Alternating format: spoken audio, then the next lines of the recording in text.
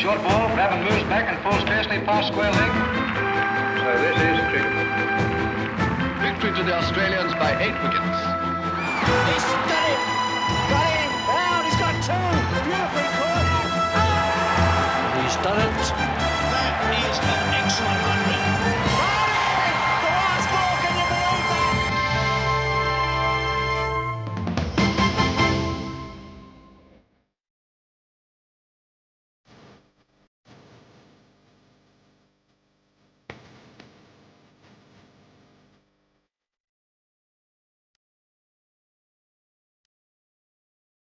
Pursue nothing. Play for everything. The series is alive, and so is the pursuit of the record.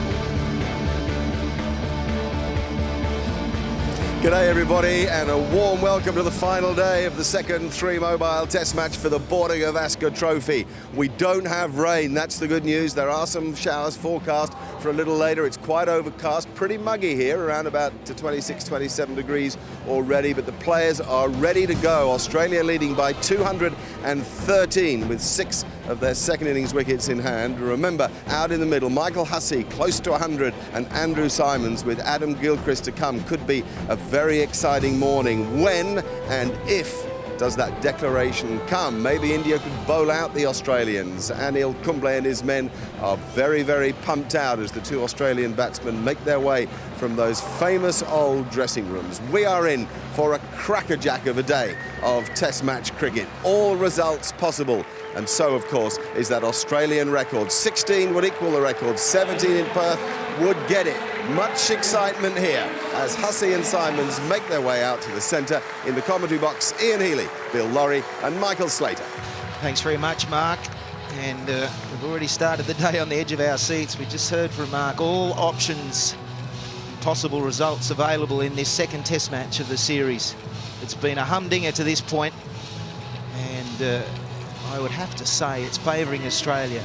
Unless India can do something in the first hour and get these 6 wickets quickly, then we've got a run chase on our hand. I don't know how you see it panning out, Bill, but whatever happens, it's going to be an exciting day. Well, it's a 98 over day, which is a big day of cricket. And certainly this new ball is very important for India, but I think they'll start with spin. I think they'll try and break through before the batsmen are set. Having said that, I think it's going to be very difficult for India to chase down 320 on the final day if that's the target Ricky Pont sets them. But when you're leading 1-0, the pressure's on India to do something special. And this winning streak's the thing that's probably putting a little bit of pressure on the Australians, not so much the Indians, and that series result. But Hussey has been fantastic. Symonds was really good yesterday too. I don't think he was quite ready to go in and bat at the time when Michael Clarke was quickly dismissed. He came out, he was still readjusting everything, all his gear. He's made 14 from 36 and started to get himself into an innings. Hussey, 87. A lot of hard work, and it's on again.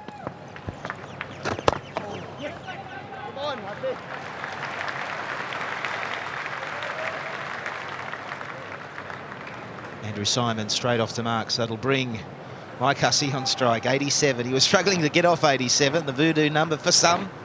It's only really here in Australia that 87 can be a problem for those who are superstitious, but Mike Hussey has worked overtime, 186 deliveries, played some magnificent strokes yesterday, but you sort of felt that he never felt in. There was always a chance of a wicket falling, and that's because of the pitch conditions now. You'd expect that on day 4 and now day 5 for it to be uneven, and this is where Kumble comes into his own. So there is a definite chance that if India get on a roll and if Kumble is the man to break it open, that they could lose 6 wickets in fairly quick time. You don't see that happen too often to Australia, but it's a strong possibility here at the SCG. Michael Hussey having another golden summer with the bat at test level. Tremendous competitor.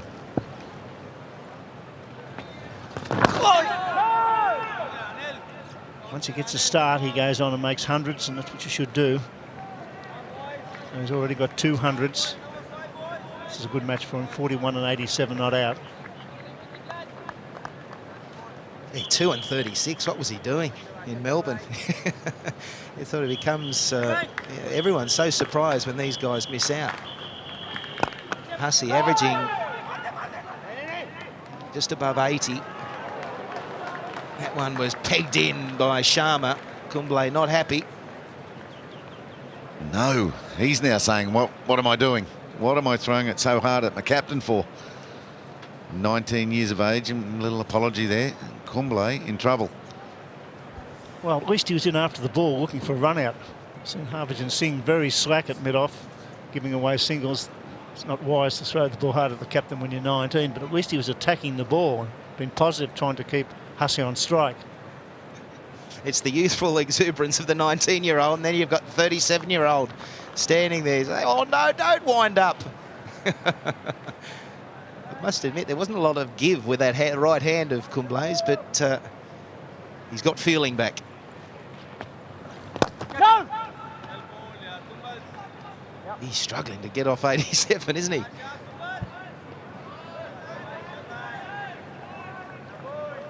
Ten balls on 87. I wonder if it's an Indian superstition as well.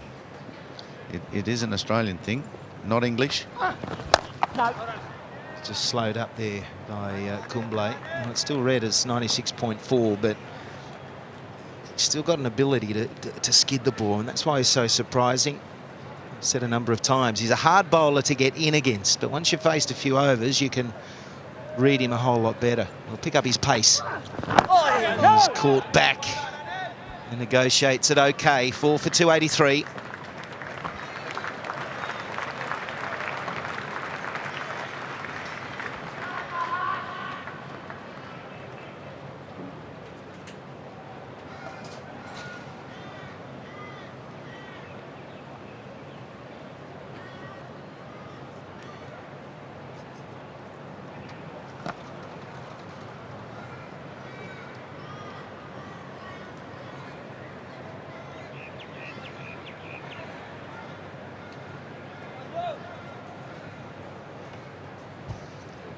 So that Australian lead, it's increased by 1, 214 now. Will Ricky Ponting declare if he gets that option and dangle the carrot for India, encouraging them to play shots and maybe chase a victory?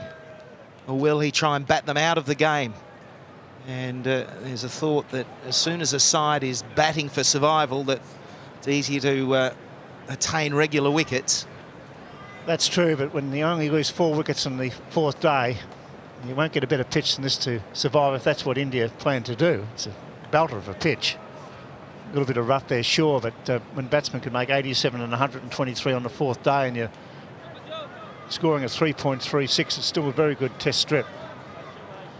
And have a look at this battle at the moment. Harbhajan Singh with the ball. He's bowling to Andrew Symonds. We know there's been an incident in this match. There's a hearing this evening, I believe. He was elated at getting Ricky Ponting out first ball. He bowled to him yesterday, and now he's bowling to Symonds. There's no love lost between these two. And I would imagine another huge reaction if Harbhajan was to dismiss Symonds.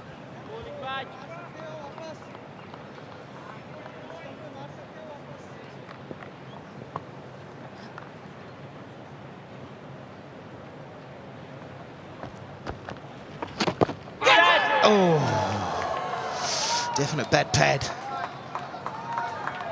Just bounced in front. It was he coming up. Bat pad. He took it pretty well in the end, but let's have a look again.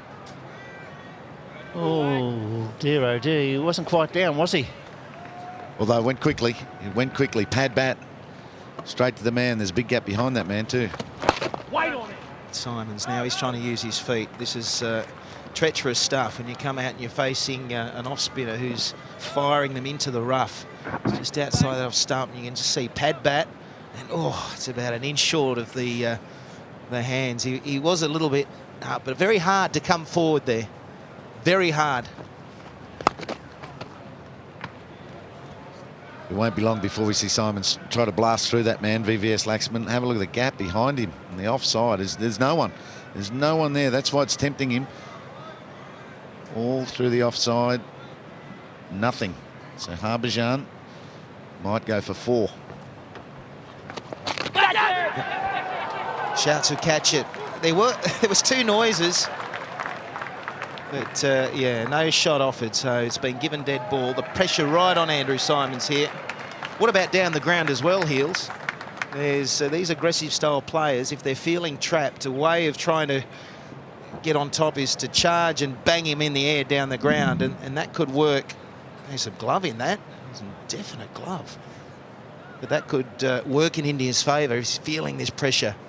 Here we see it just hitting the glove on the way through.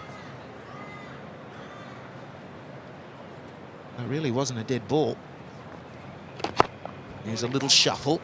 That would have been an interesting situation. The over bowl, if that was caught, it's 4 for 283.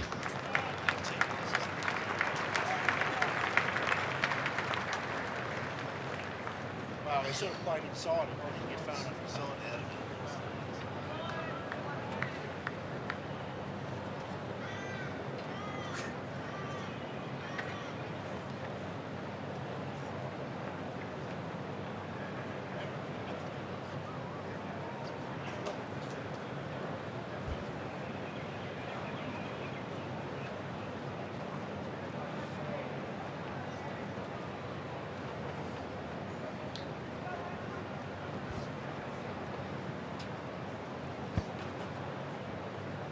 The two batsmen to miss out, Captain Ricky Ponting and Michael Clarke got a first baller. Another play and miss from Hussey on 87. Isn't that a bit of luck in, well, I suppose you need luck on a pitch like this anyway, but there's a couple of big shouts yesterday for, there's one down the leg side, big field by the keeper, probably off the face of the bat, not an easy decision to give. And that one, so taking middle and leg, he was back and across, not out.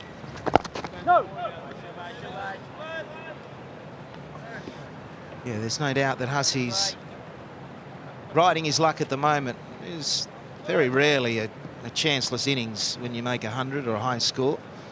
So it's when things run your way. You'd maybe think Australians have had the rub of the green right through this Test match. But it's the nature of the beast at times. But Mike Hussey is now having to work overtime to try and find a single somewhere. The rub of the green? What do you mean? Ricky Ponting got a bad one. Sachin Tendulkar got a good one. Do you think the Australians have had the best of the umpiring? No, I'm just saying that, you know, in particular Hussey, you know, he's had a couple of let-offs. But, you know, that's, if you score 100, you normally get dropped once, or you might have a lucky break somewhere. It's that's part of the game, that's all I'm saying.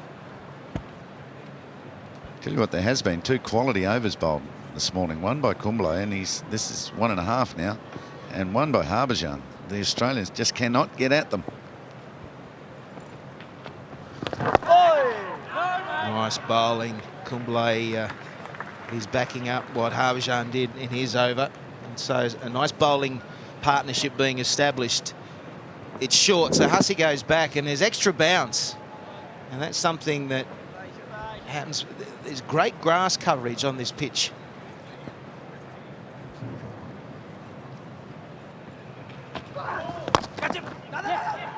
There it is. He finally gets to the other end and can move to 88, and he opens his account this morning. We're talking about the umpires. This is a very difficult pitch for umpires, because we saw in that delivery, the previous one was spin and bounce. Going to be a lot of bat pads, LBW decisions to give. Right throughout the history of cricket, umpires have made mistakes. They're just exposed more today with television, giving the viewers a look at from every angle of the decisions. That doesn't say there hasn't been some poor ones in this Test match as well. And there's always going to be a bad decision or two over 5 days. Nicely struck, straight to the man at mid-off. 4 for 285.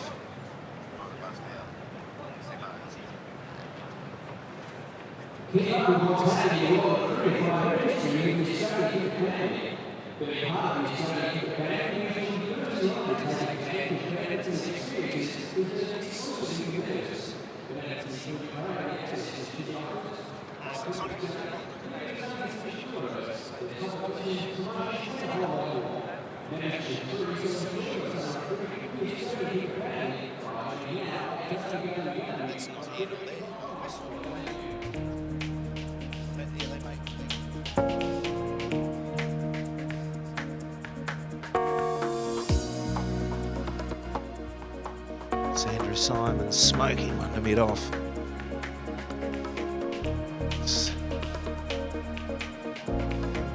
Great shot now, super slow-mo. The lead, 2-16. All to play for India with a very attacking field. And these two batsmen for Australia, Hussey and Symonds, just trying to get through the initial half an hour or 40 minutes. It can take that long to feel like you're semi-in. But as we've noticed with the Hussey innings, it's a pitch now where you could just get out any ball. That pad in the offside and 2 slips in place. Wait. Ian Healy summed it up. They're bowling beautifully this morning. I thought yesterday, Ganguly in particular was a bit off song until he got those 2 wickets. This guy on screen's bowled very well right throughout. 29.1 overs, 1 for 65 is excellent figures when you've got attacking fields.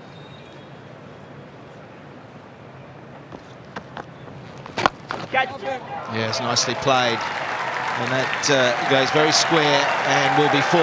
So first boundary of the morning to Mike Hussey, and that'll take him into the 90s. Didn't pick it up, the backward square leg. It took me a long time to realise where the ball was. Well, cut that off. He's been difficult, if not impossible, to get down the ground, so Hussey goes square of the wicket. Just had a little flutter for a while there. He top-edged it more than he would have liked, but no fieldsman.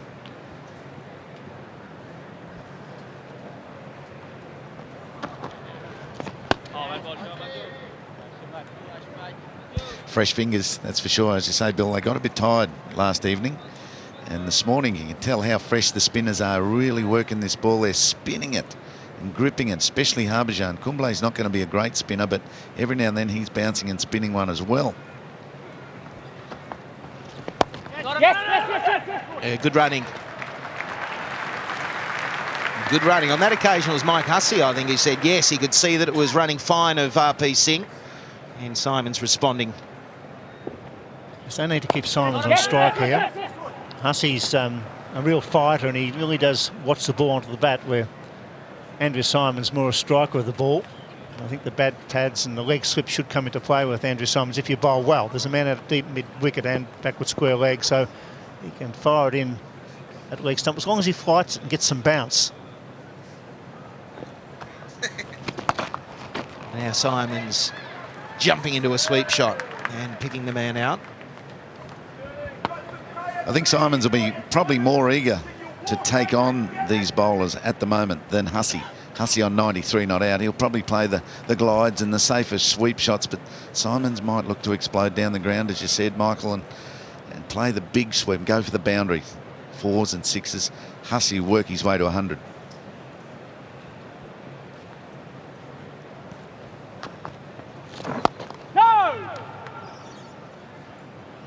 It's 4 for 291 now. These thirst-crushing moments are brought to you by the Solo Cricket Cooler. Collect specially marked caps to win. First sweep, and he gets it away. And dispatched by Hayden. Beautiful shot straight down the ground for 4. Matthew Hayden at his best. There it is. He can't run and do a wrapper on it, but he can raise his arms, and well he might. There's a beautiful view over the members' stand, the ladies' stand, and then the more modern Brongle, Clive Churchill stand in the distance. Been around for a while, those as well. Oh! That one through the legs of Dhoni and will run away. These are valuable runs. Every run goal to Australia this morning. It's going to bring Hussey back on strike. And something to note with Hussey, he's ticked all the boxes bar this one. And what I mean by that, 100 in Hobart, 100 in Perth, 100 in Melbourne, 100 in Adelaide, 100 at the Gabba in Brisbane. But he hasn't scored 100 at the SCG. And that's in 20 test matches. It's a phenomenal achievement. So he's got 7 runs to get the complete package in Australia.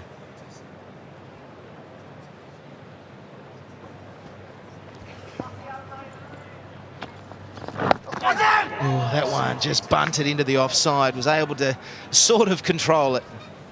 Well, that's encouragement for Ricky Ponting, that delivery. See the keeper there bailing out, and quite rightly. Watch this. Hits a bit of rough and bounces.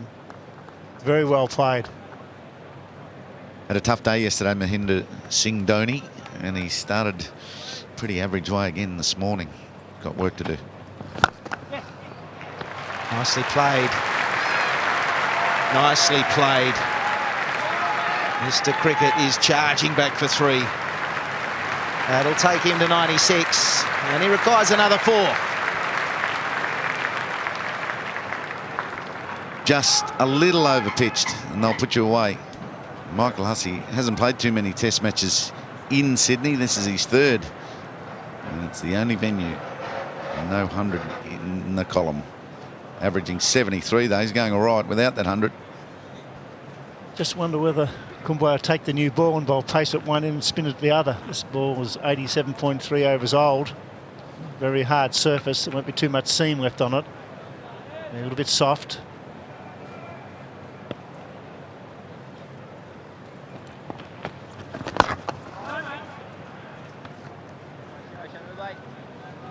What'll give? What will give?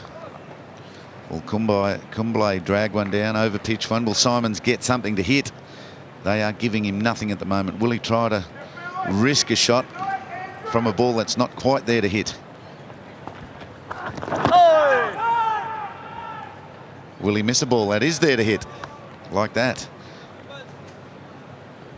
That's good field placing, that man at fine leg. They've lacked that throughout the match. You've got some rough. You're going to get the odd one go fine. They were taking 1s and 2s and 3s yesterday in that region.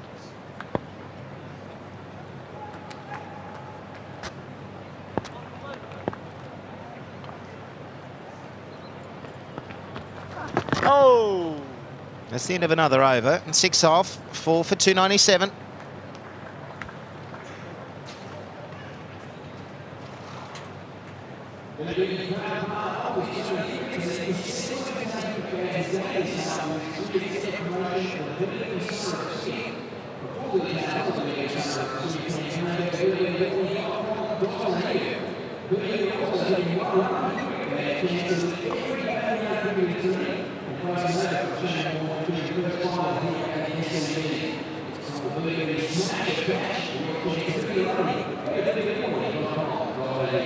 Well, these two countries, let's not forget, are going to take each other on in a KFC 2020 match at the MCG on February 1. It's going to be huge.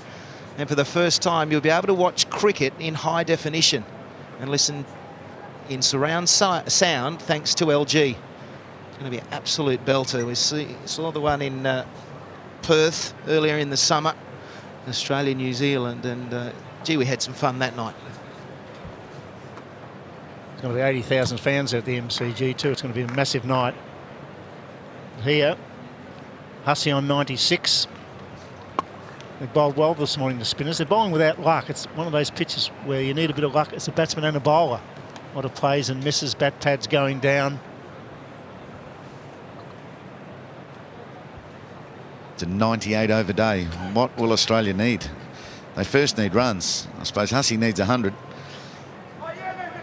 Symonds needs to play some big shots. They need a total. They've got a total in their mind. India have got a total in their mind that they would like to chase. And everyone knows how many overs are left in this game if it doesn't rain. 98 in a day. So Australia will have in mind how long they think it'll take them to get India out. They've got to get themselves into that position. No. But it's proving to be difficult. It's proving to be real difficult. They're bowling so well. And we can't forget that the highest run chase in the 4th innings, 288 in Australia 3 years ago against South Africa. But let's hone in on this. 96 to Mike Hussey. It's a possibility of a 3rd 100 this summer. An incredible achievement if he gets there. He's worked overtime. Maybe this one will feel the most rewarding because of how hard he's had to toil. He missed out in the 1st innings.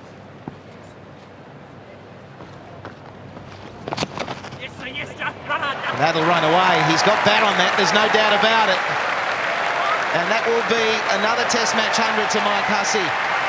It has been in working class style, and he's weathered a big storm out there. Congratulations, Mr. Cricket. Well, first it was Hayden, and now it's Hussey.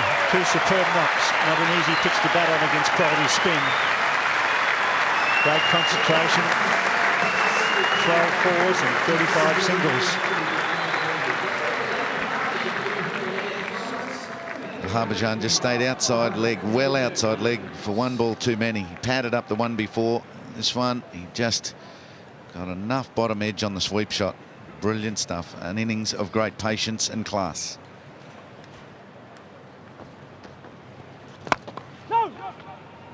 Something he's so good at is maintaining the concentration straight after. So a quick rundown of what he's achieved. That's his 8th. It's the first at the SCG. And that ticks off all the major grounds, test match grounds in Australia. Short test career. Yes. That's another sweep shot. It's another successful one as well. Ishant Sharma, will he put in the dive, the big fella? He does. And the lanky build of Sharma doing the job for his country in the field. It's time for Harbhajan Singh to go around the wicket surely.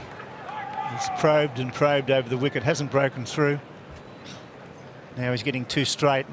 Hussey's starting to get the sweep shot away. In fact, 2 boundaries this morning off sweep shots. This time it's cut off for 2.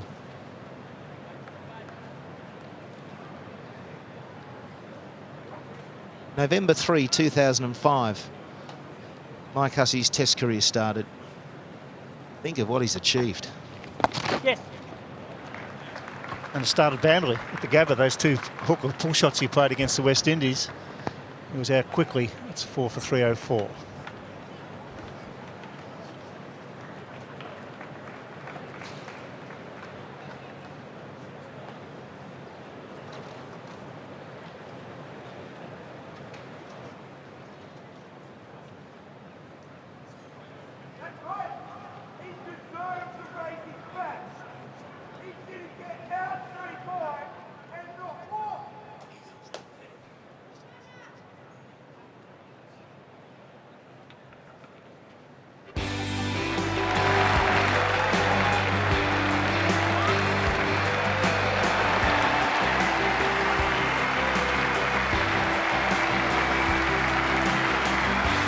Batsmen never get sick of that feeling.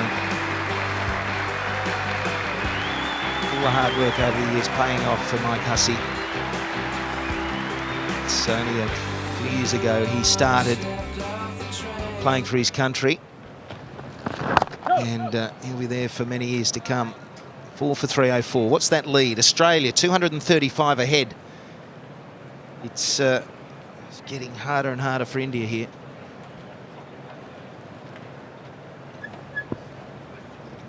Some big shots on offer right now. Yes. Push, push. Sure, he's got to take the new ball here. They need wickets, India. Sure, the ball come onto the bat and they'll play some shots, particularly Symonds gets the new ball, but you can bowl a spinner at one end if you want to. They're going to win this match, India, which is going to be very tough from here. They need wickets. Yeah, well, if Australia continue to score, let's say at 4 and over for the next 10 overs, that'll get the lead to 275 plus in, let's say, just over 80 overs. Good chase to be had. Oh! It was interesting yesterday. I saw an interview Matthew Hayden did with ESPN, who are here covering the series as well, going back into India. And when asked the question, how do you see tomorrow panning out? He said, well, the first thing you need to know is India will not win. And it was that definite. India will not win. It's just whether we can get the runs quickly enough to put in an aggressive declaration. That was quite telling on how the emotion has increased during this particular test match, Heels. Yeah, do you think that suggests to me they're not going to risk a loss, the Australians? They probably won't risk a loss. There'll just be a win situation for them and not the opponent, which is dangerous because India might be able to survive on this pitch, bearing in mind that Australia are 4 for 305 on it. You want to leave just a scent of victory in it for India, I think, so that they keep going for runs, keep playing shots.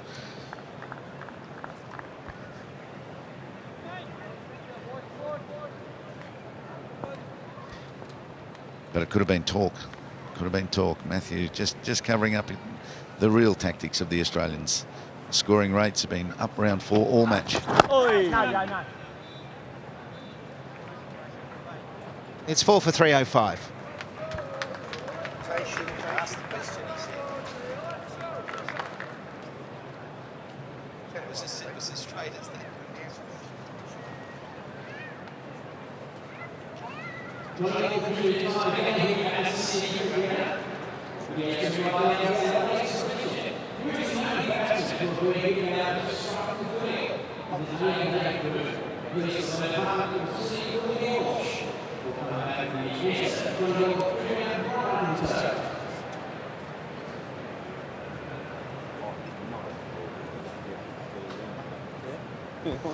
It's been a nice little 27-minute period for Australia. 23 runs, and that partnership starting again between Symonds and Hussey. It's worth 55, and that is just so valuable to the cause.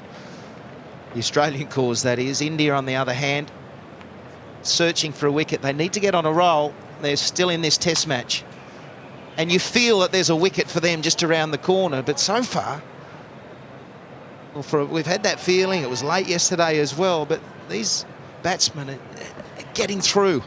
Really are stonewalling nicely, and then when there's a scoring opportunity, taking it. Well, they're not really looking to score, are they? I mean, it looks to me as if the Australians are quite happy to settle back and just see how things flow here. There's no rush. They've got 6 wickets in hand. They're 236 ahead. As Ian pointed out, another 40 and it's 275, and that would be very difficult on the last day. Yes, yes. Been a strong feature of this innings, the singles. If you look at the breakdown of Matthew Hayden's innings, 123, 50 singles. Mike Hussey, 104 now, 38 singles, 105 with that last one. And the tactic from the outset for India was to stack one side, particularly against the new ball, and force Matthew Hayden and the like to smash it through a tight offside field. The bowling was a little bit wide, and that's why we're seeing so many singles and a strong patience from the Australian batting. Sachin Tendulkar coming up to be around the bat of Andrew Symonds again. That's keeping a little bit of pressure on. 16 consecutive wins, keeping a bit of pressure on the Australians. India will be using that as well. And just coming around the corner at leg slip. No one on the offside. Oh, don't even chase that. Do not even chase it. Smashed. So that field is just getting a little bit straight. That tad, they were on a fire there, but that was well struck, as Symonds can do that. Any part of the ground is a tremendous strike of the ball. It's moved to 20.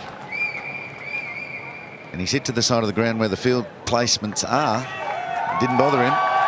Harbhajan's got to throw it up, see if he wants to hit through the other side maybe. Hit towards the camera. There's no one, no fielder for 120 metres.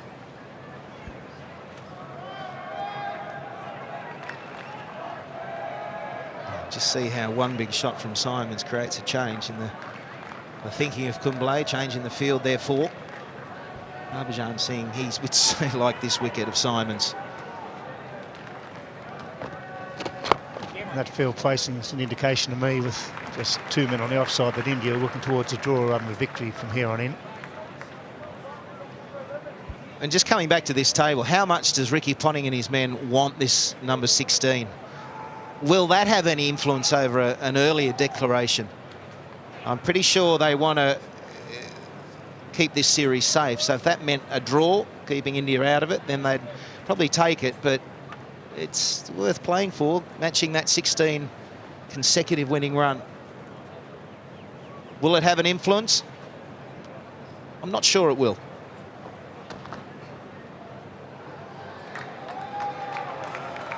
They'll want to do both. They'll want to try both. They'll challenge both. The match victory, get 2-0 in the series, and get the consecutive test match record. But can they do it? Can they carry all three? Well, your mind goes back to Adelaide when England were out. Test match they should have never lost. They were under extreme pressure on the final day, and the Australians bowled magnificently. Maybe a better batting line-up, India. That one, shouts of catch it. It was in the air for a long, long time. But fortunately for Hussey, it went quite square. Well, he's bowling outside leg to the left-hander. The sort of line he could be bowling to the right-hand, so he hasn't adjusted too well this morning, Harbhajan, to the left and right-hand combination. And now a second man goes out there to try to get under that type of catch. They've now put a fielder right where that ball landed. That was almost exactly how Phil Jakes got out yesterday. It was the opposite side of the field, but very similar shot. But the second man, Yuvraj Singh, was already out waiting for it. No. Things seemingly a tad easier for Australia at the moment. 4 for 3-1-3.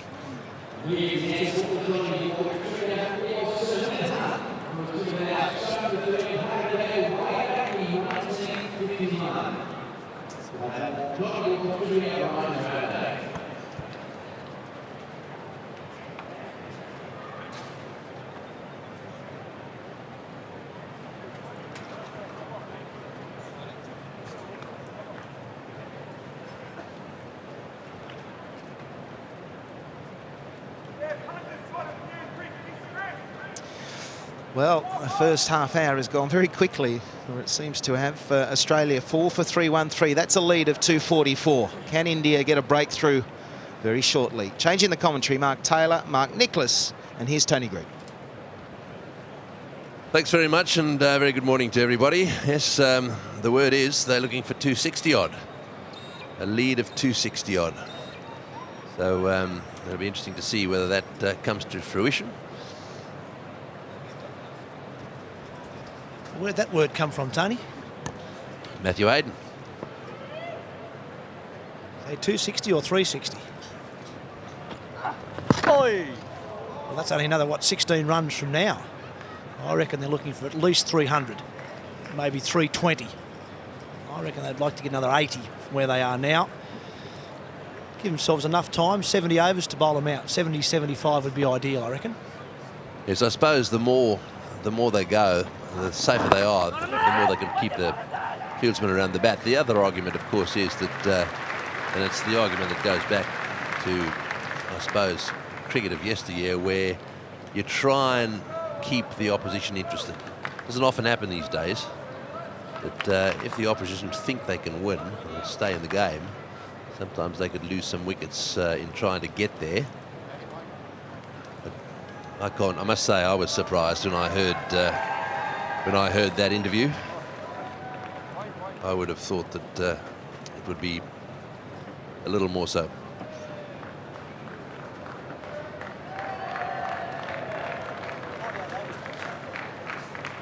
Yeah, with 98 overs scheduled in today's play, that's obviously pending maybe some storms or a little bit of rain around later this afternoon, they're predicting. I think that would be extremely generous to set 260 off about, that'd be 85 overs.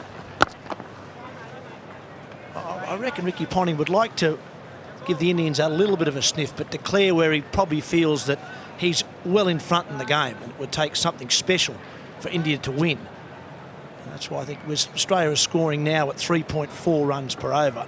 I think anything over 4 runs per over batting last at the SCG would be one hell of a chase. Yes, the other interesting aspect of what Hayden had to say was to do with the importance of this series as opposed to this record.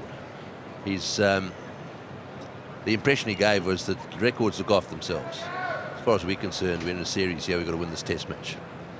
And that really, the record would have very little bearing on their approach to this match. 98 overs is a luxury today.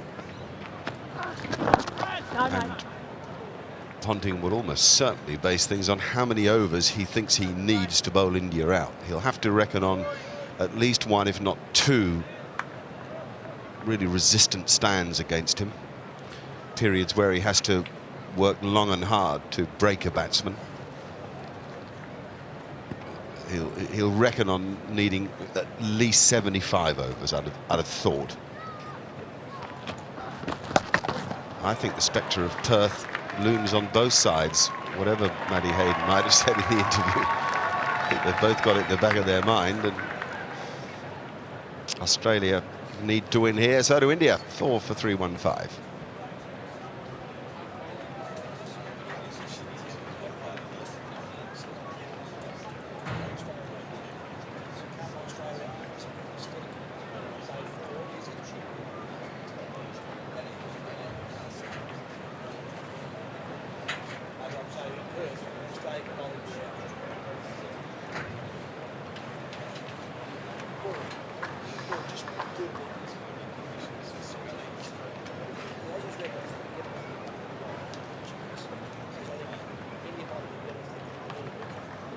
Four down for 315. Australia, of course, found it very difficult in the first innings to bowl the Indians out. They played very well. I think the Indians probably just a little bit more confidence with the bat, and the Aussies will have their work cut out in the second innings in these conditions as well. Obviously, if they get a few wickets early on, if they get some new batsmen in, there's a bit of a chance. Ishant Sharma, 8 overs, 1 maiden, no wicket for 37. Bowling to Hussey. Symonds out there. Hussey on 108. Symonds has got his score to 22 now. Well, the key to mine has been that the two names at the top here for Australia, the Australians will feel there a chance of winning this game today if they can make early breakthroughs with the new ball. And that's what India didn't do. Jakes and Hayden, that partnership at the top there worth 85 was crucial, I feel, in Australia's innings so far. Hayden went on to make 100, and now Hussey's 100 as well. But you look at Ponting there, out for 1, Clark out first ball. That's what can happen day 4 and day 5 in Sydney. And the pitch does break up a little bit. You can lose quick wickets out there when the ball is turning and biting. But if you've got 10 wickets in the shed when that situation comes around, you're obviously much better suited. That's what Australia had yesterday. They had all 10 wickets in the shed. When they started losing a few, they could see they lost Jakes and Ponting together, and they lost Hayden and Clark together. That's what tends to happen. So the key for Australia, I think, later today will be when they declare, I should say if they declare, but I think it will be when. Can they get a couple of wickets with a new ball and bring that middle order in when the ball's still new?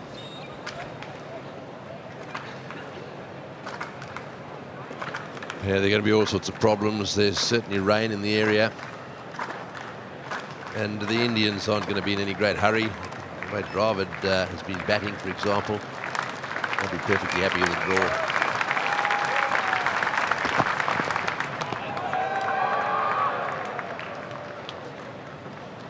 I can't believe for a minute that Australia don't think about the record. I mean, the sensible thing is not to talk about it publicly. But the achievement of winning 16 and then quite possibly 17 consecutive test matches is monumental, highlighted by the fact that it would never have been achieved before in the history of the game. So, you know, you definitely want to be getting yourself into history and just achieving something so special. So I'm convinced that today they would declare a little earlier than they might normally to give themselves maximum time. Oh, that's close. Bit of bounce just outside the off stump on that occasion. I think it's a pretty good point, Mark. I agree with that. The other thing is, though, Australia won't want to lose here because they will fancy their chances in Perth. I think that's the concern for India, that they would have come to Sydney, hoping to win this one. Because they'll go to Perth knowing that Australia will certainly fancy their chances on the extra bounce, although the Perth pitch is probably not what it has been in the past, but it was getting quicker in that 2020 match we had there. So I was going to say, Sean Tate looked pretty sharp to me. And so did Brett Lee. I mean, it was an exciting pitch. It might not be the super quick pitch of 20 years ago, but it was an exciting pitch for its bounce and carry. Now, you might have noticed it's raining out there. It may be that the umpire's tactics, we just had a close-up of Michael Hussey a minute ago, and you could see the rain falling in the background. The umpires will reckon on hanging on while the showers pass over, particularly as there's a lot of blue sky coming from the east. don't think they'll be rushing off unless the rain is actually directly affecting the play or the pitch. It's the other issue will be later in the day when the umpires consider light. When India are batting, they offered the Australians light quite early yesterday. Another problem we may confront at some stage during the day. Yeah, you might have been on with Mark Taylor at the time, but Mark said that Anil Kumble, who looked pretty angry when the players went off yesterday evening for bad light, said he needn't be angry because that might well work in his favour tomorrow evening. If India get into trouble, it could be that they need a hand from the umpires. Yes, the umpires tend to offer teams similar opportunities with light. Isn't that great to see? Wait! Michael Clark taking time out from the rooms to see the kids. It's 4 for 315.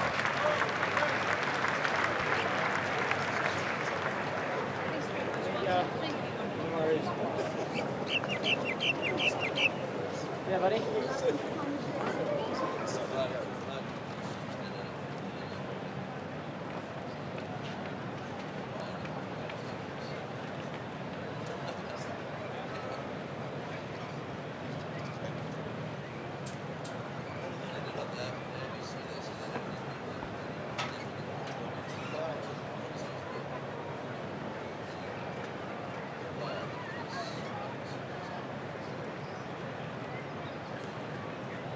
4 for 315. Symonds 22, Hussey 108.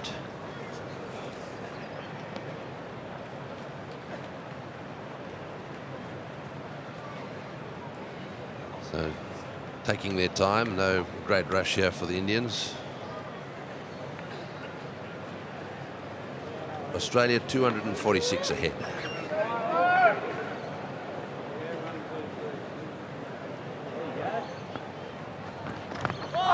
Oh, that's well bowled. Just clipped the edge of the rough there. Yeah, and saved by his back pad. Given us runs too. I reckon that's gone from edge onto back pad. Could well have been a chance to the keeper or to the slip. It's just saved by his back pad coming around to protect the stumps. Well, there's three things that Australia will be interested in when they bowl. The new ball, reverse swing with the old ball, and Brad Hogg could be a key figure today. Well, if you want an example of technology at its very best, that last little replay using the hot spot is an example of it. Just watch this. Just watch the bat. Pick up the little edge on the bat. There it is. And then the back pad. Two little marks, in fact, as it goes from one rib to the other. And that is a great example of where we're going to with technology. This is a huge improvement on what we've seen before on television.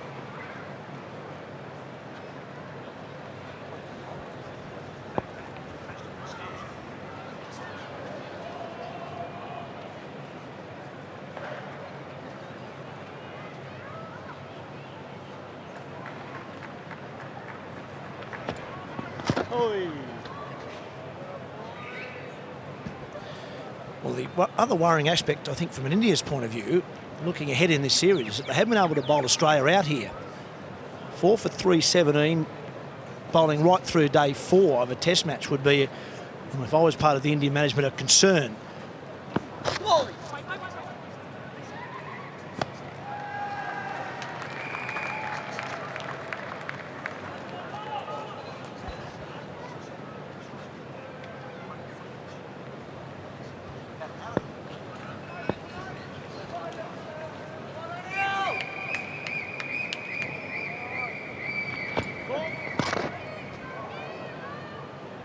Another no ball called against Anil Kumble. He's had problems around the wicket. He is tied on the line anyway. His heel's always landing, or he doesn't have much more than a centimetre or two to spare. It's a tough call against him, and it shows you just how difficult that no ball law is. But it probably was a no ball.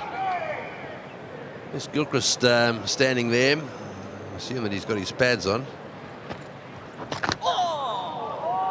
He's the sort of bloke the Aussies need out there. The scoreboard will get moving along.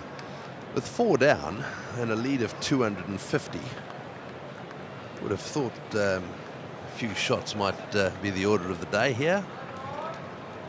Okay, so perhaps they are playing for a draw. Perhaps that's what they're doing. Perhaps it's that before anything else. They are, after all, 1-0 up in the series. But they don't seem to be in any hurry whatsoever. 4 down for 318.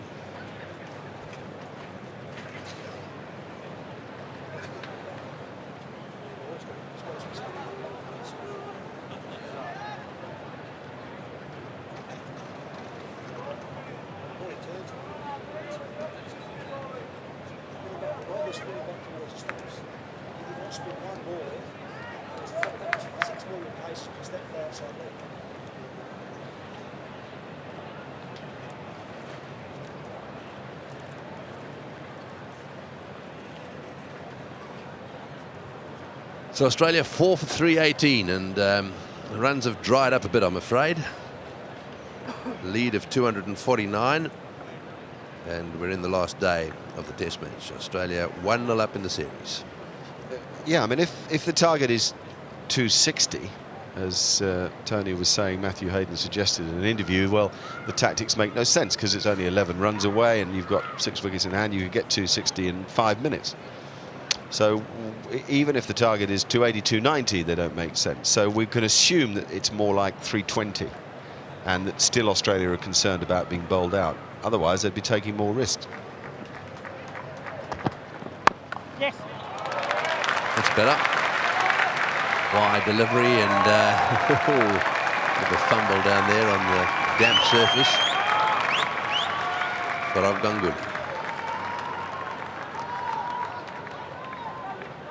Yeah, look, I think even 310, 320, if that's the case, I don't think that's, you know, when you've got this sort of batting lineup, Gilchrist to come, Lee, Hogg, it always revert to blocking again.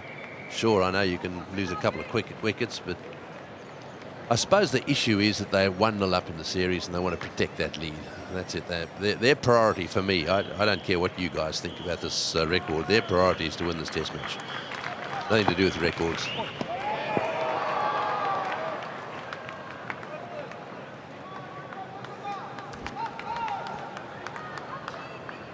Oh, there's no doubt that Australia would love to win this Test match. It means they retain the trophy. But I also think Australia feel in a situation where they're controlling the game at the moment. They would have been worried yesterday about being bowled out, but now they're 4 for 320. They feel that they're in a situation where they can now set whatever they like because they've earned that right. And they shouldn't be throwing away a game. So they'd certainly like to win it, but they're not going to throw it away.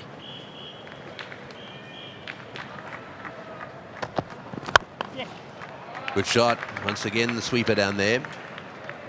Lots of boundaries have been cut off as a result of having a man back on the boundary.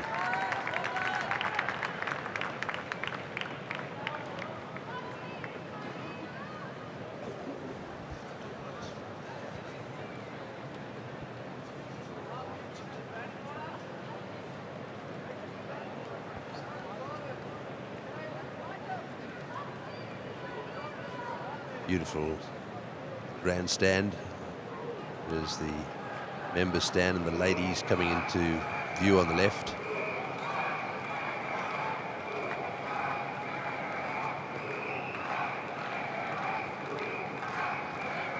Just the one slip in position with 3 men saving, 1 on the offside. 2 back on the boundary on both sides of the wicket, and another one.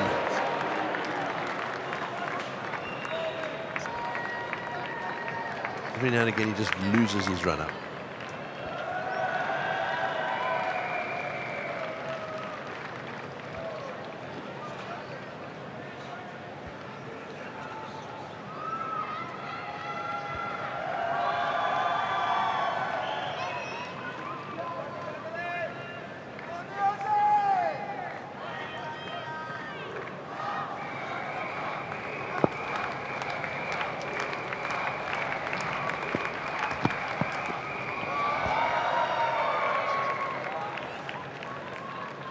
I reckon with Andrew Symonds now on strike, this is how Australia would probably like to go about making some runs. They're better off with Andrew Symonds facing the faster man. And the reason I say that is that when Anil Kumble is bowling from the other end, the northern end, if he bowls outside the pads of Andrew Symonds, it's very difficult for him to score. With Hussey facing the leg spinner, it's a much better combination. I think it allows him to score at either end.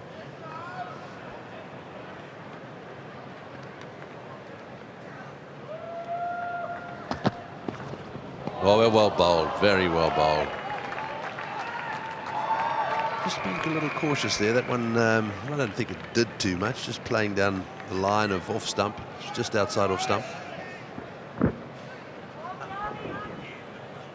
Ishant Sharma has yet to pick up a wicket in the game, and he's got something about him. He's got character, he's got physical strength, he's kept going at periods in the match where others have wilted, and he bowls some pretty good lines. He might get a touch short occasionally, but India really have got something here.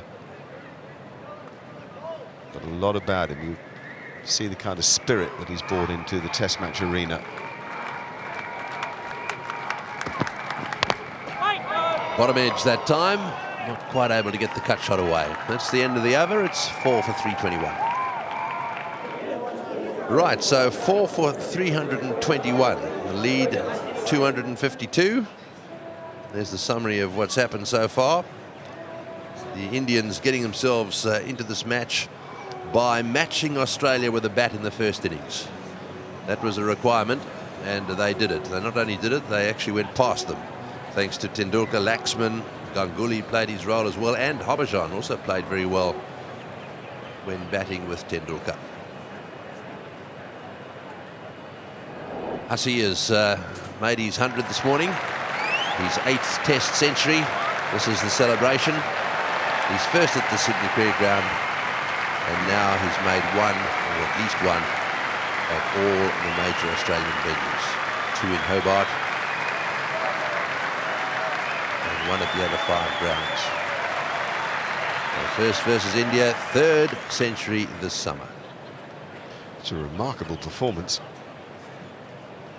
41 singles, 10 twos, 12 boundaries in that innings. And this ability to play on all surfaces in all parts of the country, terrific. Based, of course, on a very sound technique.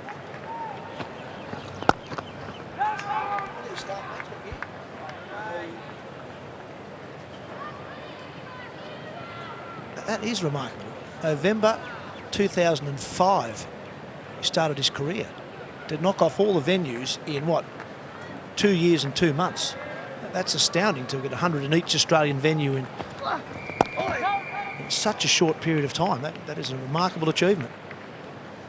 And as you say, Mark, it's testimony to the way he plays, that he picks up the length of the ball so quickly that he can play on any sort of surface. One in each of the major venues and 2 in Hobart as well. So it's an unbelievable achievement, really.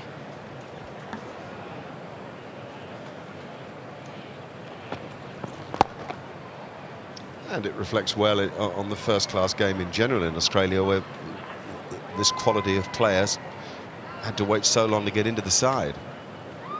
You wouldn't say at any time there was a clamour for him to play, perhaps more in the one-day game. That's rarefied space that he occupies.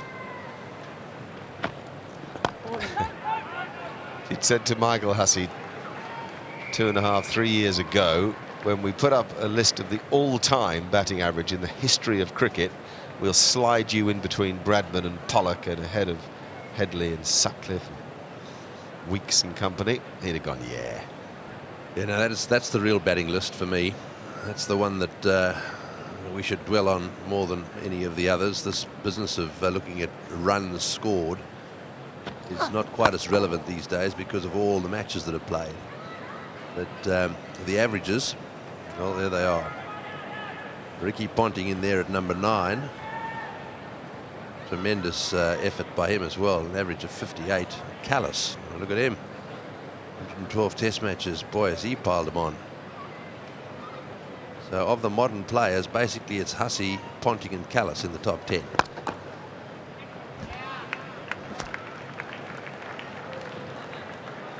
4 down for 322.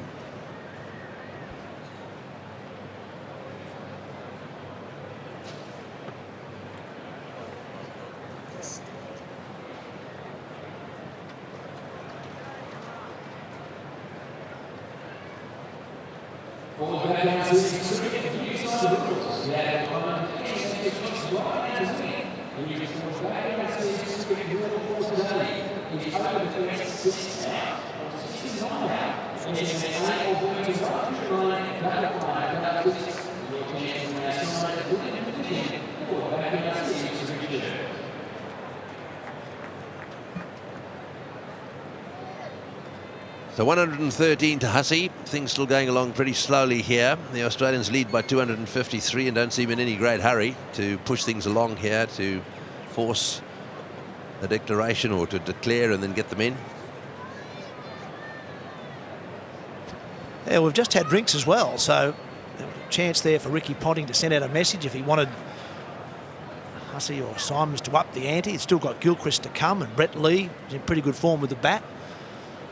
So if there was any urgency in the change rooms, the message could easily have been sent out an over ago. So that just tells us all, I think, that Australia are very comfortable at the moment just to keep batting and I suppose see where they are in another half hour, another hour's time.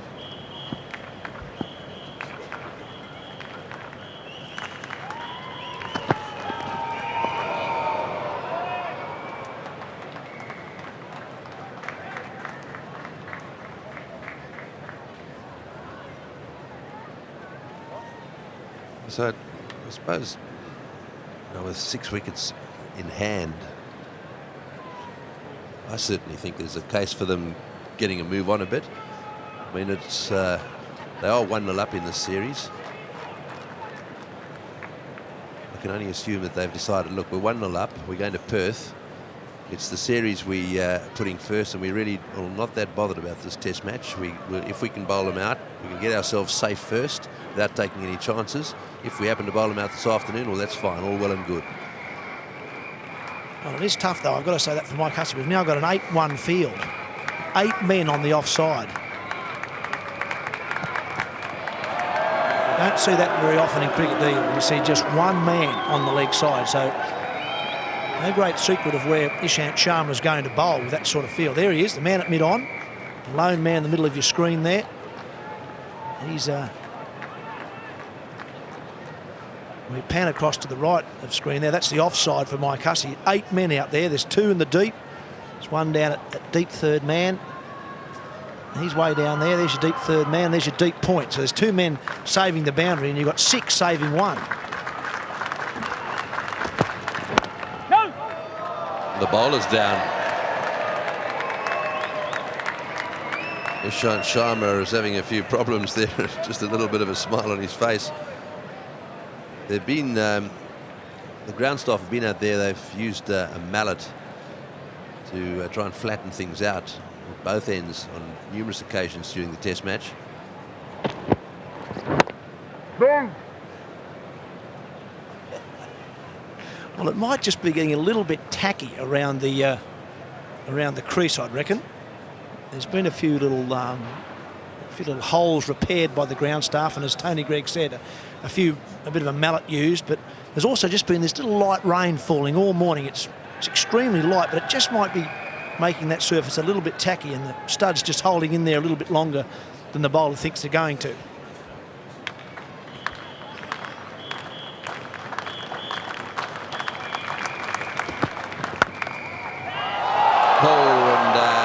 Diving effort there at back at point. Yuvraj Singh again.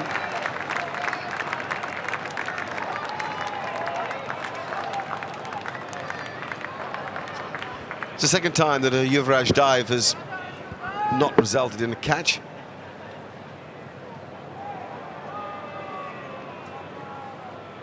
Oh, that's a pretty good effort.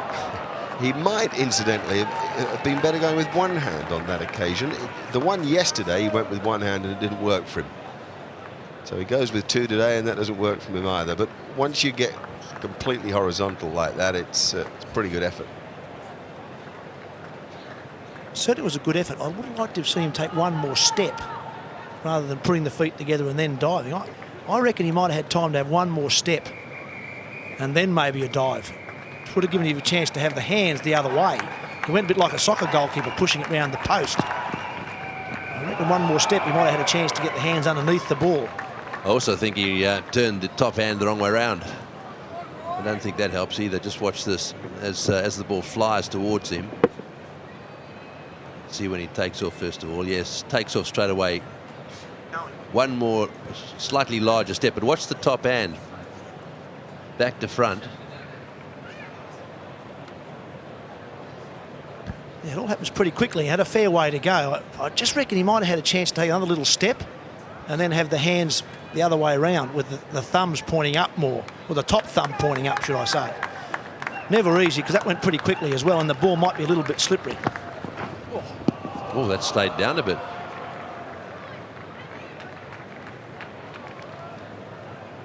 It all happens pretty quickly. Backward point. Actually, when you see it like that, he looks as if he got quite close.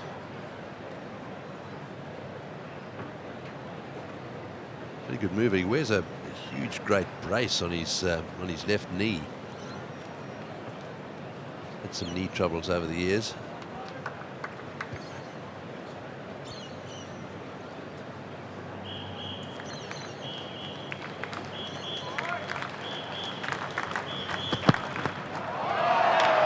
He's having a nightmare. You could see he'd lost it there, and now it looks as if he might have a little bit of a problem with his ankle. That may have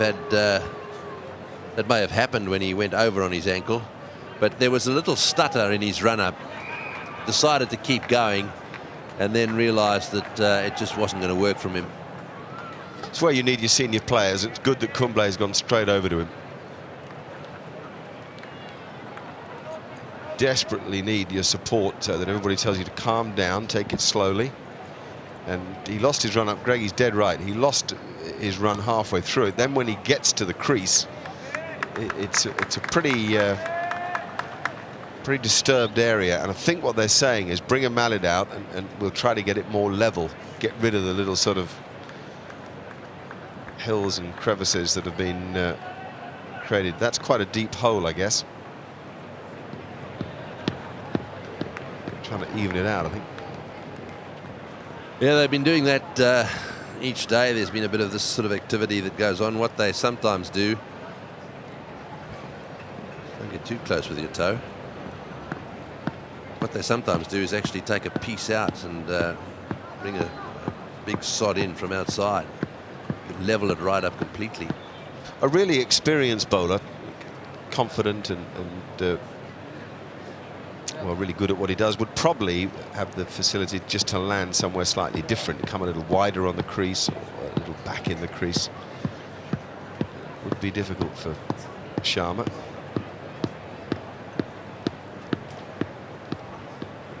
He's not happy. He's all bones at this stage of his life. He's like a young McGrath, isn't he? Well, it also illustrates to me that this pitch is probably a little bit harder than we've seen SCG pitches in the past. It's as good a pitch as I've seen here. I think Tom Parker's done a superb job on the ground, and particularly on this pitch, it's firm, it's stayed together more than we've seen other SCG pitches. It's had slightly more grass on it, but it still turns, it still offers something there for the spin bowlers. And I can't remember the last time I saw that sort of mallet used at the SCG, which probably just suggests to me that he really has got the square right, that everything is nice and firm underneath. A good foundation for an excellent pitch. Not so good for the young fast bowler though.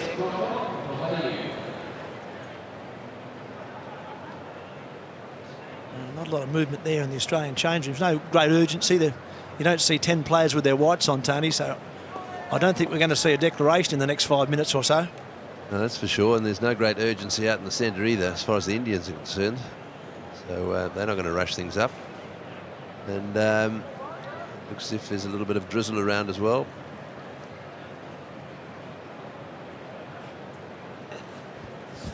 Well, there's the runs scored in the last 5 overs. 1, 2 and heaps of ones. You know, we can, I'm sure, now establish a few things. Firstly, that Australia's first thought is to ensure that India can't win. think. And the second is that having seen how difficult it is for a player of Symonds' ability and someone like Hussey who's in and playing really well to force the pace, even if they want to, it's difficult for them. It makes one realise how hard a run chase it'll be. At the moment, for example, the target's 255 to win the game. So if they get another 50, get it past 300, it's pretty much taking it away from India. There's the game, Australia 463. Doesn't it seem a long time ago that the Australians were 6 for 134? Symonds got his lucky break. He went on to make that superlative 100. Laxman responded, then Tendulkar responded. Lee gave it everything for a 5-wicket haul. And then Hayden and Hussey.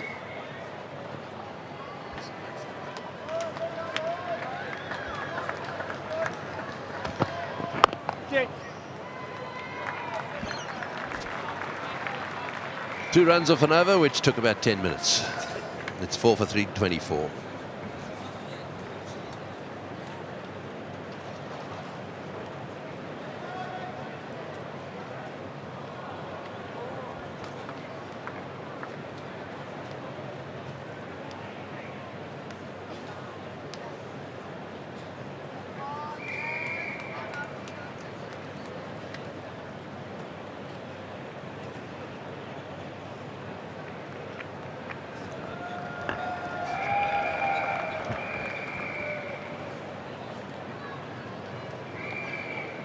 So Australia 4 down for 324. It looks as if the ball has been given to R.P. Singh. And we're going to have a change in the commentary box as well. The Laurie, Ian Chappell and Richie Bennett. Thank you, Tony Gregg. And quite right too. He picked up 4 wickets in the first innings and he's bowling from the right end now to the right-hander. Just a little bit of breeze today, not much, but he should swing the ball away from the left-handed batsman. A slow period here. Australia led by 255 with 6 wickets in hand. Yeah, certainly a slow period. And India at this stage setting the field back, making runs difficult to come by. A match that had been terrific, just in danger of slipping away at the moment. If somebody doesn't grab it by the throat, the Australians try and score quickly. I would have thought they needed a little over 80 overs just so that they would have the option of a second new ball with their declaration. But they're not going to get that, I don't think. It's a good start. Symonds, wide delivery, short, just 125 Ks. He finds the gap. Yeah, that's the sort of thing that Australia need. A few boundaries.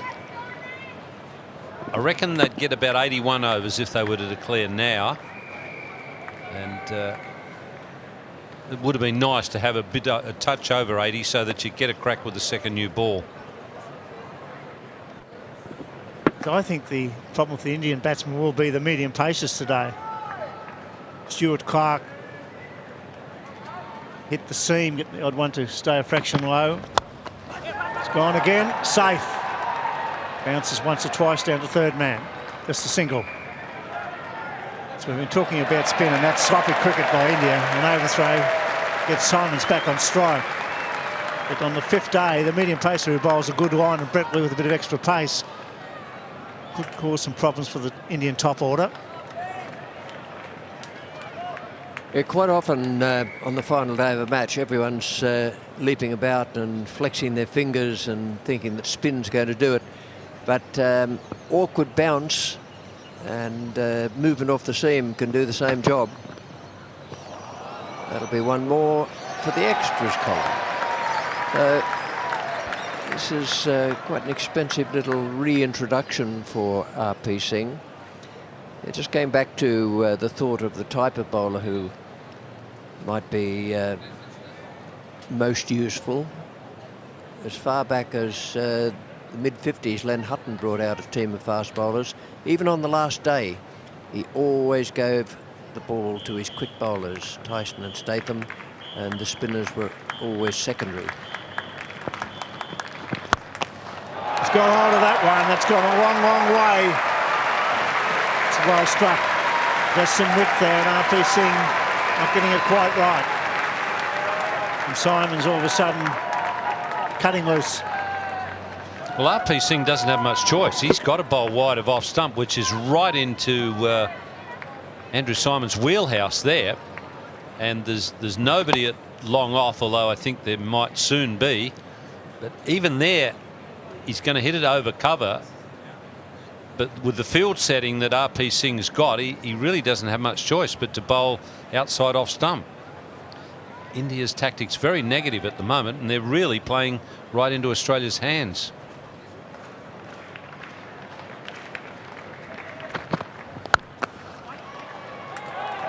Further to cover, 85-run partnership now. The crowd's starting to warm now that the fact that Symonds is on the move. Now he's striking at 46 at the moment.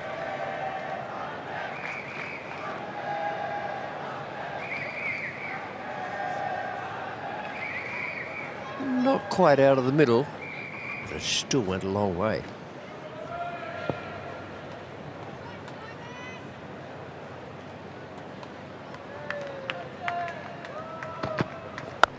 Goes again. It's time. Good save. And Ganguly does well. 2 more to Symonds.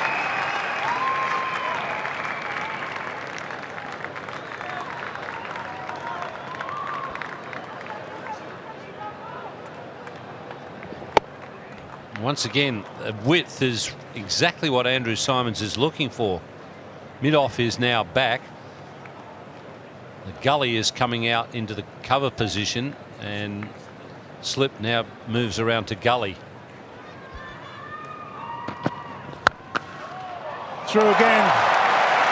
Superb stroke play by Symonds. 17 off the over. 4 for 340.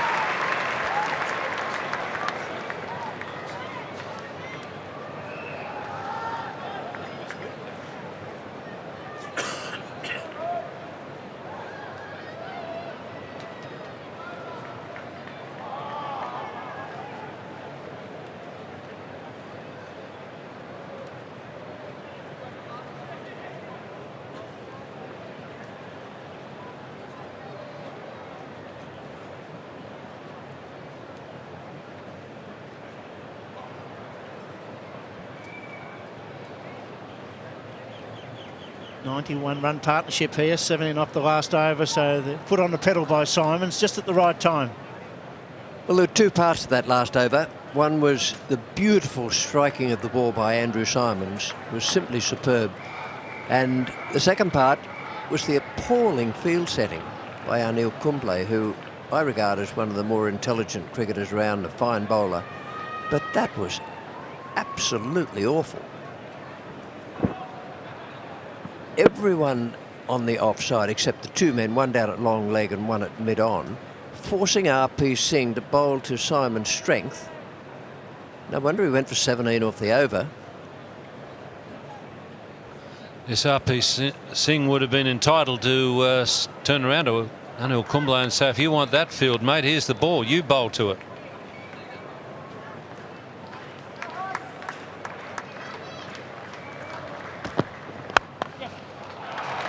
Fine shot down to cover a single. Now Commonwealth Bank facing the crowd is with Michael Slater. Thanks very much, Tony. Well, I'm with Les Hill, who's one of our very talented Australian actors. How are you, Les? I'm very well, mate. How are you? I'm good. Do you like your cricket? Love my cricket, mate. Having a great day here today, and I was here yesterday actually, so I'm enjoying it. Yeah. Oh, well, this is you backing up for the second day in a row. What were you, a batter or bowler growing up? Bit of an all-rounder, mate, but yeah, just a B grader all the way through. Loved it though. Good fun. Favourite player out there? Symonds at the moment. He's on fire. He's having a great match. Great game. Yeah. Now, the reason we're having a chat, you're in this new Australian drama, brand new for Channel 9, Underbelly. It sounds very interesting. Mate, I've seen the first 4 episodes. It's very, very gritty. It's based on the Gangland Wars in Melbourne. It's nothing like I've seen. I've not seen anything like it on television before. So looking forward to it. So, who's your character? A guy called Jason Moran, who is no longer with us. He was murdered in 2003. So basically we're all based on real characters, people who existed, and it's based on the whole last 10 years in Melbourne. Carl Williams and Tony Mockbell, all those guys. So. Yeah, it does sound a hard-hitting thing. So you've been able to see 4 eps, and what do you think the public are going to take from the show? Just the fact that it's true stories? Yeah, it's based on, like I said, it's based on fact. It's very gritty. They're not holding any punches. It's very violent. It's very true to life, and it's very heavy stylised as far as the images go. But it's good watching. Definitely good watching. Well, when we heard the title Underbelly, I thought it was about Mark Taylor in some way. No comment, mate. Well, mate, how do you see the day panning out here? Getting back to the cricket, here's Andrew Symonds. Another plain miss. He hasn't really been able to get a stride going in this innings, but how do you see it panning out? Would you like to see Ricky Ponting declare soon? I'd like to see him declare around 300, mate, just to give India a chance so that we get a bit of a game going on, really. It'd be good to see. Yeah, the Indians have fought back nicely in the series. They've played really well. Yeah, really well this game, yeah. Well, Les, great talking to you. Thanks for being our Commonwealth Bank face in the crowd. I can't wait to see Underbelly. It sounds like a great drama, and great to see Australia producing more dramas. Absolutely, mate. Thanks for the chat. Yeah. Back to you guys. Thank you, Michael Slater. Meanwhile, Symonds just troubled by the width there, Sharma. And he beats him this time, and that's encouragement for the Australian medium pacers. And Ricky Ponting, Stuart Clark, bowled very well here on his home pitch. Watch this bounce, maybe not quite bouncing that high. 1 or 2 cracks opening up. And the Australians will have good catches around the bat and in the slip cordon. Symonds getting well forward. Yes, a couple of early wickets with the new ball would be exactly what Australia want. Then they can really put the skids under India. Crash, that's gone again. He's a tremendous striker with the ball. That's why he's the most popular cricketer going out at the moment. He's got this talent of being tied down, beaten once or twice, and he opens up and finds a gap at backward point. Well, he's got a couple of options here with the width that they're bowling. As soon as it's up, that's where Andrew Symonds really likes it. So he can either go over cover, which is one of his favoured spots, or on that occasion he's just opened the blade a little bit and send it flying down towards third man.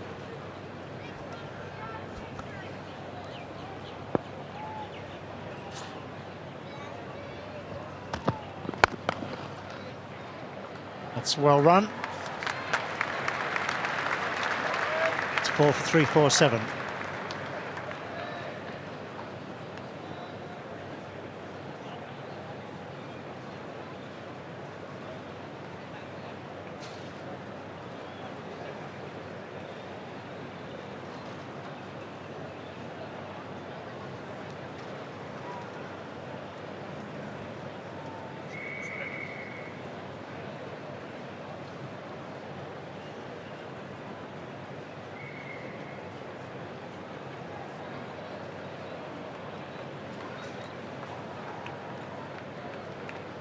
Conway making a change, coming back into the attack at the members' end.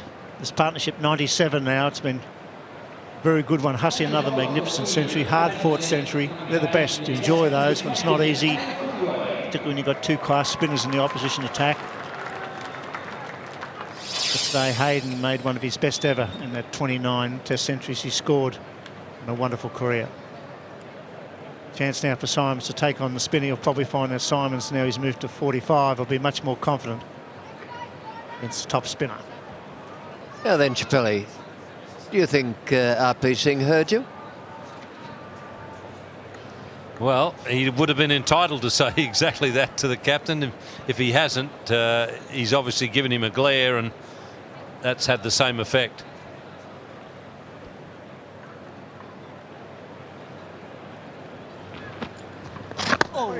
Attempted reverse sweep.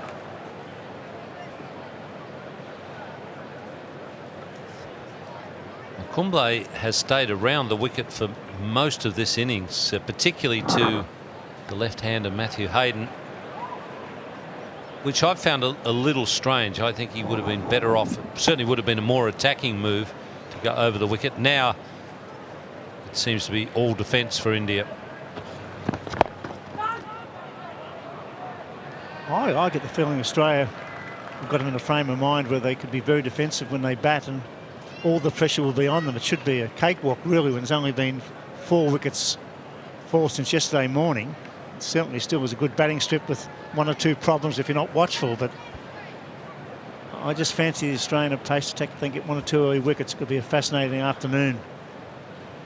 India not very positive at the moment, any department. Not attacking, not bowling, trying to get wickets.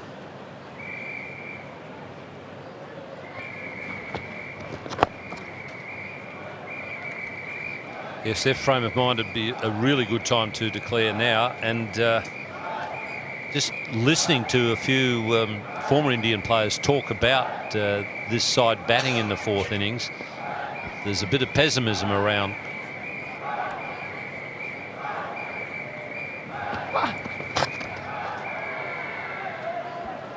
Also, too, I think the fact that it's a home ground for Lee and the 2 Clarks. You got Michael Clark, who could come into calculations this afternoon with his left arm orthodox spinners. Guys like to bowl on their home grounds. I know the conditions, know which end they want to bowl from normally. If there isn't any breeze. No breeze today, dead still. Mindset is one of the things that will come into this. Ponting, the way the game is being shaped at the moment, I reckon we'll be looking simply for an early breakthrough or a couple of early breakthroughs that will put India entirely on the defensive, and that's when they'll be at their most vulnerable.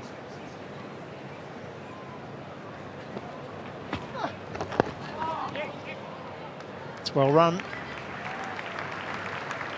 4 for 3 for 8.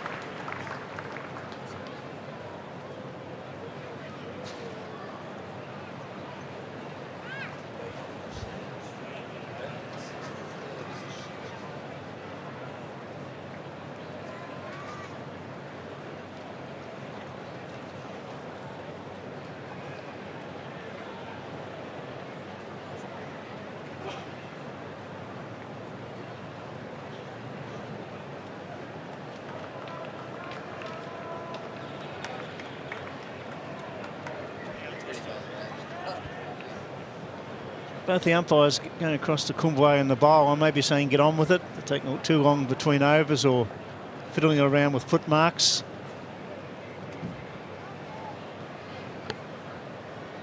Well, if that's what the umpires have told them, it's not before time. And that applies to both sides. Australia have been terrible with their over rate. But umpires just don't seem to be proactive now in that regard. In fact, you get the feeling that the administration generally has just given up on over rates.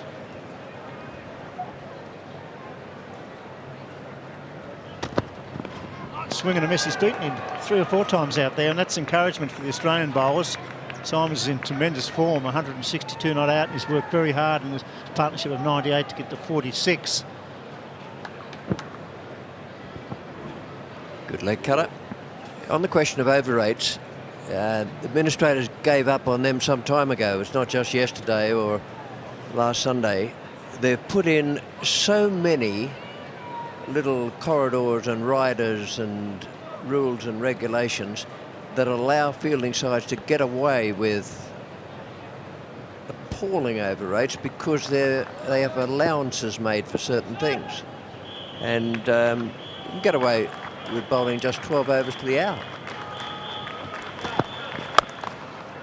Back, well hit, sweep up. Pick up 2. Symonds to 48, having a big match. If he's fit and can bowl, could play a role as well this afternoon with his fast off cutters.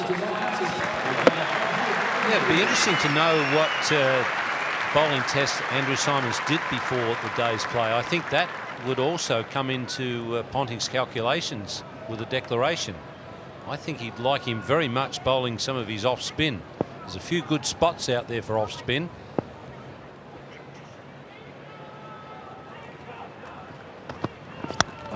Safe. And another 50 for Andrew Symonds. What a cricketer. Brilliant fieldsman, handy bowler and magnificent middle order batsman. He's on fire.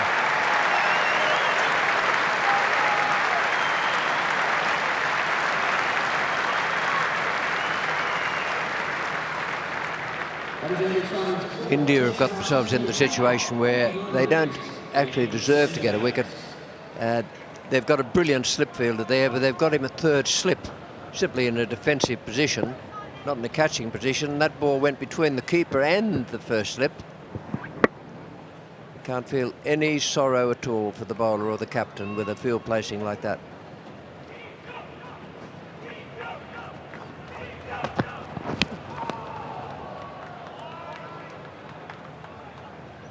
I would suggest that Ricky Ponting be getting very close to declaring. 285. There'll be 300 in a minute or two. That's heaps on this pitch. 288, the highest chase to win a match here. Sydney Cricket Ground, and this is not a typical pitch because I think there's a bit more bounce in it for the final day. So I think the fast bowlers will get some assistance if they bowl well off the seam. Brad Hogg and Michael Clark can bowl spin as well. Should be a fascinating afternoon. The pressure now squarely on the shoulders of India to hang on. This young man, Ishant Sharma, has really held up very well in this Test match. He's maintained good pace. He's troubled Symonds in particular. Should have had him out in the first innings with a huge caught behind that was given not out. But I think he's performed creditably in this series, or sorry, in this match, and he's kept his pace up pretty well.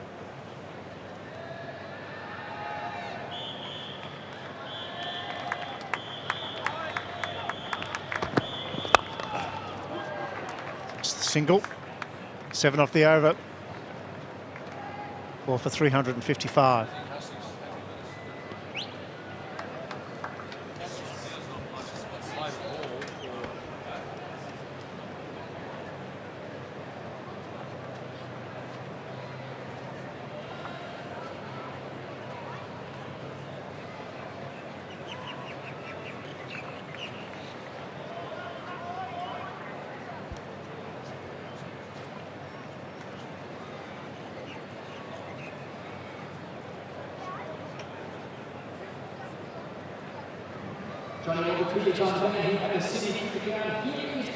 It's a fine day in Sydney town. The clouds lifted.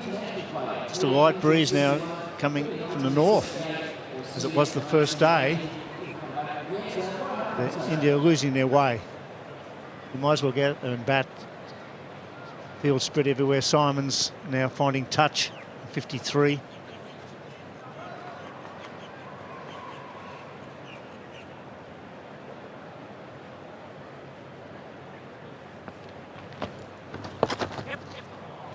Lovely sight at the SCG here, the old member stand and the ladies, and going right around that stand finishing Clive Churchill, but that's the Brawangal part there, Brawangal stand, an Aboriginal name, been there for a long, long time, and it's named the same as a little village and town outside Bathurst.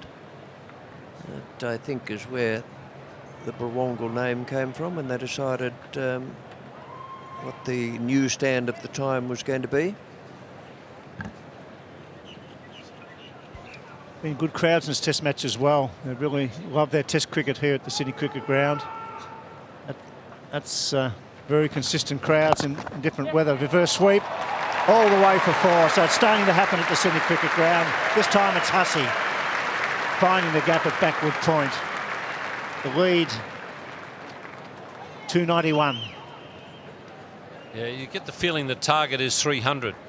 I think a few of the Australians have just disappeared out the back to change into their creams. I think 300 might be the mark.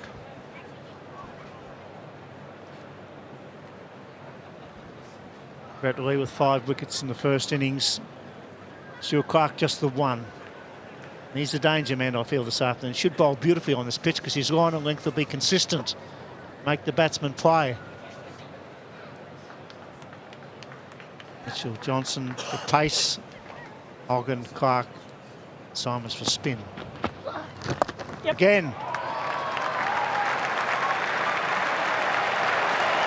That's the best one we've seen. That was finer and beautifully controlled. Well, Andy Flower, the ex-Zimbabwe batsman keeper, was the best reverse sweeper I've seen, and these shots are right out of his handbook. Andy Flower used to do it regularly and hit them like that all the time. I actually saw him reverse sweep a 6 one day. He is the best, as you say. You think he's the best you've seen. He's the best I've ever seen, and he did actually hit a 6 one day doing that, right off the meat of the bat.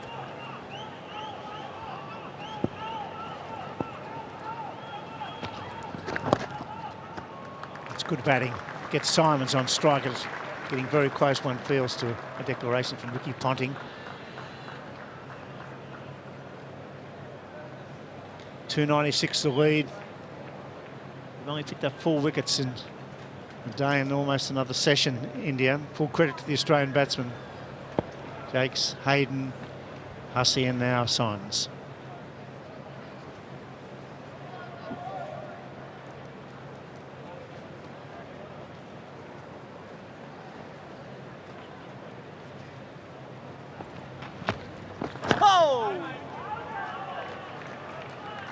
Just on that matter of the Rawongle stand we were talking about a little while ago, we know that there's the village or town just outside Bathurst in New South Wales, but any viewers who have any further information who might be able to put us on the right track, we'd be very welcome to hear from you.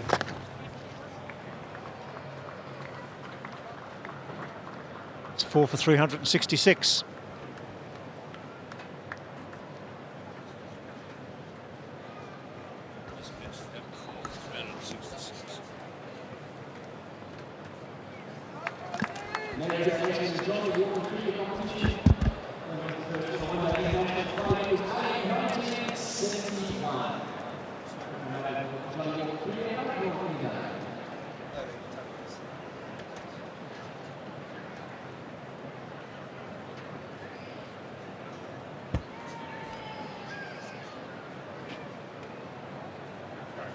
We're going to be in for an interesting final afternoon. Australia lead by 297 as Ian Healy, Michael Slater and Mark Taylor take up the commentary. Thank you, Bill. And the lead now 297 for Australia. Well, I get the feeling they want about another 20. I reckon 320.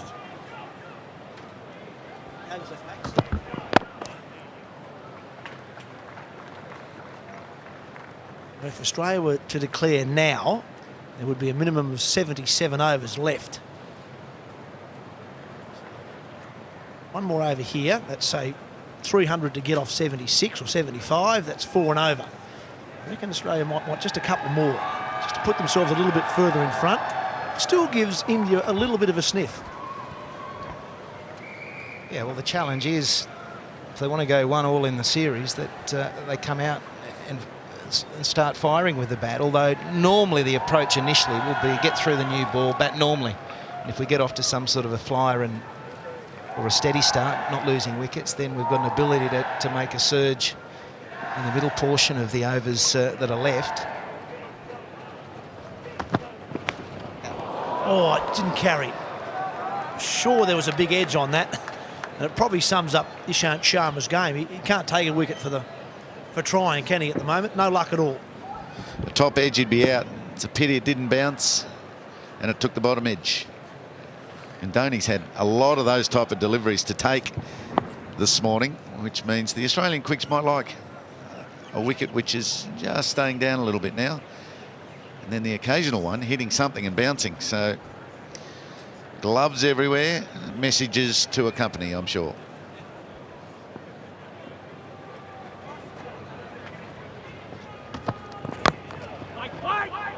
Really chops down on us well. Well, you've got to feel a little bit sorry for Ishant Sharma. He has bowled well at times in this game, and you can't help but think back to that potential dismissal on day one when he had Andrew Symonds clearly caught behind, given not out. That was the turning point for him for the game. Didn't get a wicket and hasn't got one since.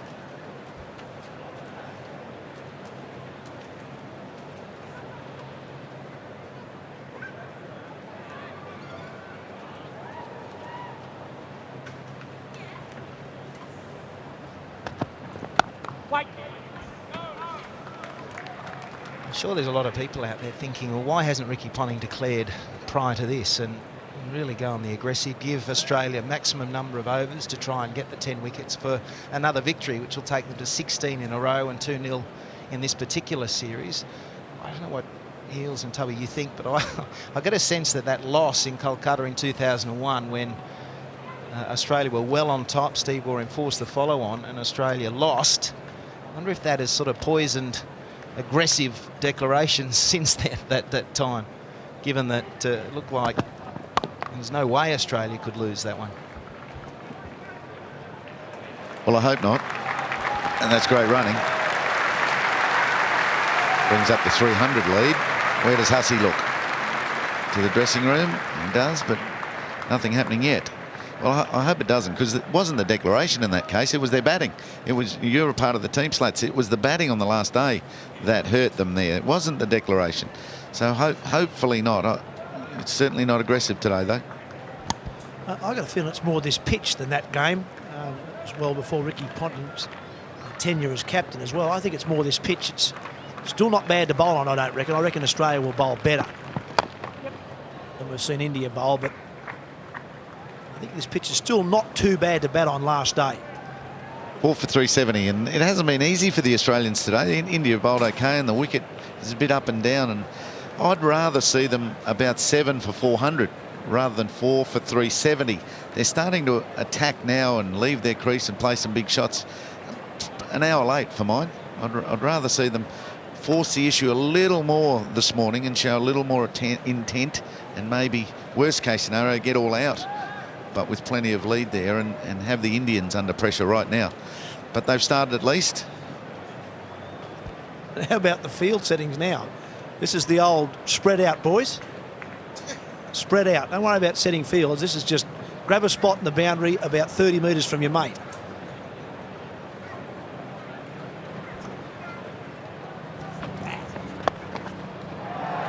And, oh, just short. Well, you'd have to feel sorry for one of the Australians if they do get out now, because this is unbelievable. It's a substitute fieldsman who had half a chance of maybe diving forward then, but it just doesn't seem that India are going to buy a wicket. And as you say, Tub, with all those men out, you'd have to be very unlucky to pick the fieldsman. And now they come in for Symonds, or on the offside anyway.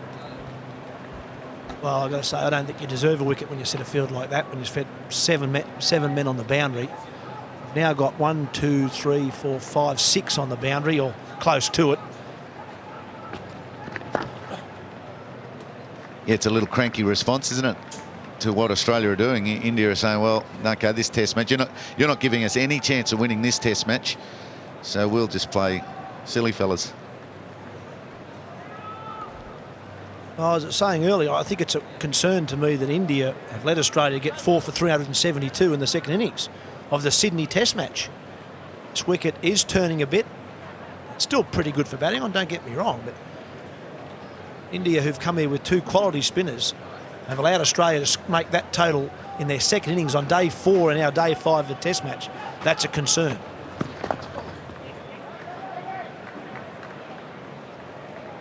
Their attack's been a bit limited, hasn't it, in these conditions? Gilchrist still ready to come in. I'd say he'll wind up. Their quicks weren't that effective in that 4th innings we're talking about, the 4th day for Australia to post this 373. Australia will be effective with the quicks, or they've got some variety in their quicks that could use these conditions and make it difficult. Why not use them?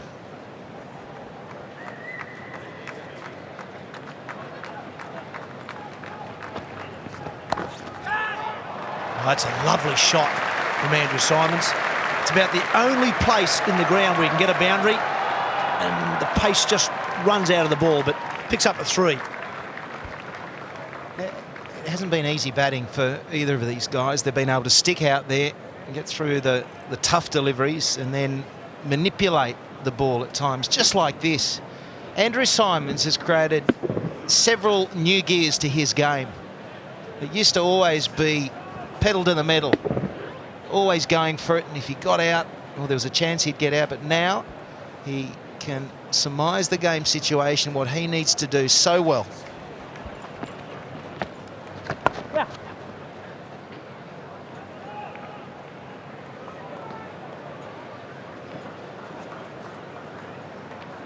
there's the scoring rates for the game so far. So between about, 3.5 to 4.2 is about the range. Now, if Australia were to declare right now, India would have to score at around about 4.1, 4.12 actually, with the amount of overs left. So they would have to be right up there with the day one scoring to get the necessary runs to win from here.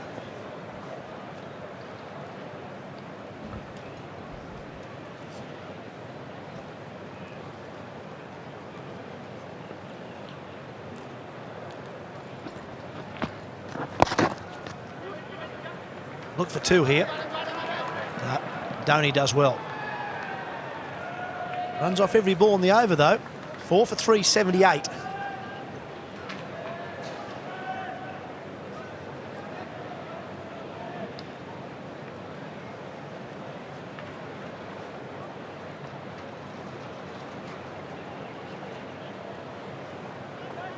Everyone's on the field.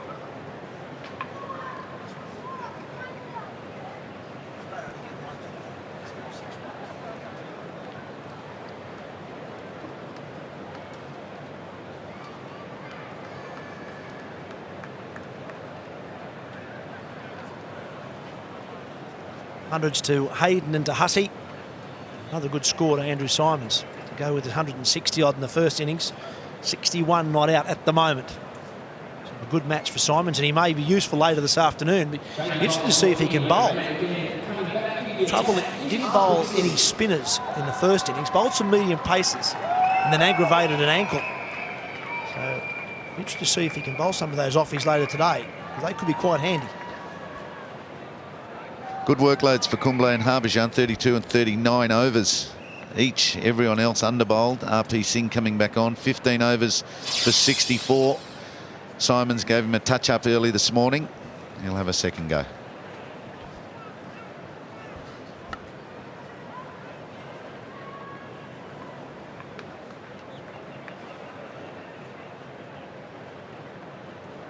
The thing that Australia are refusing to recognise is that these guys are batting with no pressure, no expectations, no pressure, plenty of time on their side, and they're still finding it difficult to time the ball and find some fluency. So Ricky's just not allowing that to influence his declaration.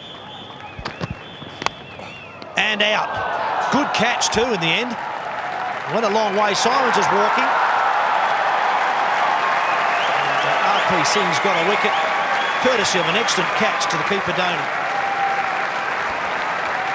And finally, India have been able to get a breakthrough in the first session of day 5. It's RP Singh throwing it up there, throwing it wide as well. Andrew Symonds, a healthy edge. That's a athletic catch from Dhoni. So a little bit of success. It still doesn't come with a declaration, though. It's 5 for 378.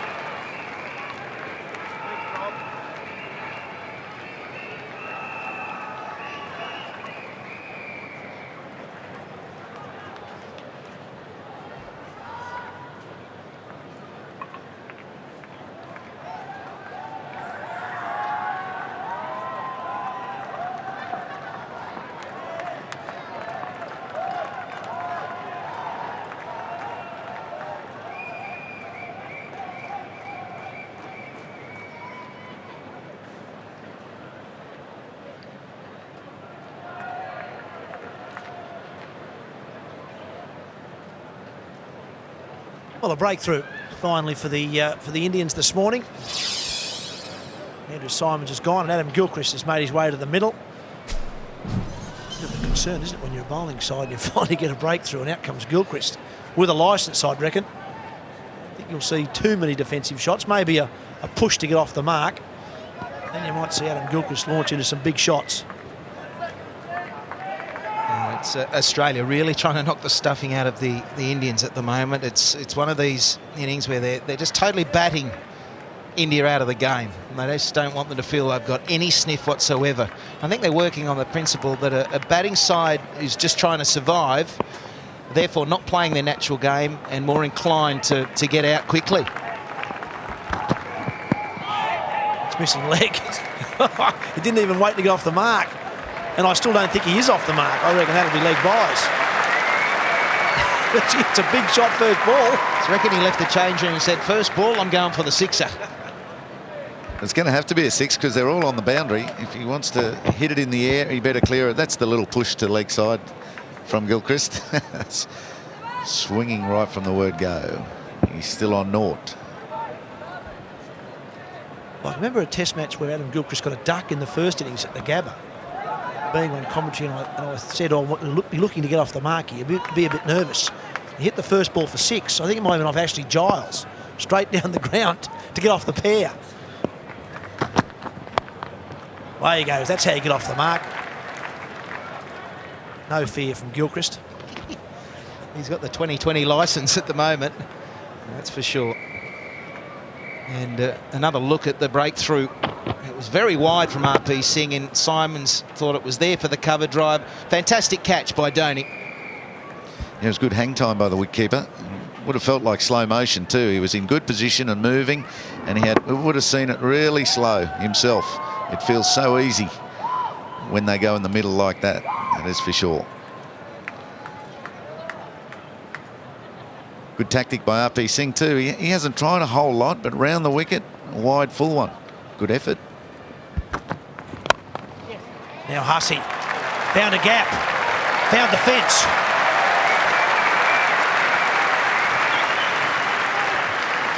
Well, that's no mean feat, is it, at the moment, to find a gap with all these men spread. You've got a third man, and that man is deep, just behind point as well. But he had to get it past Ganguly. And it races away, so good shot from Hussey. Moves to 134. The lead for Australia now 316. And Ganguly, who the ball is just going past about now, has gone back to the rope too.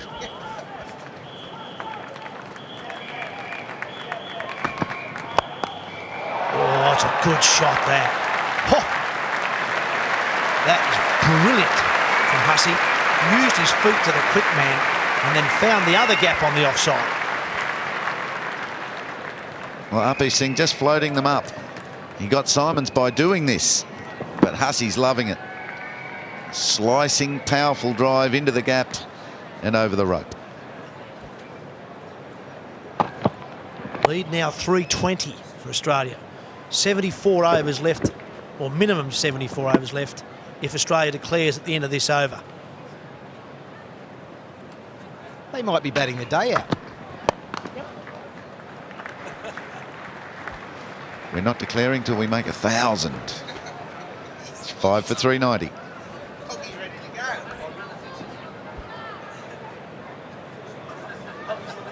I reckon they've told him this one.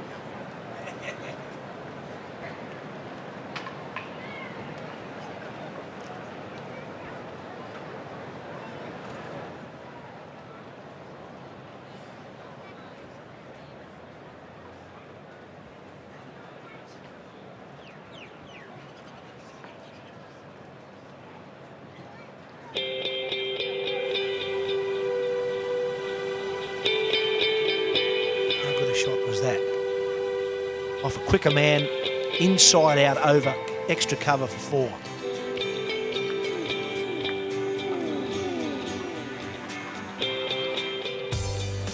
No declaration as yet.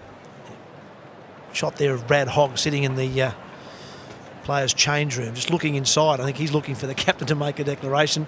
Probably not a great time to bat if you're Brad Hogg. Not so bad for Gilchrist, who can just about whack them anywhere from at any time, but so good for Brad Hogg. He likes to take a little bit of time to get in, to get set before he plays a big shot. He's got the helmet on, he's ready to go. All that nervous energy that runs around the Brad Hogg body. And men everywhere again. Yep. Well, there's always a single. I might get 2 on this occasion. Oh, superb. Gee, that's good touch from Hussey. There is 8 men protecting the boundary, so obviously there's no one stopping one. He's just pushed it at the right pace to get 2.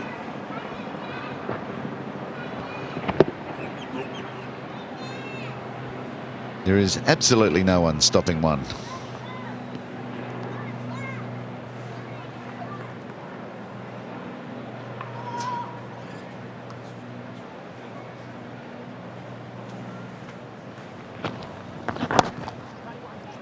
Just one on this occasion. We're looking at Brad Hogg on the balcony a minute ago, and just in behind, in the viewing room, Stuart Clark had a little telltale sign. Let's see if we can have a look at him. There's Stuart Clark. He hasn't got his white shirt on at all. If he was about to bowl, or very soon, you probably would think he'd have a white shirt on, but I think he's bluffing us. He's got his white pants on. He's got everything other than the shirt. I don't think Hoggy's got his pads on. He's just sitting there with his helmet on as well. They can't fool us. It's a full bluff job, that. Hey, Doss, you go and get your shirt on too. No, he's not fielding. He won't be fielding because he got the injury yesterday, so that's why they've put him up the front. Brilliant. Oi! That is a magnificent disguise, that.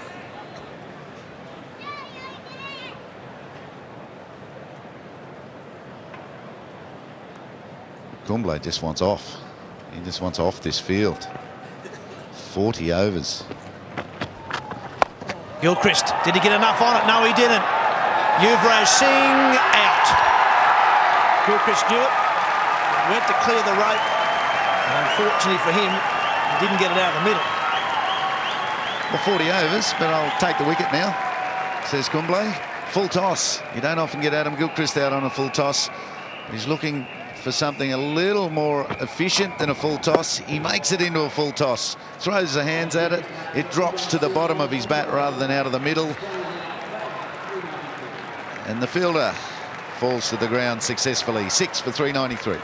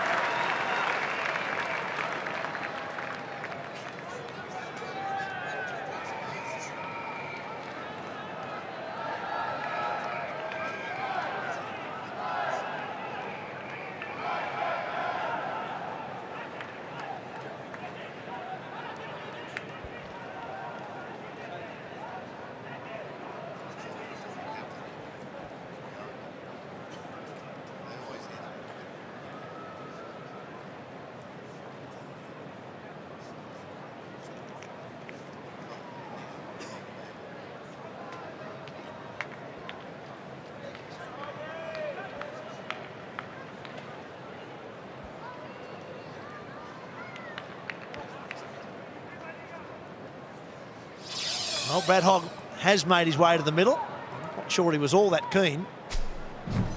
Lead is now 324 for Australia. There'll be 73 overs left after this one in the game. Still got the regulation 7 men on the boundary for Hussey.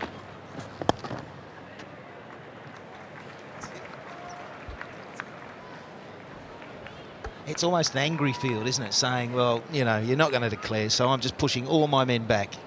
I'm going to stop the boundary here. You can take the single. Yeah, it is. It's just a despondent sort of field from Kumble, which is sending the message to Ricky, I think, that his tactics are working.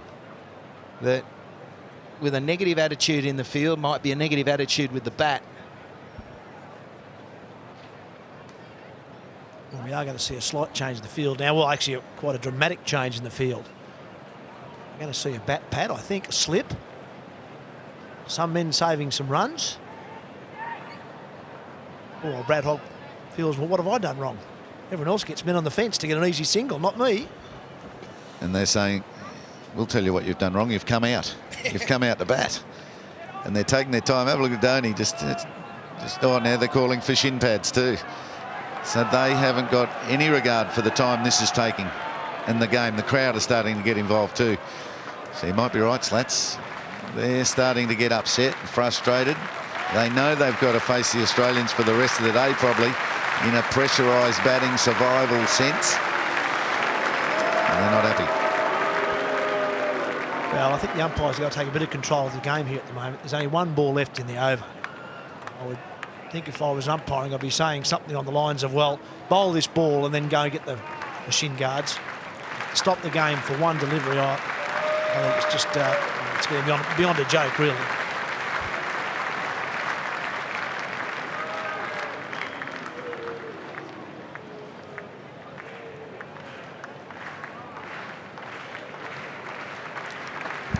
Australia dig their heels in even harder.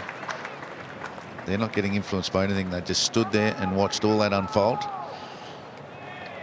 There's a decent level of tension between these two teams. And what's going to transpire this afternoon is well worth sticking with us for. Oh, there's fireworks this afternoon, Hills. Don't worry about that.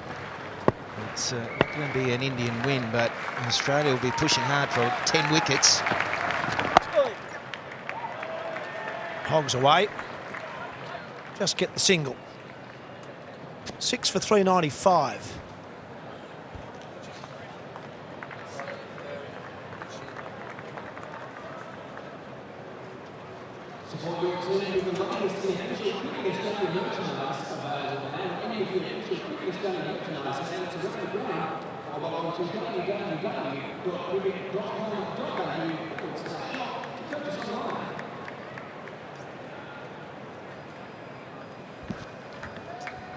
A little chat there between umpires, skipper. Skipper's not laughing, nor the umpires. But they have been very slow to quicken the pace of the morning. Two men in white, or white and black, they're in these days. Harbhajan Singh to come on now, and he's going to be on at the Southern All-Round end. And in the commentary box, alongside me, Mark Nicholas, and alongside him, Ian Chappell. Thank you, Richie.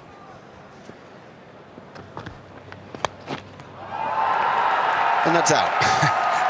So after all that, Brad Hogg has to go back to the dressing room, and we'll find out whether anybody else follows him to the middle. It looks as if they will, because Michael Hussey is staying in his position, unbeaten on 143. The lead for Australia, 326. And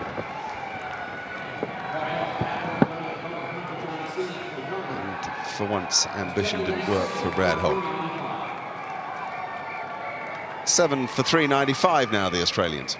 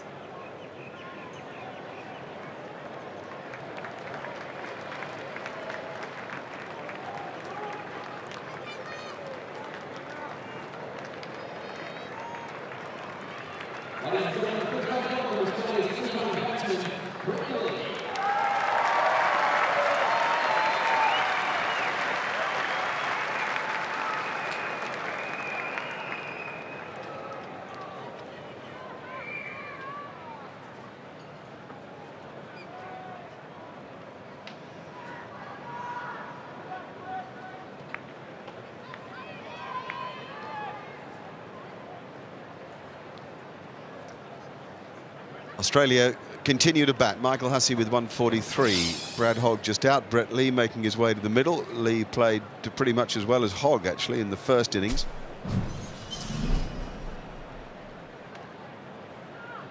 Sitting next door to Ian Chappell and Richie Benaud, and Ian Chappell's just made the point during that break to me that when Matthew Hayden said this morning India will not win, he meant it.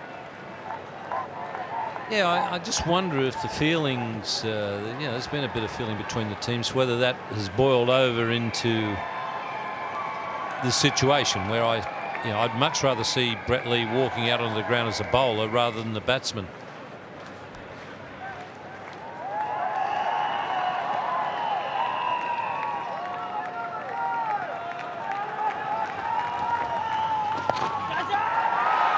Well, he's obviously going to play strokes. That's the... I suppose in a way the surprise, the fact that Gilchrist, Hogg, and now it looks like Lee are all getting out playing big strokes as Symonds did. So the pursuit of runs is still the objective, and yet they don't think 327 is enough of a lead. Well, either that or they're going to just give India no chance of winning and make them play for the draw, and they feel that that's the best way they can bowl India out. I would tend to go the other way and say that I think if you gave them a sniff of victory, that would be your best way of bowling them out. And they don't have a great history in the fourth innings when there is a victory opportunity. Sometimes teams don't like the thought of victory being an option for them. In other words, if you take away the safety net of a draw, it frightens the hell out of some teams. I used to think there was some captains around that I played against that if you played for a win right from ball number one, you frightened the hell out of them because you took away their safety net of thinking, we can always get a draw.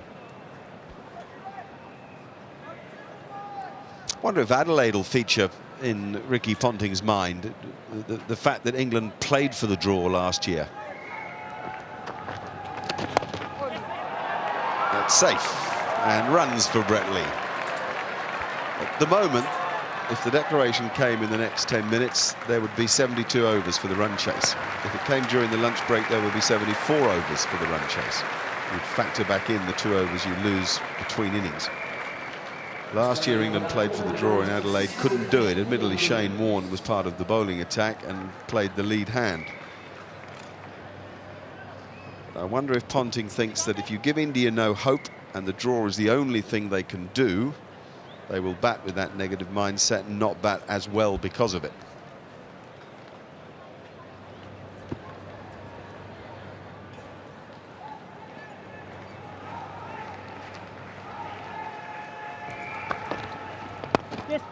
Story was well told by those figures that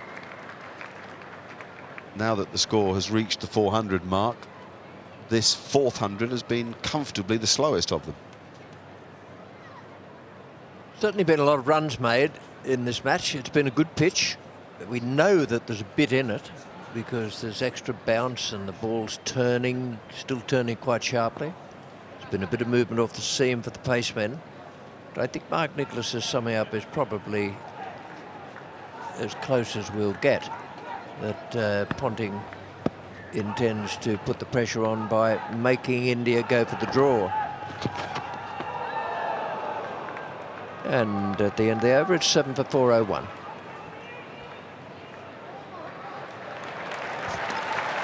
Well, there's the answer. There's the declaration. 7 for 401. So a little burst prior to lunch for Brett Lee and Mitchell Johnson. Michael Hussey will finish unbeaten on 145, 16 boundaries in that innings. And one or two of the Indian players generously going to him. You can't be surprised about that. You couldn't think anything other than this has been a tremendous performance by Hussey.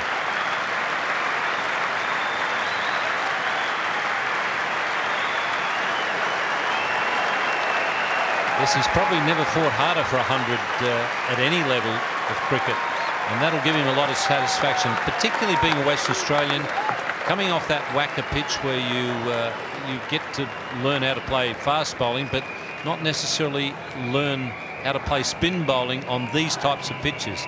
So that'll give him enormous satisfaction.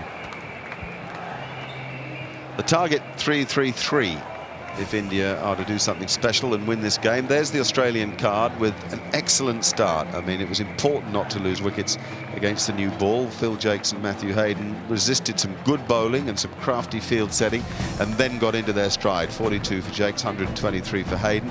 Nothing on this occasion to speak of for Ponting or Clark. 145 unbeaten for Hussey, 61 for Andrew Symonds, and a single each for Gilchrist and Hogg. RP Singh, 16 overs, 1 for 74. 2 for 92, Harbhajan Singh from 33, with 6 maidens in there. Anil Kumble, as ever, tireless work. 40 overs, 3 maidens, 4 for 148. Those are the wicket takers for the Indians. We're bound to have an interesting afternoon ahead of us because that's just the way the match has been. We've got a little burst before lunch to enjoy, I'm sure. See you in a minute. And that will be another Test match 100 to Mike Hussey. It has been in working class style, and he's weathered a big storm out there. Congratulations. Ricky Ponting has declared the Australians' innings, leaving India 333 to win the second 3-mobile Test match. Remember, the Border Gavaskar Trophy is over 4 games. Australia 1 up after that fine performance in Melbourne. Now, Tony Greig is out on the pitch.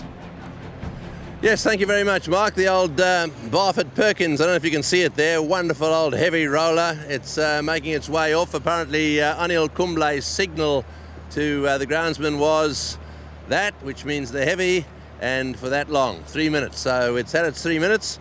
I don't think the roller would really have much effect on the pitch at all. If there's a little bit of lifting, it tends to occur around cracks like that, and the heavy roller would just flatten that out a little bit. One other spot just down here, which is worth looking at again. This is the spot that we've been looking at from time to time. Obviously, the edges have gone there, and there's a little bit of loose stuff in the middle. The representative of the ICC has been out here keeping an eye on exactly what happens in the centre, and basically they've been sweeping, getting little bits and pieces off.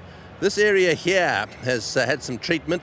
This is where we had the problem just here. This is what was happening here moments ago, smashing away, trying to level this out. You can see that this area here is a lot flatter now, so it looks all right to me. There won't be any problems there as far as I can see when it comes to the bowlers.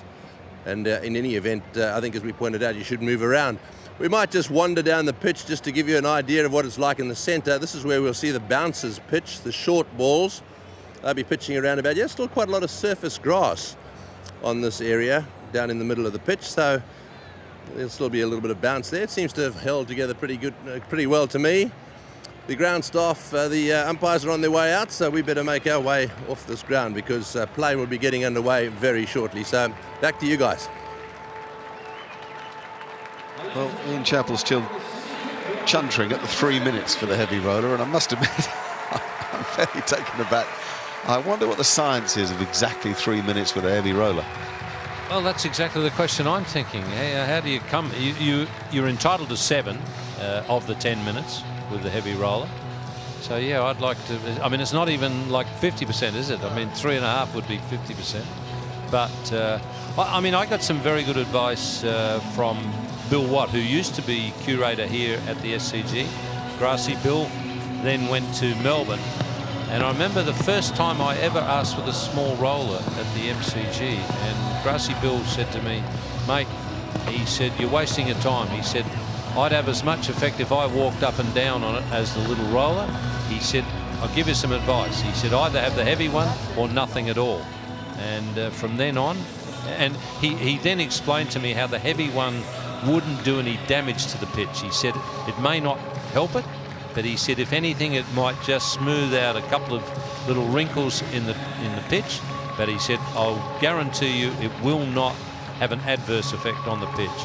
And from then on, I always took his advice, heavy or none. I had a similar bit of advice from the head groundsman at Hampshire. Slightly different. He said, mate, I'd be wasting my time. Well, I've been sitting here, not of mathematical bent, but he's allowed 7 minutes. He's asked for 3. I think that's a 42.158973% of his allowable time. So Kumble is obviously a thinker about the game.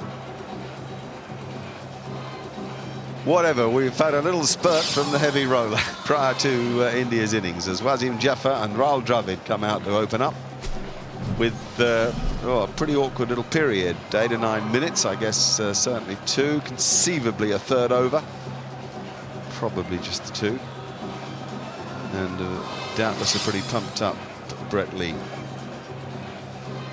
Viewers, when they saw the pitch being swept and rolled just a few moments ago, might have wondered about the sweeping. Sometimes in years gone past, ages ago, captains could say they didn't want the footmarks swept, that they wanted the soil left in when they were about to bat. But now the law's been changed, or the playing conditions and the new laws say that it's unsatisfactory to have loose particles of soil and debris rolled into the pitch. So that's why it has to be swept now. You can't say, I don't want the pitch swept.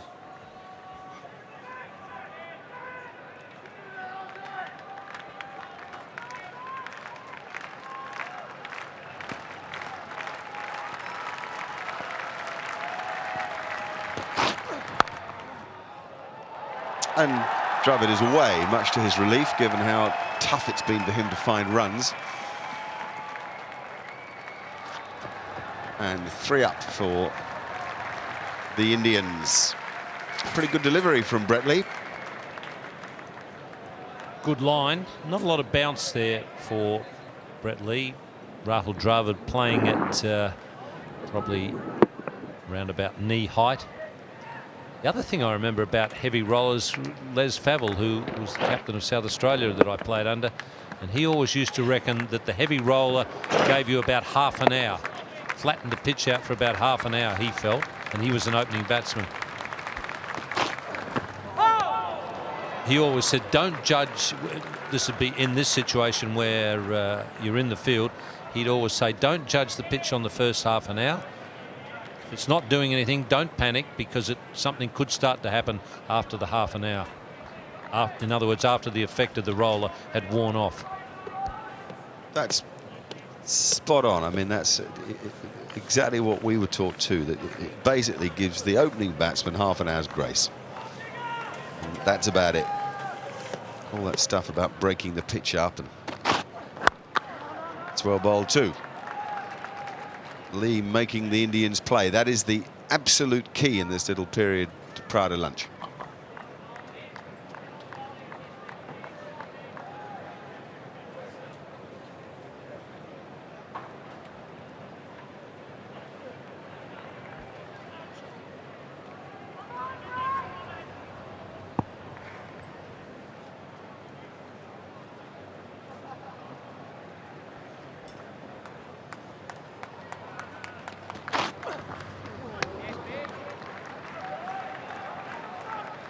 Well, he has troubled Wasim Jaffer with that short one. It hasn't always necessarily got him out. In the first innings of this game, there were a couple of short ones from Brett Lee. He got the batsman thinking about the short one, and then whammo with the Yorker. It's a short one that got him thinking about them. See you later, sunshine.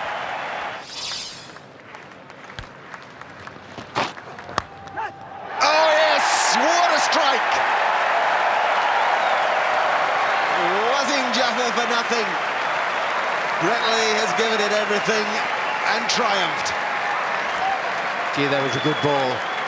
Beautiful ball by Lee. And once again, a short one, something to think about. And I'll tell you what, this hasn't done the Indian dressing room a lot of good. If there was a little bit of nerves there before, this will have just added to them. Terrific delivery, great line, great length, and got the perfect result. Credit too to Michael Clarke. Really took that well, let the ball come to him. That's a dreadful moment for Wasim Jaffer, who's having a pretty dreadful time of it in Australia. But the blonde New South Wales axis of Clarke and Lee doing a great job. Oh, it was always a horrible little period before lunch. It isn't too good for VVS now either. Could have been a longer horrible period too.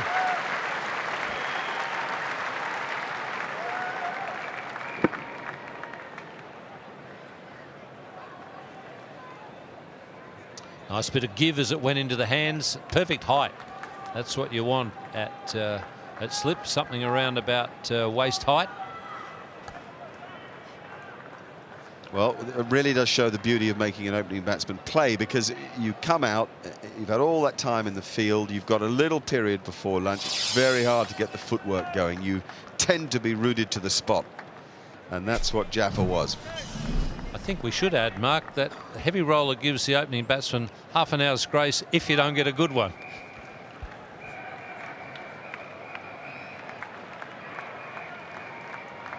Oh, now huge, intense moments for VVS Laxman as Australia increased the attack. We've now 4 slips and a gully to go with that forward short leg. There will still almost certainly be time for another over. No, not almost certainly. There will be time for another over.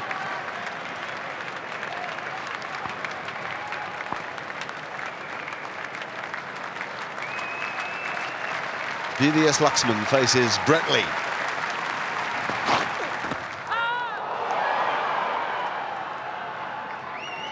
Much exclamation, but no result from it. Just think of all the things that were happening there. Lee going out to bat, rushing back into the pavilion in front of Hussey, getting himself ready to bowl, and then doing the job for Ponting. So Mitchell Johnson on at the Randwick end. I think later on in the day he might get a few overs at the other end, at the Paddington end. It's a nice little spot there for him, particularly for the left-handed batsman round off stump. Is that distinct from the 3 martini lunch, is it, Mark?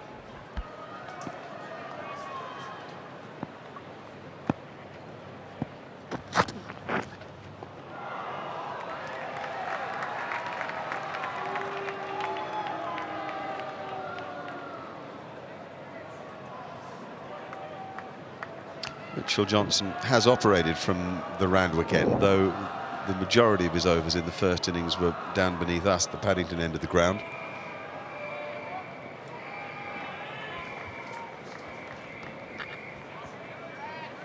Short extra cover to go with 3 slips and a gully. Dravid on strike.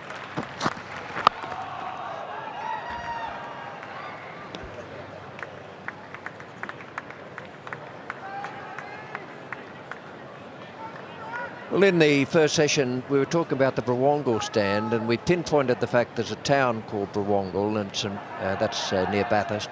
It's an Aboriginal name, and we're grateful to the viewers who have come in their scores to tell us it means camping ground or meeting place, and that's the way the Brawongle stand is named. And the town of Brawongle is in the area where the goldfields used to be, the gold rushes, out near Bathurst and Orange. And they were alluvial goldfields. They had to be next to the water, hence the camping ground or meeting place, and near the water.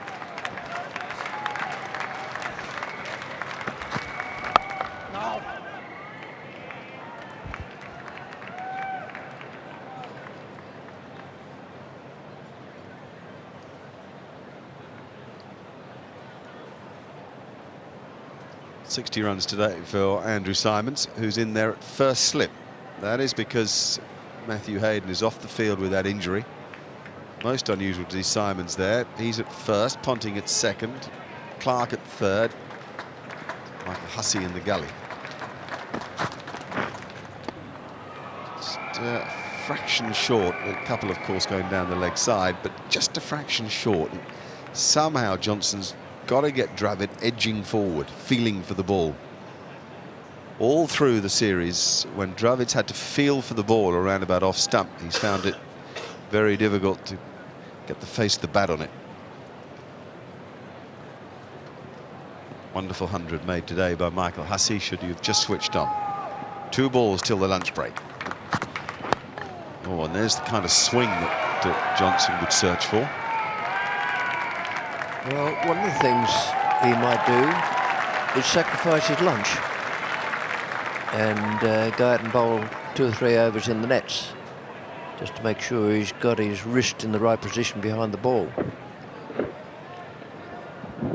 so that the seam isn't scrambled.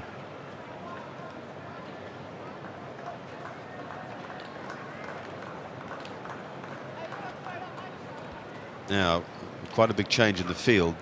Phil Jakes has come to a very square leg gully. Almost really a close square leg fielder. There's a short mid-on, a short mid-wicket, a short extra cover, 3 slips and a gully. VVS Laxman, 1 ball until lunch. And he's off the mark. Oh, that's terrific commitment from Lee.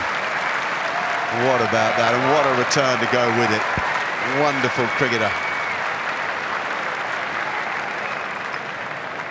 Well, we know which of the 2 dressing rooms will be happiest as the players go to lunch. Australia with such an important breakthrough. Wasim Jaffer back in the hutch. The Indians with a long haul ahead of them this afternoon. The notional target, well, not notional, the target for victory is 327. The score is 1 for 6 after Australia's declaration at 7 for 401. Michael Hussey made 100, unbeaten to go with the one made yesterday by Matthew Hayden. The afternoon promises a great deal. 327 to win it for the Indians. Welcome back to the Sydney Cricket Ground. Blue skies and a good match here. Australia need 9 wickets to win the second test match at the Sydney Cricket Ground. A great start just before the luncheon break. Wasim Jaffer out to beautiful delivery from Brett Lee, well caught by Clark. So it's 1 for 6 after just 2 overs. Perfect outswinger. First over you bowl. Nice and full. Wasim Jaffer, who's not playing that well, to be totally honest. Just half forward, pushes hard enough at it to get the catch to fly to Michael Clark. But when you make a declaration with only 2 overs just short of lunch, you're just hoping you'll get 1 chance. Australia got it and took it. At the start of the year, all the talk was, could Brett Lee step up? McGrath and Warren retired. Has he taken a step? It's been a massive stride forward. He's having a glorious summer against all opponents. Look at those figures. That's superb striking with the new ball. Yes, 4 wickets, was it 5 times in a row, then 2, 5 and 1. Fantastic, really. So 28 wickets at 17 apiece. Really fantastic. That's the situation as it stands now. India need 327 more runs to win. And they're 1 for 6. And of course, one of the features of this morning's play was Hussey's performance. Another century to him, so he's added the Sydney Cricket Ground to the list of grounds, all the other grounds, in fact, in this country where he's made centuries. Yes, along with Matthew Hayden, it was technique for both Hussey and Hayden. It's not an easy pitch for a left-hander, plenty of rough. But he waited for the right ball to put away on the off and on side. Great concentration and a very sound defence. Superb knock. Top edge, but it falls safely. And a great runner between the wickets. We saw that today with the deep outfields, taking 2s with soft hands and averaging in the 80s, and just a wonderful cricketer. At the other end, Symonds did a good job again with another 50. Australia 7 declared for 401. Yeah, it's been a good match for Andrew Symonds as well, hasn't it? 160 not out in the first innings, 61 in the second. Will he be able to take a couple of wickets this afternoon? I reckon Ricky Ponting will be hoping he'll be able to bowl at some stage. Cameraman there just trying to get an insight, trying to get maybe an idea what the Australian captain was saying to his troops. They got ushered away, didn't he? Yep, the Aussie captain just waved him away.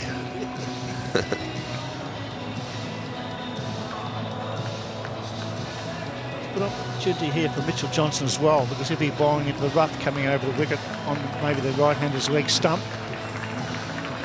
Maybe have a bat in later on, and of course, the man who bowled very well indeed could be Stuart Clark, because he'd be on a good length all the time. 2 experienced campaigners coming out for India, rather than Laxman. Laxman, superb stroke player.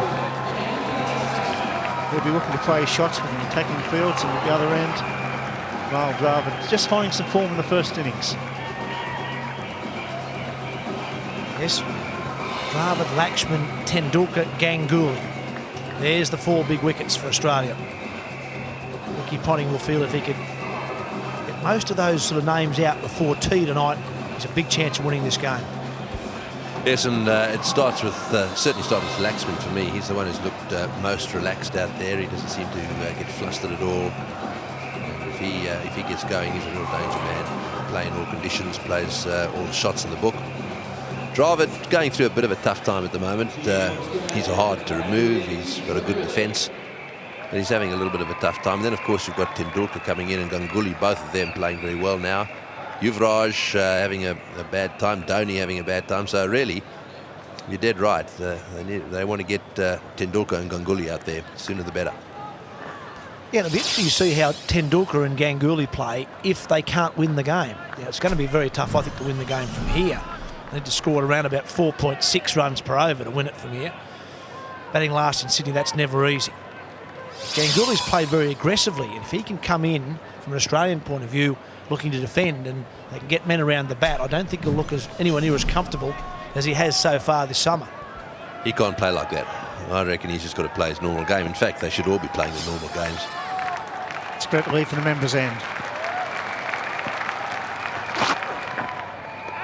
On the leg side, reasonable pace.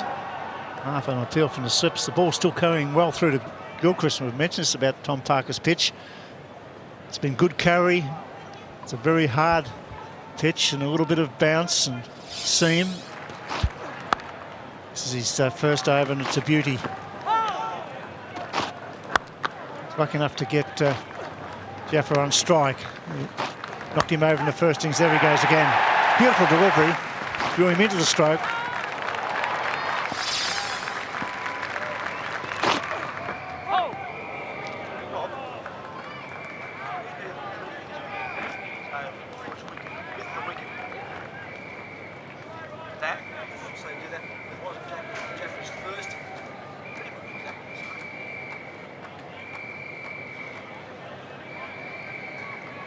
Not buying it express, just trying to get the line and length right and a bit of outswing to the right-handers.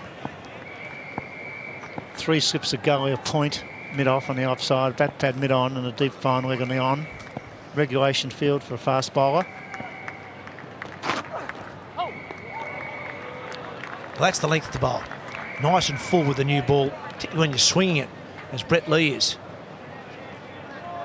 Giving it the batsman a chance to hit the drive, to pick up a boundary, but also brings those slips into play. Yes, I want to see him bowl straight here today as well, not to waste too much too wide outside off stump, because and I think probably he needs another fielder across on the onside, even if you leave mid-off open. Get them driving on that offside. There's a little bit of movement at the moment in the air.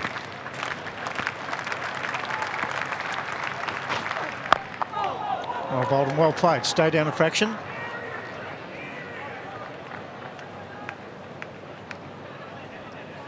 He's got Wasim Jaffa more than worried, hasn't he, at the moment, Brett Lee? Picked him up today like he did in the first innings. Softened him up with a good short ball. This is today. Right, Kookaburra going right past in front of the nose, then the full one. Today it was the edge to Michael Clarke. Caught him on the crease. Almost exactly the same in the first innings. That's how he got him in the first innings, but he shortened him up with a similar delivery. Hold him a couple of short ones, catch him on the crease, and then throw the wicket ball. No ball called.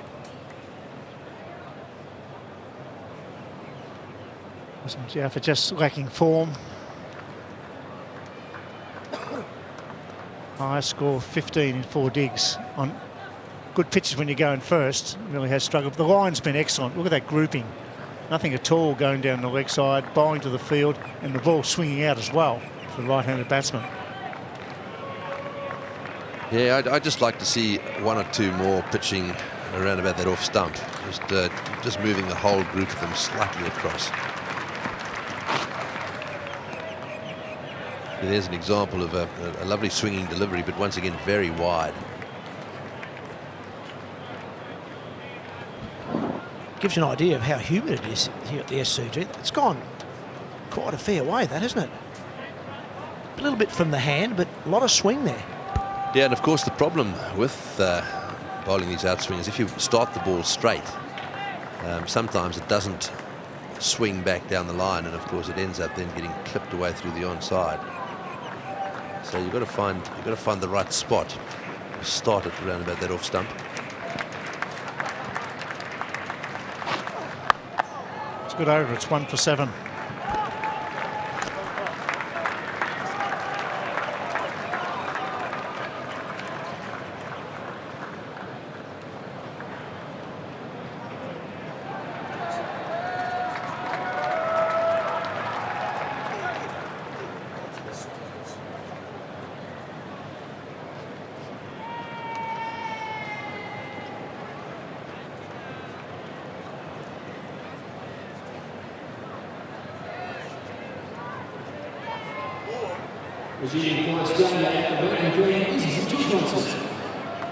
Mitchell Johnson from the Randwick. He's got a job to do here, make the batsman play. VVS Laxman likes to clip the ball on the onside, and Ricky Ponting's got a very interesting field. And this is a good one because it enables the left-hander to bowl straight. He's got a leg gully, short mid-wicket, mid-on and a deep fine leg. And I think that's a good field to left-arm fast bowler to right-handed batsman when the ball is swinging. 3 sips in a gully and a short cover.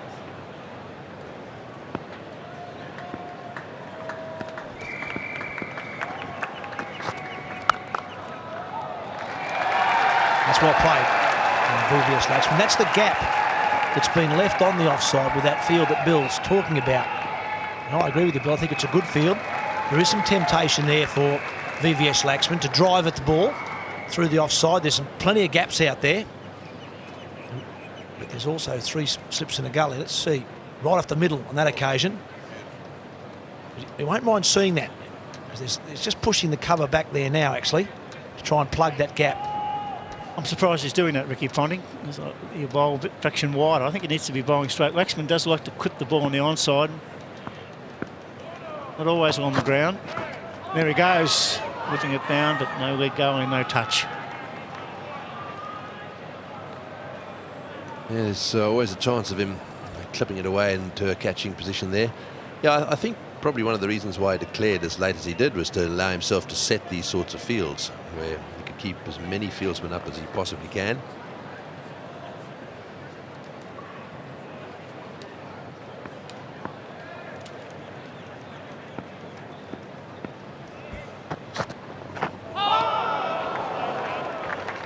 Yeah, I think you're right, Tony. I also think that I think if he had Shane Warne on his side, he probably would have declared a little bit earlier, because you can be a little bit more aggressive when you've got a bowler like Shane Warne who lands so many balls in the right area. So Brad Hogg has just come back into the side. I think he's bowling much better than he was last time he was in the Australian side, but there's no doubt the Indians will go after Bradley Hogg. It's the way they've played him so far this summer. It does allow Ponting to bowl him a little bit longer if they do get to him. It's well bowled. Got the leading edge and go away for 4. That's what a left-arm bowler can do to you if he bowls well. Shapes it back in, pushes one across the previous delivery, and this was spot on. Good luck there for VVS Laxman. Yes, pretty good delivery. At the end of the day, he seemed to have it pretty well covered. Right off the middle of the bat again, or near enough. Excellent delivery. Chance for an LBW if it beats the bat. Swinging back from off to leg. There's, I wouldn't mind a bat pad in there. Had 2 on the onside. Ricky's taken one across and put a point. I'm not sure why he's worrying about the man at point. Let him hit it through there. Well, the ball's new. Yes, that last one surprised him, didn't it? It hit him on the gloves, firmly on the gloves. Watch this. Bounces. Whack. Got a chest protector underneath his left armpit there. 1 for 13.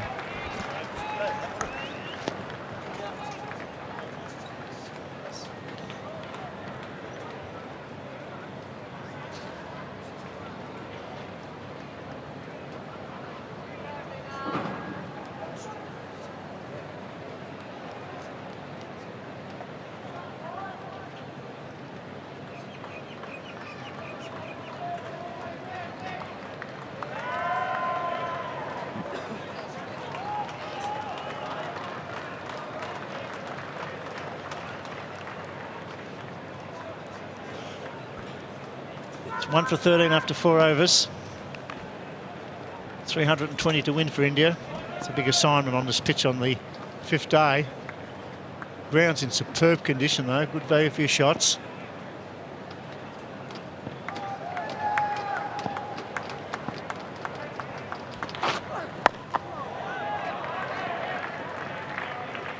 Overnight batsman for Australia. Hussey and Symonds did well. First to go was Andrew Symonds. Good catch this. Wide delivery, Dhoni did well. Finally a wicket for the left arm seamer. Gilchrist, full toss. Found the man at deep mid-wicket. Straightforward catch. Typical Gilchrist when you're chasing runs. Hogg caught a slip again. Second time in the match, this time for 1. After a great 79 in the first innings. I reckon that 79 might have cost him actually, Bill. The confidence was up, wasn't it? He was thinking Harbhajan Singh inside out over cover.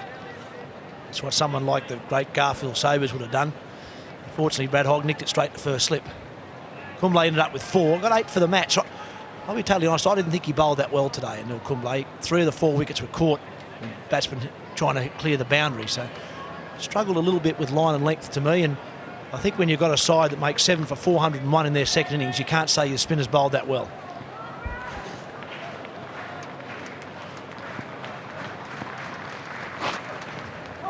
Big way for Dravid to be caught on the crease here. He's not really getting a long way forward to Brett Lee, and his line is spot on.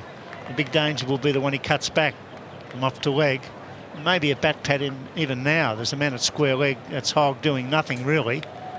Defending there at square leg. Maybe he should come in to a bat pad position. Just while the ball is new into some bounce. Yeah, the bat pad position right there.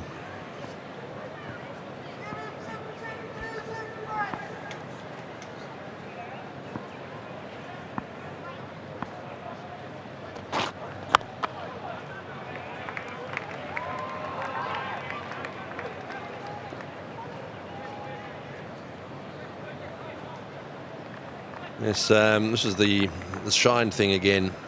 Which side of the ball are you shining? Are you shining the bird, I think. The bird.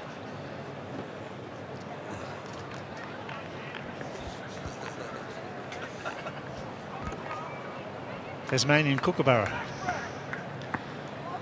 3 slips and a gully in.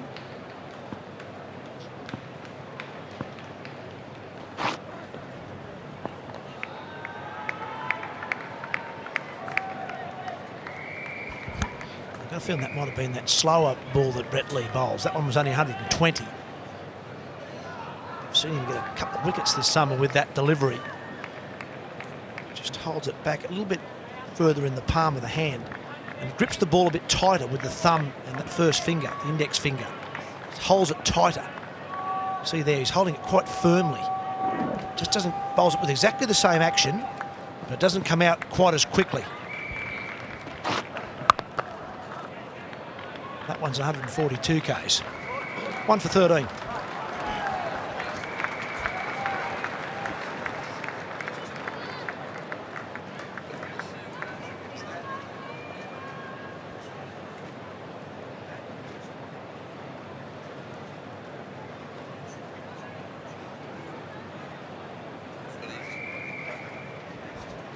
There's not much difference, I don't think.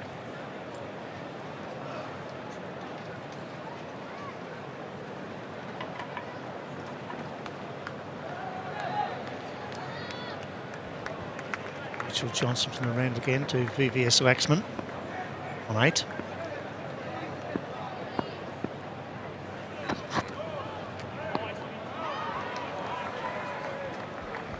It was a good over, that last one for Mitchell Johnson.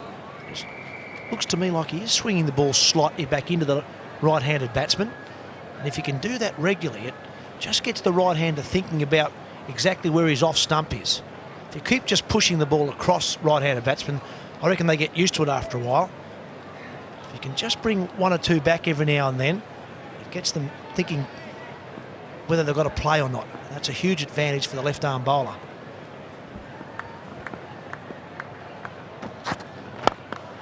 Good shot straight to the man at mid-wicket. Yes, there's no doubt that he knows what he's got to do. I had just a little chat with him out on the centre before the start of play on the first day, and he's obviously working on this very hard. I think he also, having had a look at a lot of replays, he knows exactly what he's doing wrong. So don't be surprised if he comes back one season and all of a sudden he's got it together.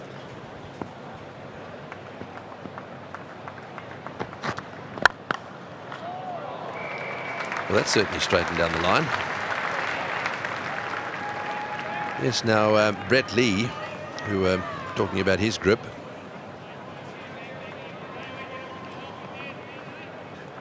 The ball on the left is the slower ball. That's the 121. You can see how it's right back in, buried right into his the base of his thumb, whereas his thumb is in a different position when he bowls the fast ball.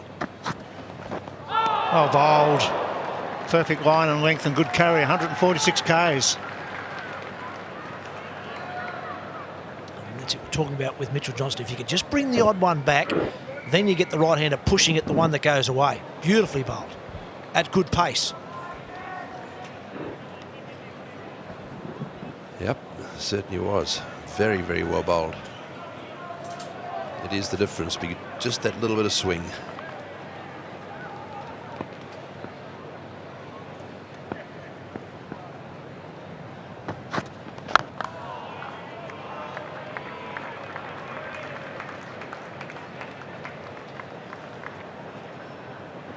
Yes, so Brett Lee, again, just looking at the difference there, that thumb position by comparison with the thumb position here, totally different. One, the ball on the left-hand side there, the ball is really buried in the base of his thumb, and on the right-hand side, not quite so.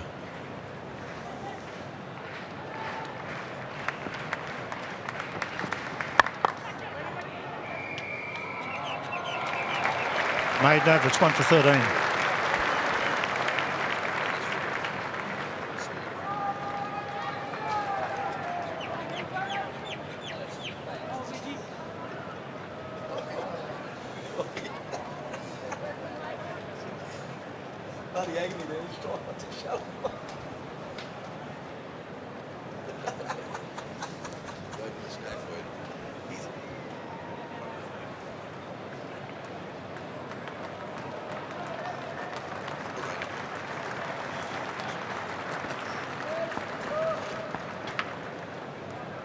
Righto, the Johnny Walker trivia question. When did Australia last lose a test in Australia, Bill? I thought I was a lead commentator asking those questions. Hang on, I've got the card. Come on, boys, no fighting, eh? No fighting. Well, I'm not sure. Mark Taylor probably got this, but last was a test match. Well, 5-0 against England. Didn't lose one there. Maybe against India last time. They lost one, I think. Yeah, that's what I'm thinking of in Adelaide, where Dravid got 200. Lost there. Gurkha got 6 wickets, bowled Australia out. I can't think of one since then. They beat South Africa here 2 years ago.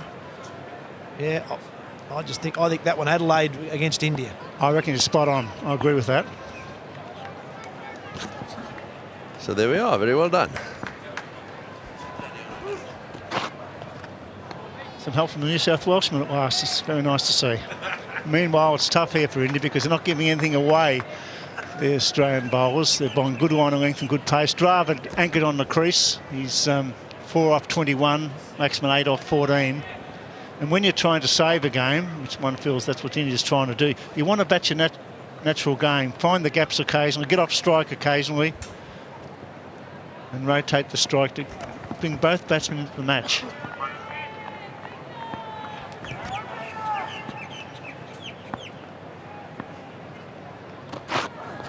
Well bowled, pad first, umpire walks away. Outside the line, I think.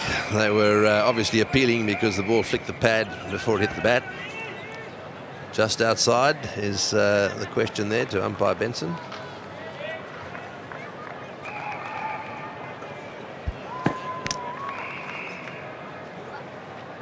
It was the one that comes back a little bit, but hit him well outside the line of off stump and only just clipping off at best. So certainly not out, but Brett Lee just pushing that one back in towards the right-hander. That's why we need a bat pad in. Long like that. Soft hands on this occasion. It'll go all the way. That's well played.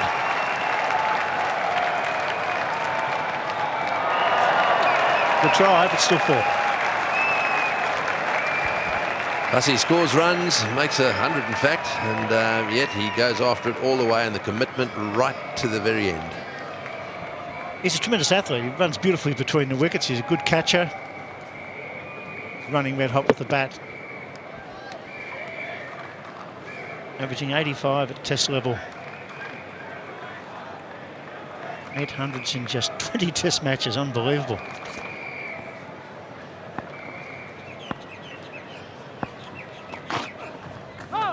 Quick, good line.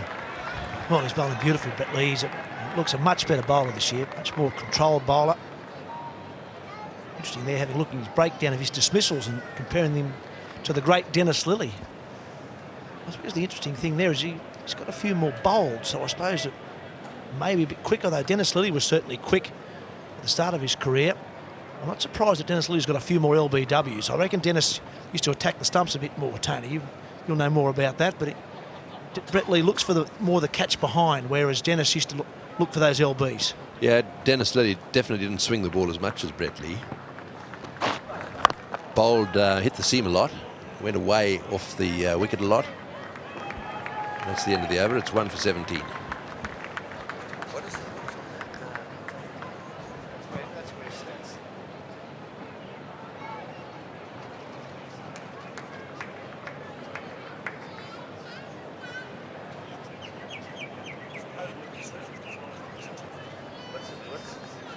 What's the wickets at the same time?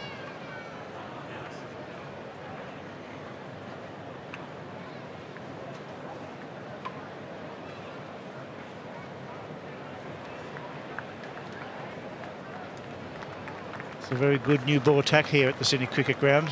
Left and right-handed combination working well. No free hits. Good line on length and good pace on the 5th day.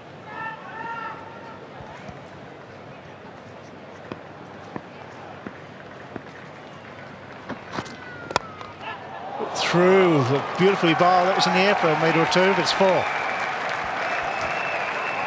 He's bowling well, Mitchell Johnson, without luck at the moment.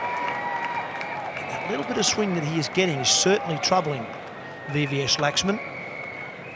Fine in the middle of the bat. That's the one that goes straight across. It seems a bit more scrambled. Just occasionally when he gets the seam right, it swings back. Yeah, it's so important to get rid of Laxman. Almost worthwhile justifying another fieldsman in there rather than one on the drive. Get one in to the cordon, another slip in or a second gully.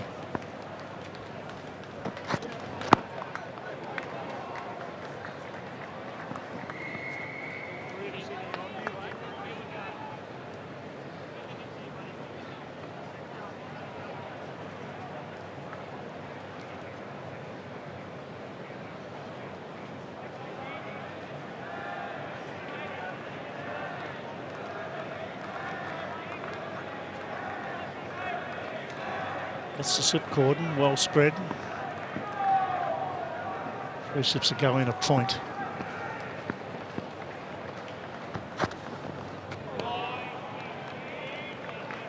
This is the best bowl I think we've seen from Mitchell Johnson. I think he's getting the odd one to swing back. His pace is superb. That was 145 Ks. Getting good carry through to the keeper. Keeping the pressure on, backing up Brett Lee. Because I think when he gets the ball to swing in just a little bit, it makes a huge difference to him. And while the shine is there, he's also building up on his pace as well. There's a steady increase there from over 1.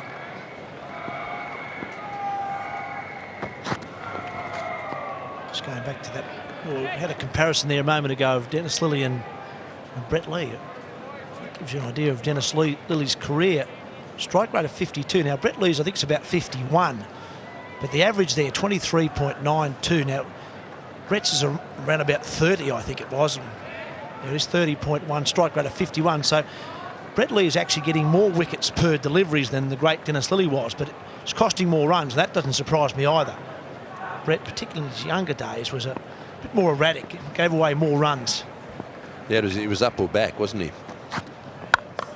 Shot. Superb stroke. No ball. Smashed through cover. Oh boy, that's a magnificent cover drive. Laxman is an absolute genius once he gets going. This is, you just watch the shot, give you some idea of what he's capable of. Wonderful. He plays his natural game, doesn't he? So he should. Coming in at number 3. Beautiful on and offside player. Loves batting at the Sydney Cricket Ground. Never dull.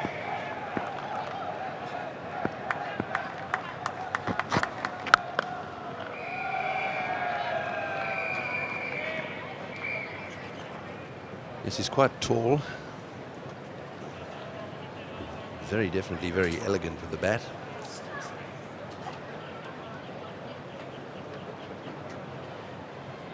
He's often in and out the Indian side. He plays better away, something Australia does at home, but still a very good average for a stroke player coming at number 3. 88 test matches, he's been around a while.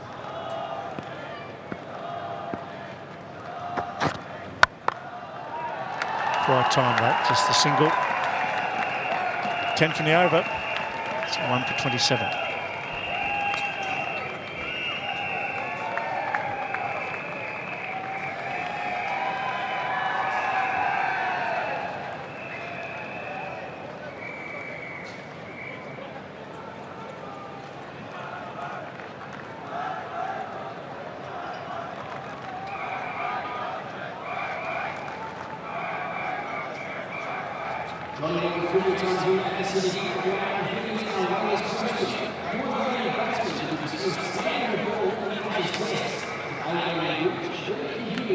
India need 306 to win.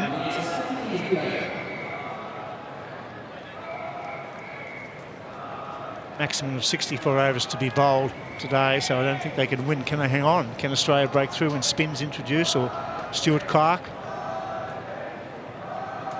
The leg gully coming in now for VVS Laxman, for Brett Lee, for that short pitch delivery around the hip. And there it is. He remembers Melbourne, Brett Lee, when he fended that one away and was caught by Ponting. Yeah, I think you can expect to get the odd bouncer. Just to give you some idea of what happened in Melbourne. He let him have it, and he really didn't get his gloves down, didn't drop his gloves, did he? And it certainly surprised him, and that was it. He fended off and out caught behind. This was it. Just watch this. Tries to get out of the way backwards. Eventually, he sort of pushed at the ball with his gloves. What he did do, he went a bit wide of the crease, Brett Lee, and angled the ball back in towards Laxman and give him room to get out of the road. He'll get a single for that. At the moment, he's bowling in fairly close to the stumps, looking to swing it away, but that short ball was really well bowled, well thought out from Brett Lee. A little bit wider of the stumps. Angled the ball back in towards Laxman, who wanted to try and sway back out of the road, but found the ball following him.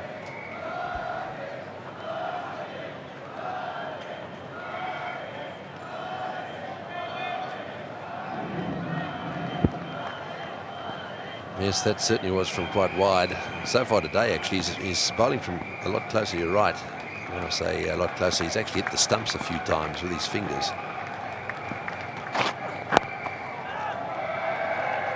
If you do bowl out swingers, that's not a bad place to start. Get yourself as close to the stumps as you can, so that you can get a little bit of curve going, especially if it's not swinging that much.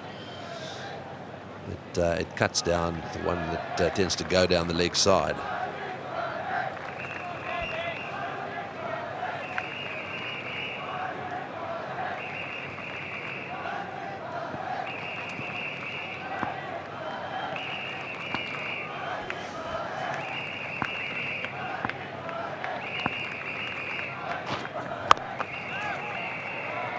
variation on that occasion from Lee.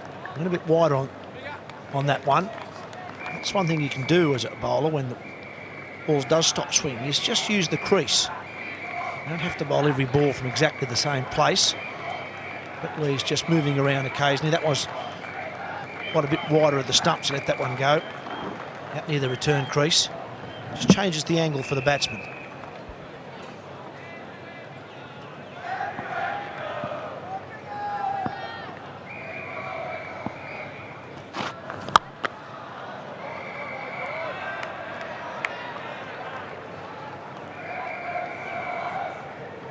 So Dravid on 8. He's received most of the deliveries out there already. So he's into the same sort of routine as he was in the first innings. Nothing much happening for him just yet. Laxman, on the other hand, 18 of 23. Never far off a runner ball.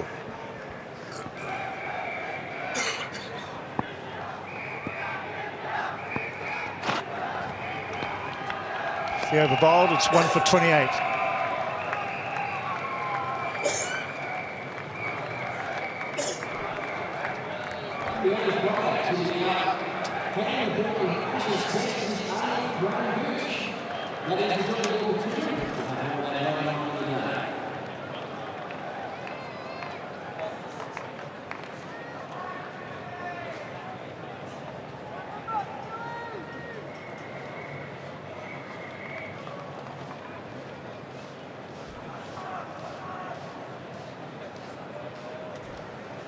The brooms are out at the Sydney Cricket Ground. Plenty of dust flying around and just trying to get rid of the rubble for the bowlers' footmarks. Change in the commentary team. It's Ian Healy, Michael Slater and Mark Nicholas to take up the commentary. Thanks, Bill. Those guys have been out there a couple of times today. Ishant Sharma had a problem with the footholes and they tried to level it out for him with a huge mallet. Not sure it worked, to be honest, but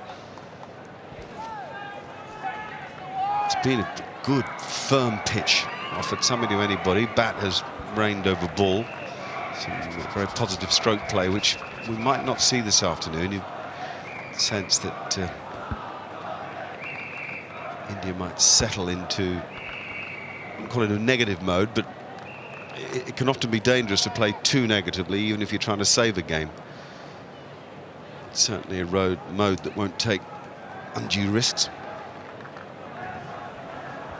I don't think we're seeing that from Laxman at the moment. He's playing his natural game, and that's a good sign for India. The point being that every time he plays a big shot, he's asking questions from the bowler.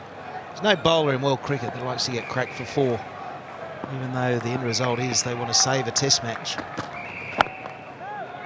And we can probably say that the natural game for Dravid at the moment is to face a lot of balls with not many runs. So he's doesn't have to change anything. All right, that's a fair call on Dravid, I must admit. I'd be surprised if VVS was as expansive as he was in the first innings. Anyway, not much point in talking about the future. We've no idea what India have in mind. This partnership worth 25 from 52 balls.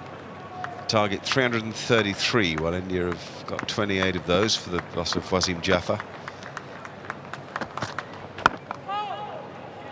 Bill Laurie made an interesting point earlier about the medium pacers. He picked Stuart Clark as possibly the most threatening of the Australian bowlers, hitting the seam while it was still proud and taking advantage of little cracks or imperfections in the pitch. That's exactly what he talked about. The ball just nipping back off the seam. Good length, and Laxman on the crease.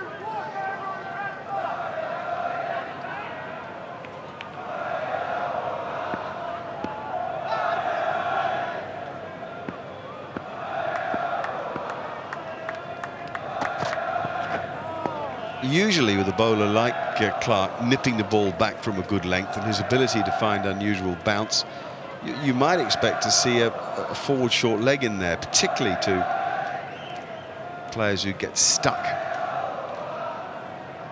Quite difficult to play seam movement with uneven bounce.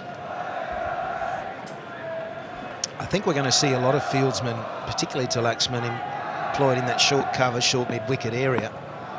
given that that was a mode of dismissal in Melbourne.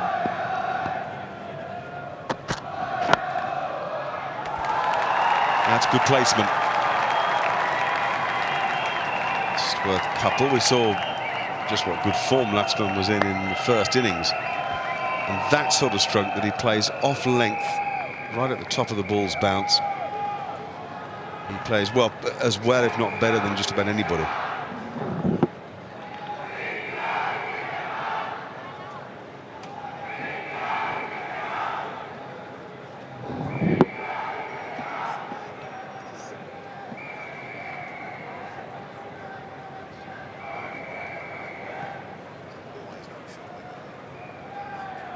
Ponting's now gone to a second short mid-wicket fielder for exactly that stroke that Laxman plays.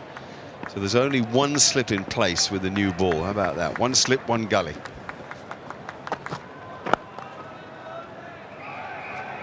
That's good thinking from Ponting. Certainly allows Stuart Clark to bowl straight and attack the stumps with a little bit of support, and just watch out the other end as well. And that's what Stuart Clark loves to do. He's the nagger. Just nip it back, nip it away, off the seam.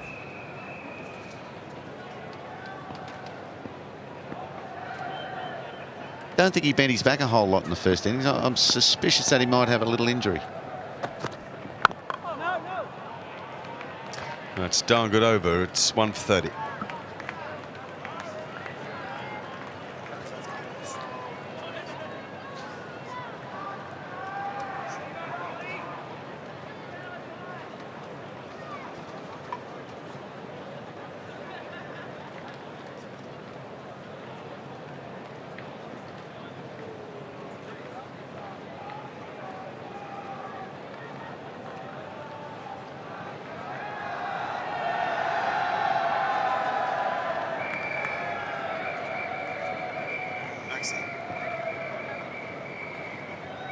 .303 more for India, 9 wickets for the Australians to take.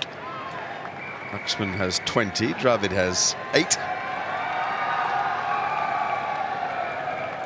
And there's the best bowler in the match, yet to get a 10-wicket haul for Australia. Has 6 in the game so far. Really worked hard for his 5-wicket haul in the first innings. And then calmly said, oh, it's what Test cricket's all about. It kind of game's over in 3.5 days. You've got to work for your wickets over 5 on a good pitch. Here he is now, bowling to the wall. And doing exactly what Stuart Clark was doing, attacking the stumps. We've seen him rough Jaffa up over the series. He roughed Tendulkar up in Melbourne, then got him out with a wide one. So straight and fast, sometimes short at the body, and then the wide full one, which looks juicy and can often get your wicket.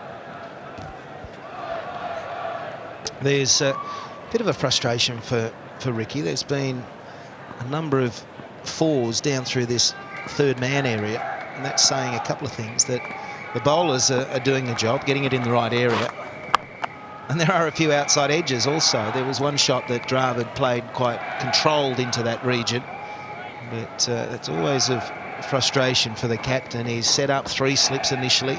He's now down to 2, and it's minimising the risk of an outside edge going to a fieldsman. To Stuart Clark, there's only the 1 slip in place, and it's Andrew Symonds who's in there instead of Matthew Hayden, who's not on the field because of injury. Those 2 men on the on, though, catching.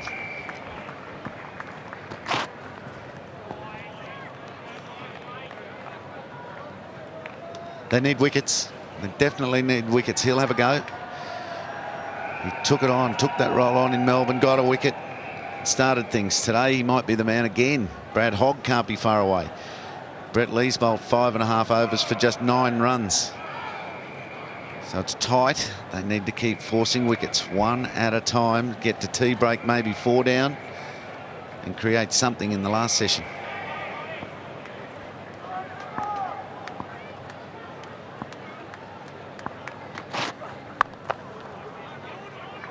How big a test is it for Brad Hogg today? You think of all those years that Australia had the luxury of Shane Warne, day 5. And the expectation from not only himself but all his teammates was that he'd come in and spin you to victory, in combination with some good bowling from the other end. But I feel that the role of this man today is a huge one. And it's that whole, whether he likes it or not, that filling of rather large shoes.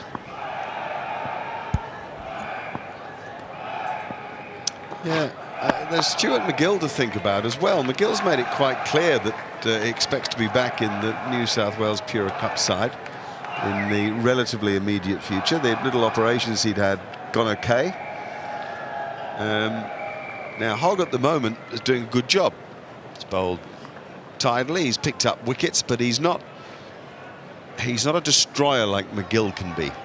McGill can run through a side, huge spinner of the ball and experienced at winning a match on the last day. Depends slightly what role Australia want the spinner to play. There's good stroke. That's Dravid. Well, that's the best of Dravid.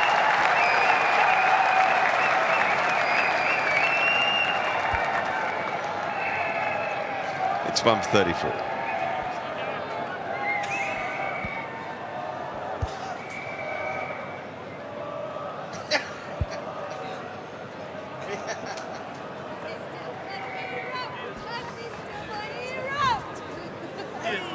Which one? The one we just had before?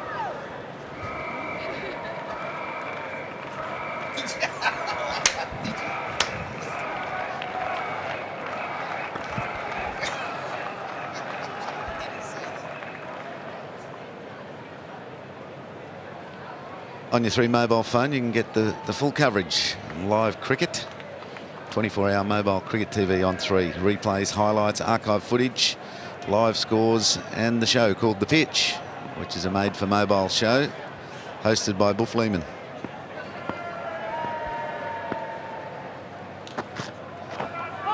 Nice. Nipped a few back last over, now gets one to nip away. That's quality stuff from Stuart Clark.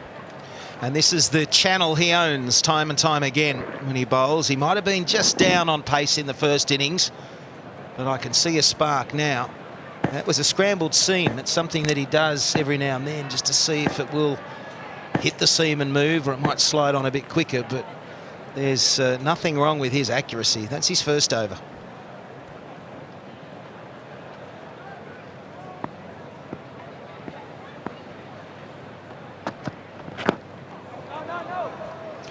I quite like the 2 short fielders on the leg side, the short mid-wicket and the shortish square leg.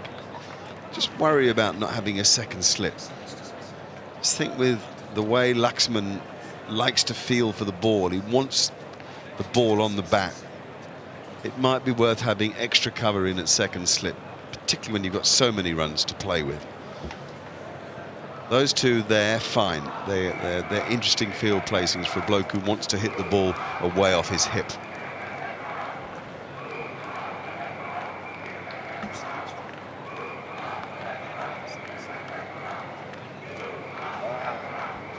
Well, yeah, your wish is coming true there, Mark, but it's Hogg that's gone from point around to still that cover, extra cover area. I think that's for good reason, though.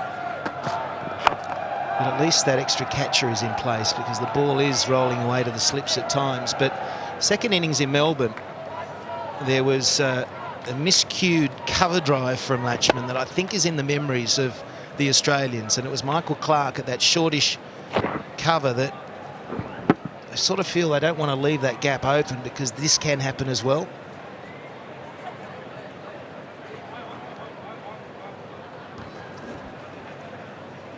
Yeah, well, that looks about right. I mean, the only thing is Clark is in that floater position, sort of at 4th slip. They're very good. Oh, this guy's a good bowler these days. Definitely is bending his back.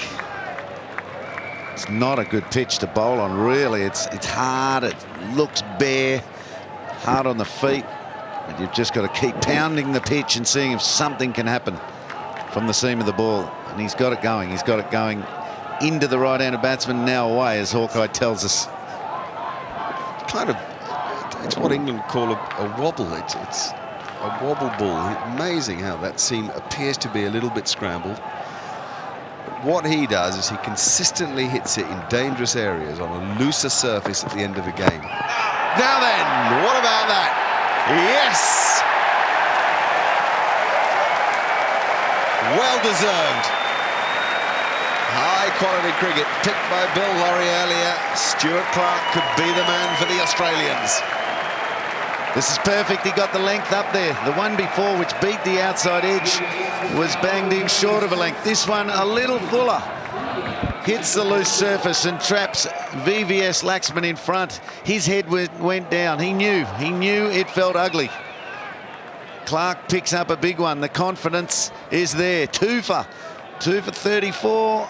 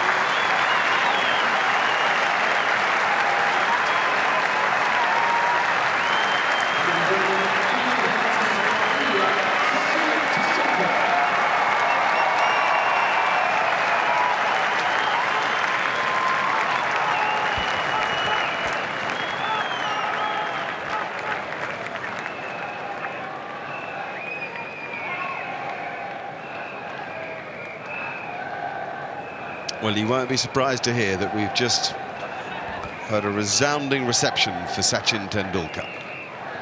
It's not just the Indians, the Australians too, who are huge fans of this pretty special person, never mind just cricketer.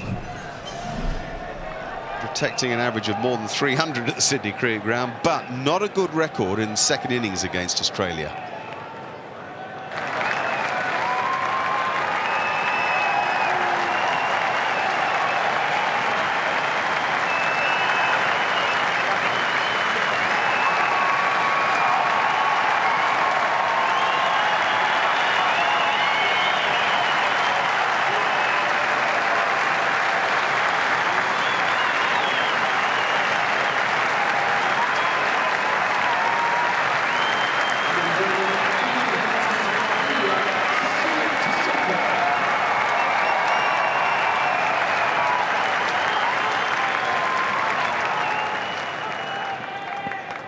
Now you'll need to concentrate. That's, well, emotionally demanding. On strike to a bowler right at the top of his game. Two slips, a gully, two short mid-wickets. And look at that from both men. Clark perfect, Tendulkar perfect in response. Gripping cricket here at the Sydney Cricket Ground with one of the greats of the game out to deny Australia.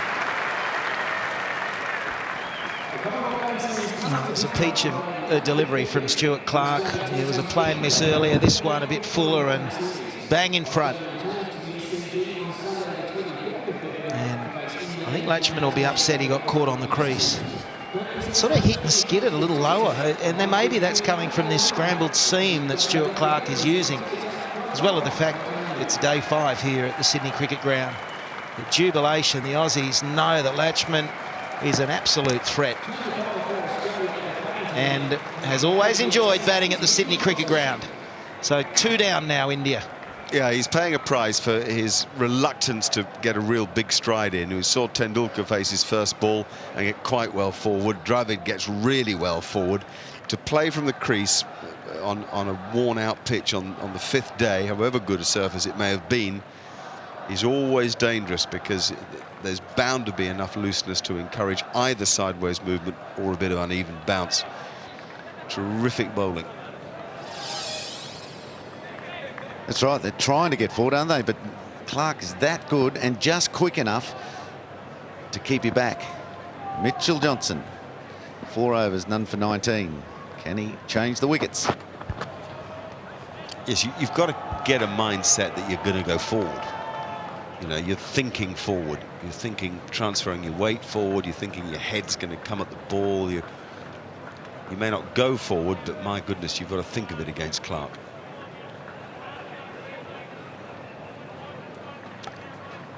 It's another look, and occasionally in these conditions, if you've got a versatility as a batsman, you'll bat out of your crease, and the longer a test match goes, it is a strong tactic you can use. That is pushing on the front foot a lot more, because you're changing the length from a bowler. But even if you do get caught, you're at least still out of your ground, and the umpire will know that, and he'll think, well, the ball's got a long way to travel. But not every batsman likes to bat out of his crease.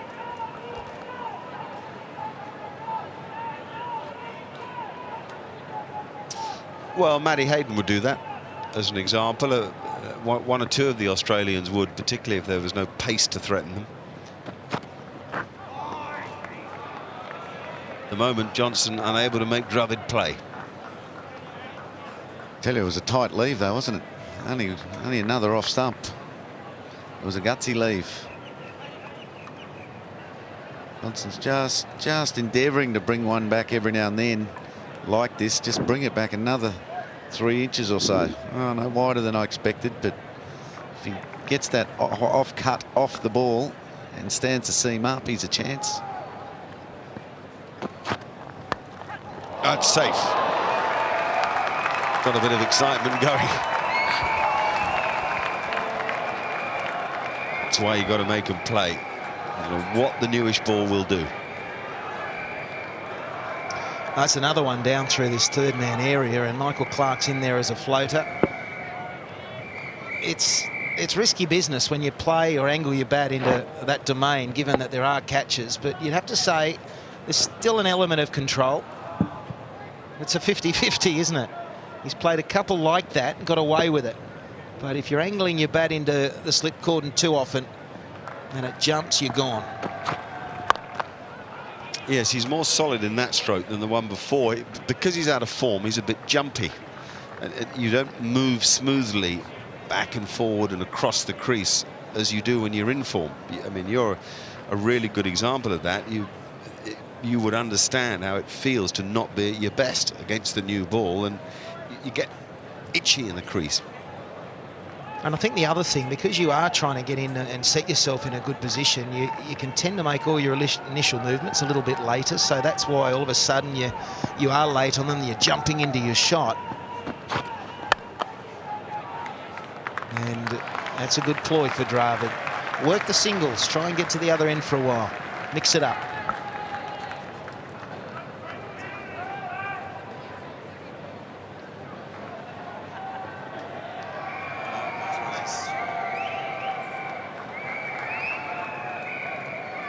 Ben Rohrer is a substitute fielder. At least we're just going to check that out.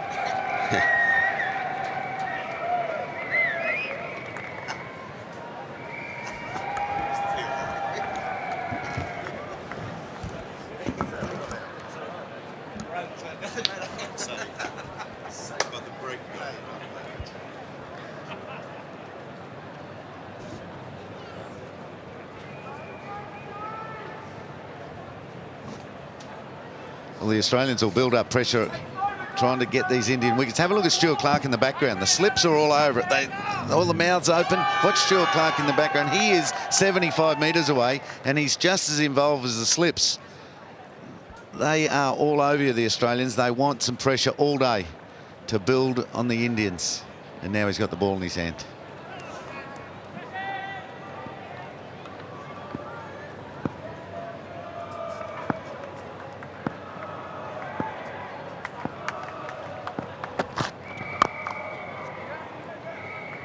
Good run. Dravid and Tendulkar have spent a lot of time at the crease together over the years. So, in theory, it should be instinctive. This is Clark's previous over. endlessly probing, endlessly asking and searching and making Laxman play, and in the end, getting his man. Terrific cricket. And that's the last ball. Sort of a bit of Richard Hadley about that. Working a man around the crease. Hadley would have been a little quicker than Clark.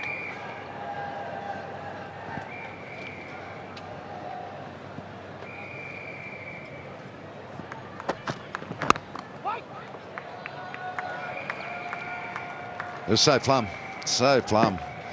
Away and then bang into the middle of middle, or upper part of middle stump. Laxman knew right from the word go. And we just saw a Lee-Lilly comparison before. Let's have a look at McGrath-Clark. Obviously a lot less wickets, but their percentages, caughts, bowls are very similar. Caught behind the wicket, not too far off. LBW's extremely similar. And it's shaping nicely for Stuart Clark, this career. Yeah, well, it's early days, really. He's just got to work on a hit wicket dismissal down the bottom. But that's very comparable from a percentage perspective. He's been outstanding, and that's been the luck of Australian cricket, to have a guy like Stuart Clark be able to come in when Glenn McGrath is nearly finished and then take over to some degree when Glenn McGrath has retired. And then you've got Brett Lee, who's gone to another level, has become an absolute spearhead. And so Ricky Ponting is a lucky man to have the likes of Stuart Clark. And if he can get Stuart McGill back at some point too, you forget that in 8 test matches here, Stuart McGill as a leg spinner has taken 53 wickets, and that's comparable with the great Shane Warne. Yeah, at least the roles are replaced, so we've got a bowler that can perform the role of McGrath. We've got a couple that can perform the role of Warne. Extremely fortunate. Sachin Tendulkar still on naught. Silly point has come in. Tendulkar does not have a good second innings record against Australia, although he might average something extraordinary like sort of 350 or something on this ground. Overall, in his career in the second innings against the Australians, he averages about, well, 16, 17. And only the other day in Melbourne made 15 in the second innings. He's got to find all that stuff that he found in the first innings. Enormous amount of mental energy went into that first innings. What's left? This is fine bowling. He's away. Not where he aimed it.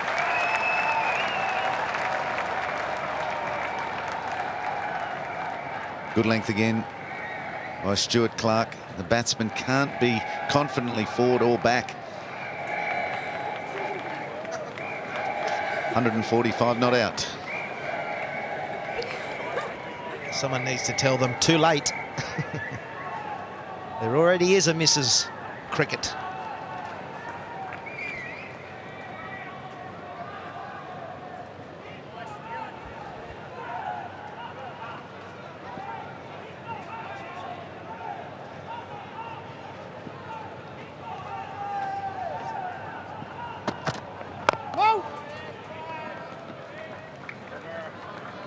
Exaggerated defence from Tendulkar. India 2 for 44.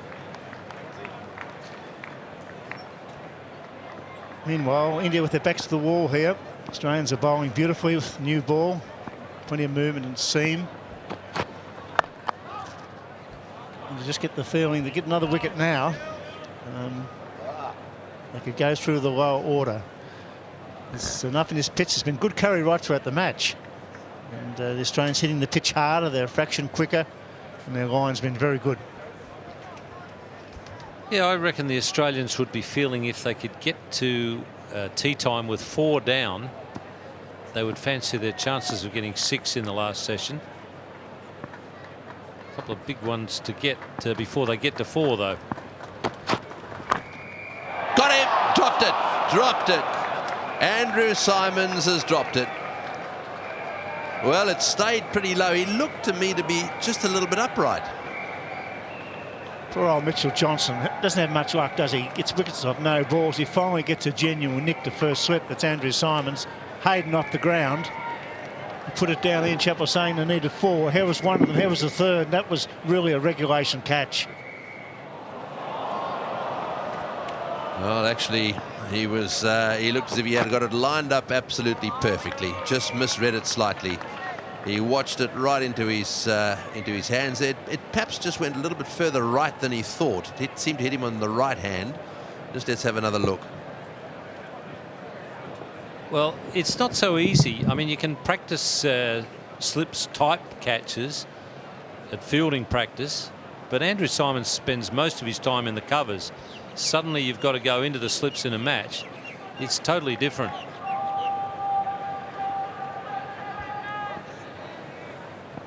I think that's the apology.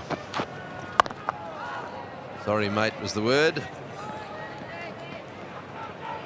It was a perfect left arm delivery to right-handed batsman too. It pitched, was angled across, made him play, squared him up a fraction, and straight down the throat of first slip. Ian Chappell's right. There's a brilliant cover fieldsman. There's plenty of others. Maybe Clark could have been there. It's all very well now up the horse is bolted, but probably because of the ankle, they've got him out of the circle.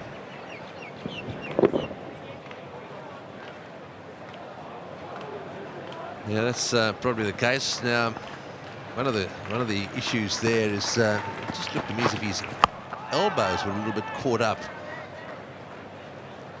There's over the years, Ian, I know you preferred to stand up a little bit more upright than he was standing there. Let's have another look at his position here.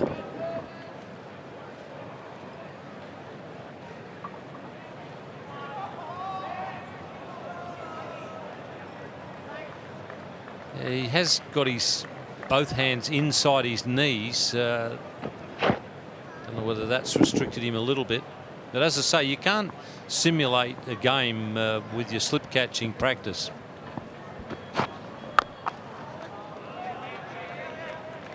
Yeah, very good over that one. 2 for 44.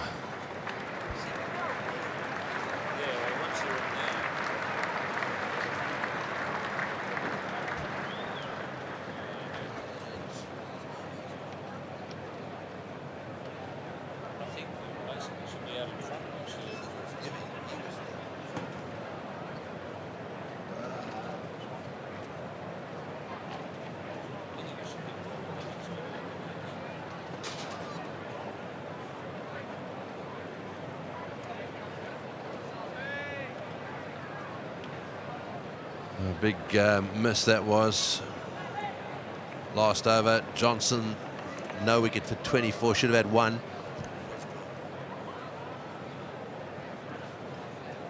Dravid on 18. Right, so Ponting at first slip and Clark now at second slip.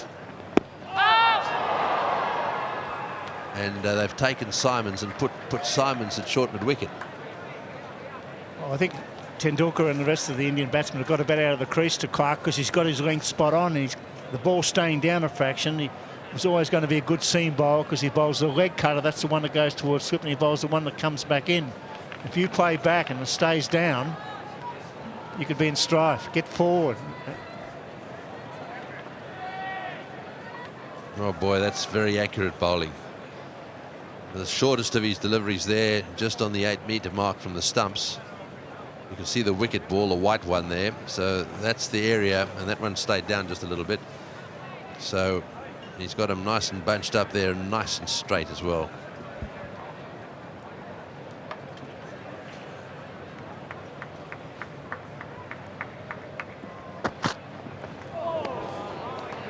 He's one of the best ever batsmen, that's in Tendulkar, and he's obviously a very knowledgeable cricketer as well. He's played under all conditions right around the world. And all of a sudden, he's batting well outside the crease. And that's giving the umpire an indication he's going to be forward when there's an LBW shout.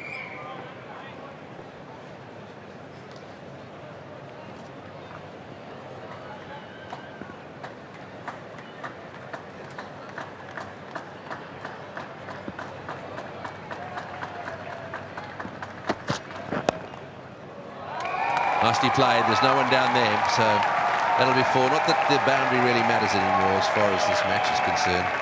I can't see the Indians getting anywhere near the... They need another 289 to win. She's excited about it. That's well played. Waited for the ball to come to him and then just used the bowler's pace. And a little flick of the wrist at the last moment.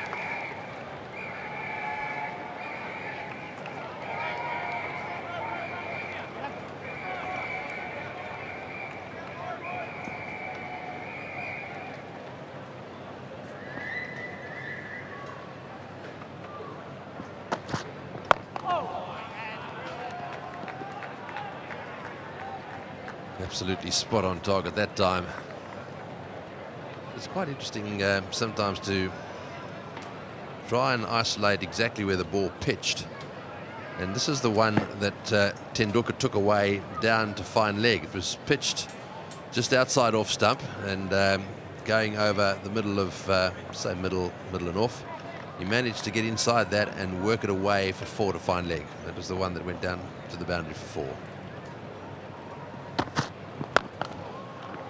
And that would have purely been the length, the difference in length. The one that got the LBW decision for Clark was just short of 8 metres, probably about 7.5 metres.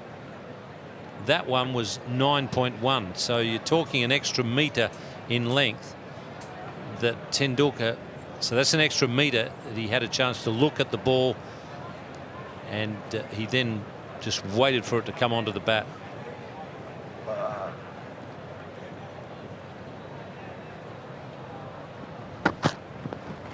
Well left, it's 2 for 48.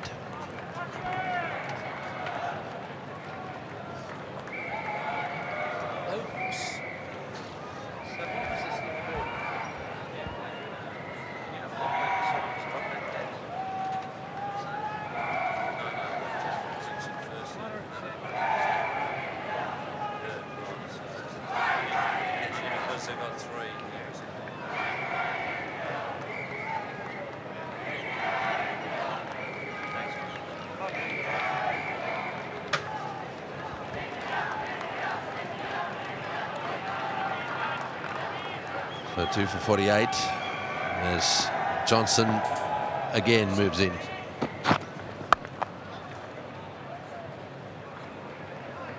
Just thinking there about Andrew Symonds at first slip. He wasn't at first slip at the other end where they only had 2. It was 2 normal slippers in Ponting and Clark. But Hussey has spent quite a bit. In fact, he's generally been the 4th slip when Australia's had 4. I think you're better off to put guys who are used to fielding in the slips, put them in the slips. So if Symonds is having a bit of trouble running around and you want to put him in a catching position, I think you'd be better off to have Hussey in the slips where he's done a bit of time there, and put Andrew Symonds at the gully where he's getting closer to that sort of position that he's used to, the angle. He normally fields at point quite a bit, so if you put him in the gully, he's getting closer to the angle that he's used to.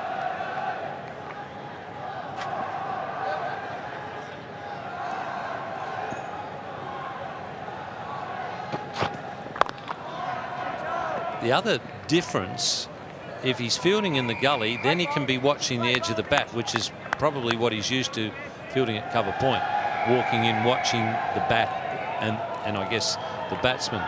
But if he's at first slip, now he might be having to watch the ball out of the bowler's hand, which is a totally different exercise.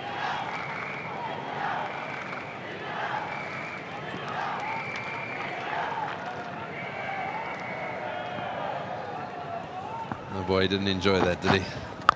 That hurt. Well, Dravid's still on 18. He's still there, and he's going to shut down one if possible for India. Certainly been tested by Johnson. This is a beautiful spell of bowling. It's not bowling too wide of off stump. He's making the batsman play, and he's good pace.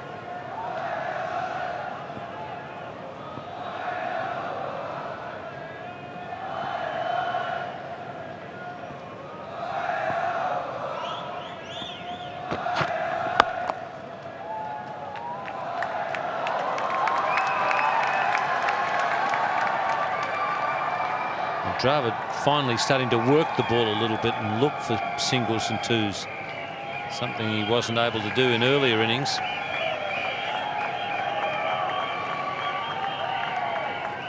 This is watch the front foot here. Oh boy, very, very close to no ball again. That was the actual drop catch. You don't need another one of those. Wicket off a no ball. He's up there all the time.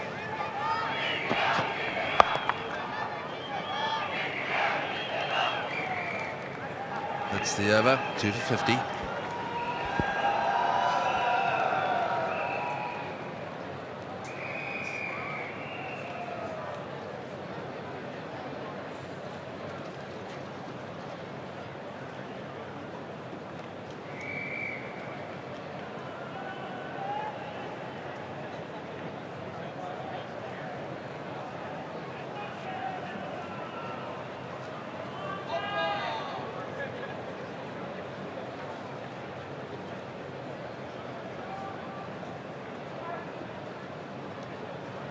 So that's what's happened so far in the session.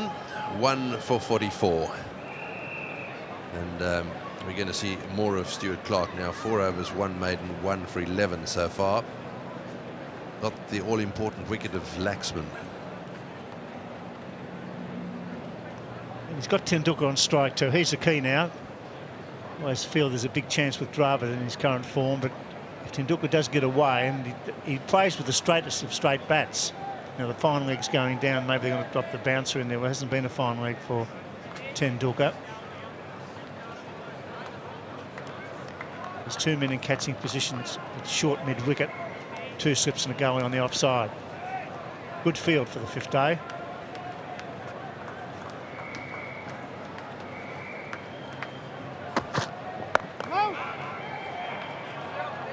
Interesting that he's now decided to move a man down to fine leg. It can only suggest to me that he's wanting the flexibility of bowling the odd bouncer. Thinks that he might just go for it, perhaps hole out down there. Well, Stuart Clark's the type of bowler who likes to surprise a batsman with a bouncer. He doesn't bowl a lot of them, but he generally makes them count when he does bowl one.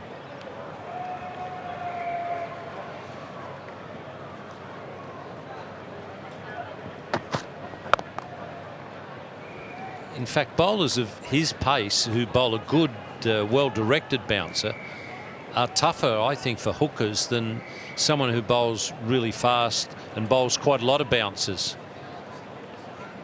Stuart Clark is the sort of guy that, as a batsman, you're looking to be on the front foot as much as possible to negate the little bit of wobble he gets and the movement off the seam, and then suddenly, boom, you're looking at that gold kookaburra right in the eyes.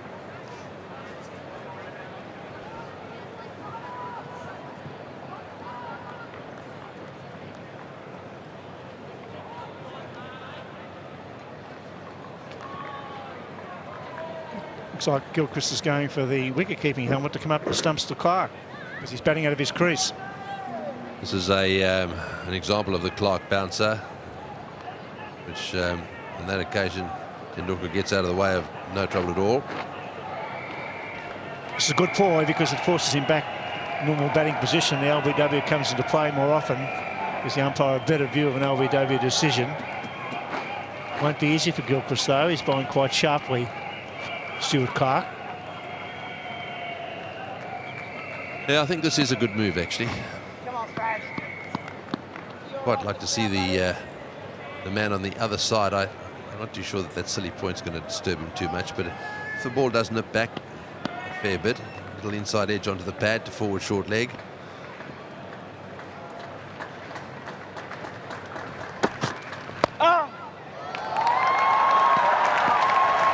Work that away on the onside for runs again, all the way. Well, it's not only forced Sachin Tendulkar back inside his crease, he's gone a long way back inside of his crease.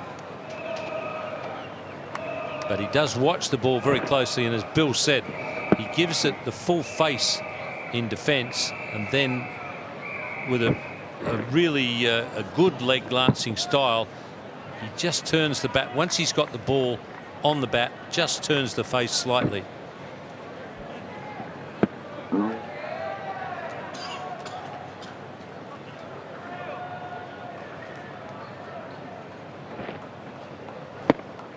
So just taking his guard again, Tendulkar.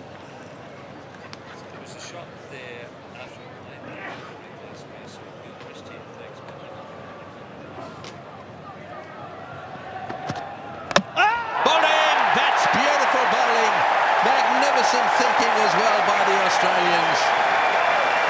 Wicket keeper up, silly point in. Clark runs in and eventually gets through all the defences, the superb defences of Sachin Tendulkar. 3 down for 54. Yes, it was always on. You could see that the fact that Gilchrist was up, forced him back into the crease, but what a good delivery. Shouldered arms, I think maybe it struck a pad on the way through. Let's see if it's an off-cutter. Pitches. Inside edge. I don't think he was offering a shot really, but got the inside edge, and that's superb bowling. A wonderful ovation. But good cricket Gilchrist, good cricket Clark.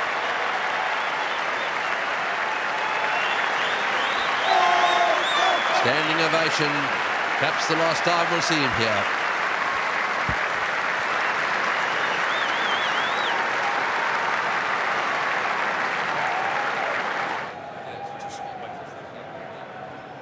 Oh, so what good cricket that was by the Australians.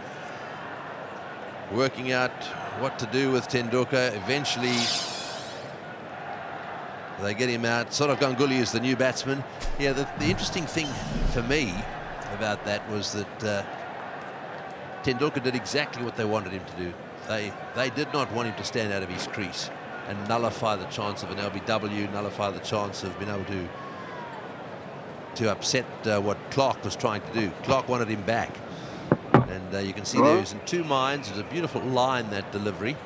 Just hitting the inside edges. Tendulkar had to start rethinking his strategy. Yes, he was confused, wasn't he? He should have shouldered arms, would have gone well over off stump, but he had the bat there and dragged it onto the leg stump. But superb captaincy and thinking from Gilchrist as well as vice-captain, and beautifully bowled. To do no more than that, put in the right spot, put pressure on one of the best batsmen of all time. There he is. Over goes the stump. Beautiful bowling and fine cricket. Definitely trying to take his bat away, wasn't he? Right, he's round the wicket now. Still plenty of time here. 54 overs. I don't know whether we'll get all of those in. It may be that there'll be a light problem at the end of the day. Well, won't surprise to see Brad Hogg into the attack pretty well straight away. He's troubled Sourav Ganguly with Tendulkar out of the way now. And you see there Gilchrist just telling him that it was at the stumps, a bit wider.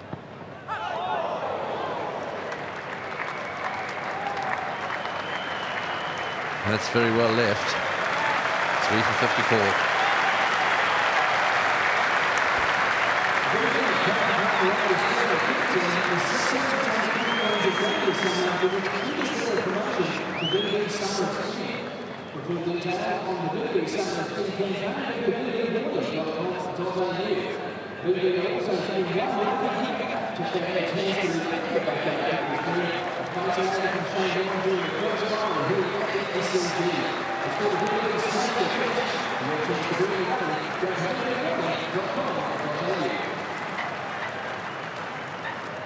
The 3 for 54, and all of a sudden Australia now smell blood.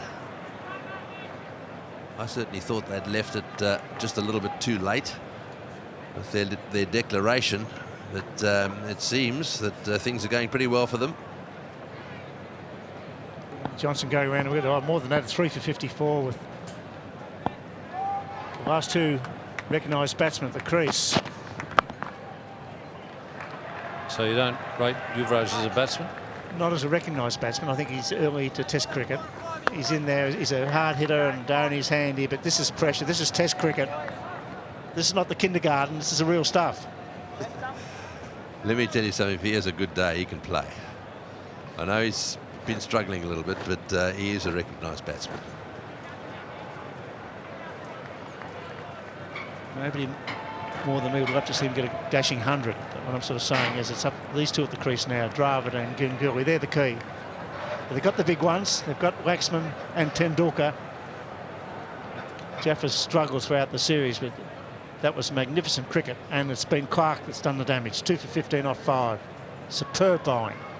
Yeah, you picked that, didn't you? You thought Clark would be the danger man here. Oh, McGrath would be. If you haven't got a Warren, McGrath would be, because they hit the pitch and they make the play. Not too many balls been left when Stuart Clark's bowling.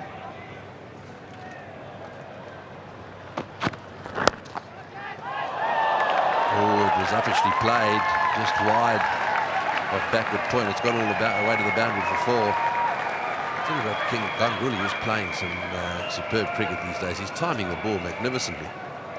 Well, he's been in very good form for quite a while. The interesting thing is he's in very good aggressive form. He's coming straight to the crease and scoring quickly.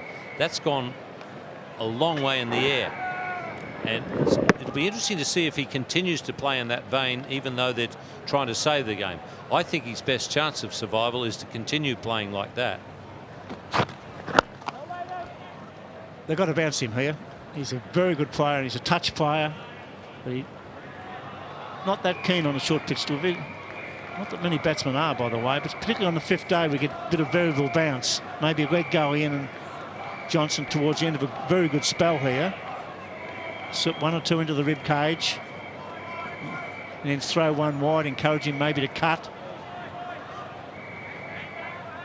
That's a rundown of his Test career against Australia, so nothing too dramatic there. Quite a few 50s and 1 relatively big 100.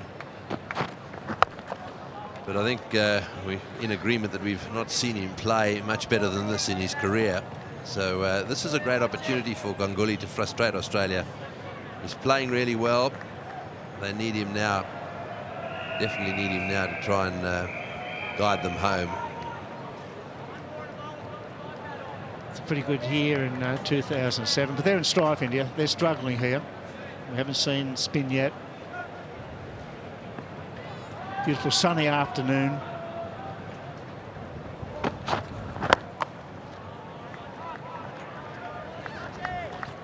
Well, Mitchell Johnson's had a reasonably long spell here at the Paddington end. I think you'll find that Brad Hogg will be on there fairly soon. He's got Ganguly 3 out of 3. And he troubles Yuvraj, so if he does get a wicket, Yuvraj comes in. He definitely troubled Yuvraj in the first innings here.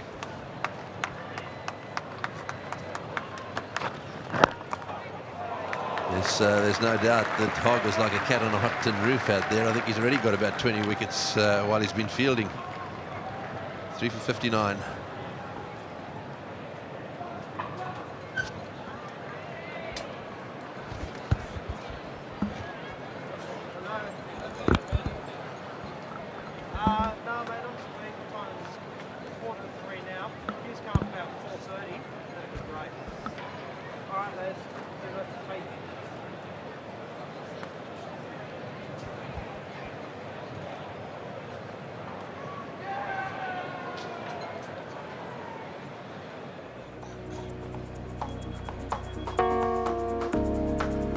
That's the dismissal of Tendulkar again, and the reaction there of a very, very happy Australian team. Huge wicket for them. All gathering around. Wonderfully done. Right, Michael Slater has moved into position, with him Richie Benaud and Mark Taylor. Yeah, no surprise. The enormity of that response from the Aussies, given it was Sachin Tendulkar. Just loves playing at the SCG so much. Same with VVS Laxman.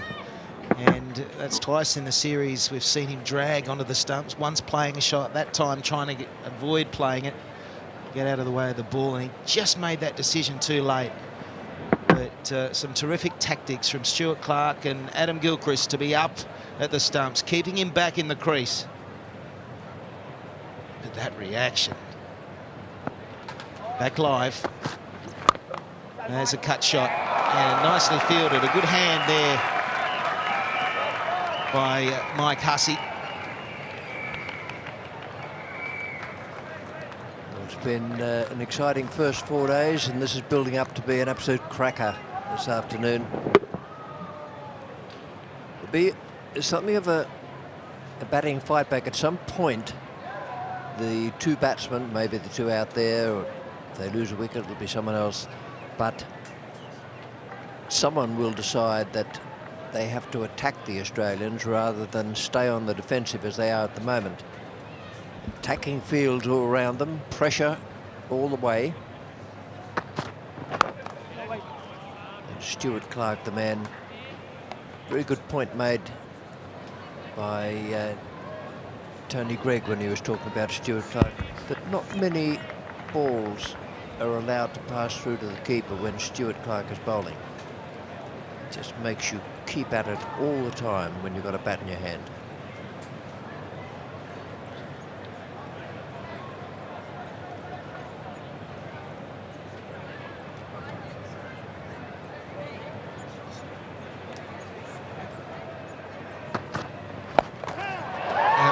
In the air for a while over the head of Andrew Symonds. But only the two for Ganguly. He's willing to play the pull shot.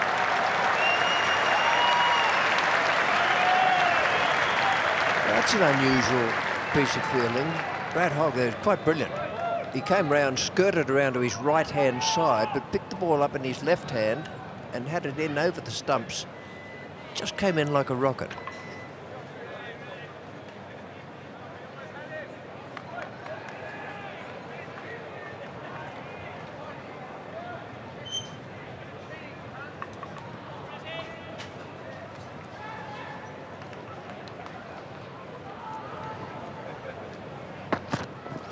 There's another pull shot, and this one a better one.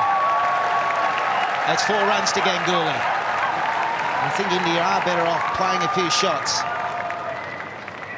Well, it's good cricket all round, really, isn't it? It's good attacking cricket, I think, from Stuart Clark and Ricky Ponting. They're trying to get Ganguly out of where he's comfortable playing. This is not one of his most favoured shots, so they're trying to get him to play it. He is playing it, and playing it pretty well. I'm surprised now they've dropped Andrew Symonds back. As I speak, though, he's jogging back into that position behind square leg. I think that's good. I reckon you'd be encouraging him to play that shot. You don't mind him hitting a few boundaries. If he top edges one and gets caught, well, that's the job done.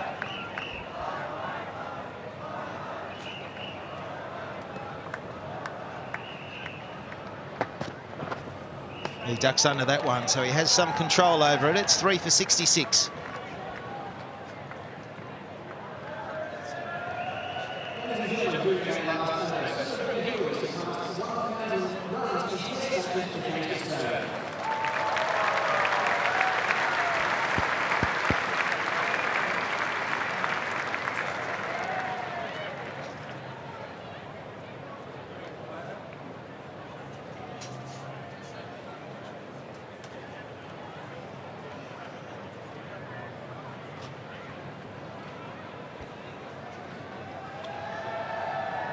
Well, that's how the game stands. Forget the runs required for India to win this Test match. That's not in the equation at this stage, you wouldn't think. It's more the case of Australia looking at the 7 wickets remaining.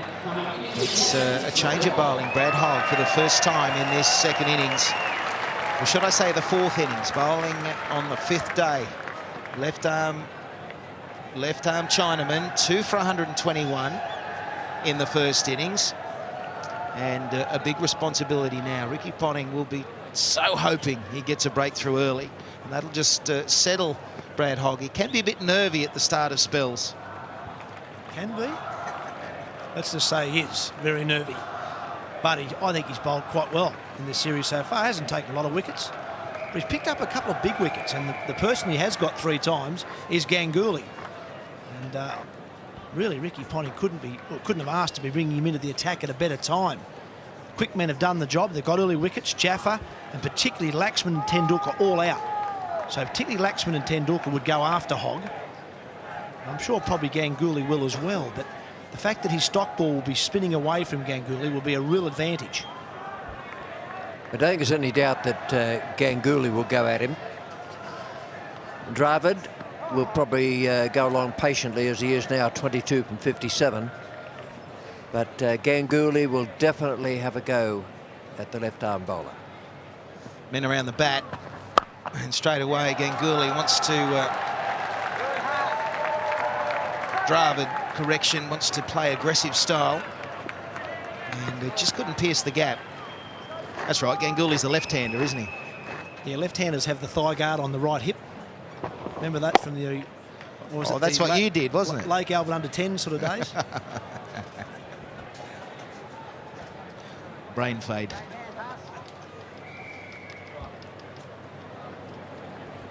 The thing about Ganguly is that he's such a superb timer of the ball. He's one of the best I've seen. I saw him first play in England when he made a century on debut at Lord's. And he's never changed, even when the bats have changed in that intervening time. He's still played with a lovely elegance and superb timing. Now Hogg will be coming over the wicket at him. He'll be spinning away from Ganguly, and he does have the wrong, and that will come back from outside the off stump.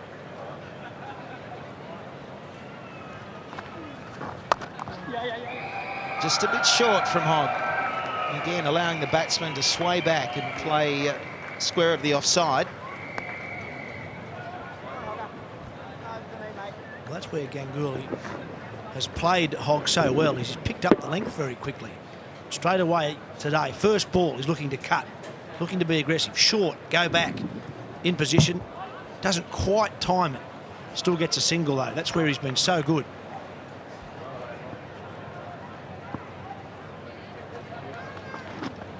Oh, yes, George. Good, Hoggy.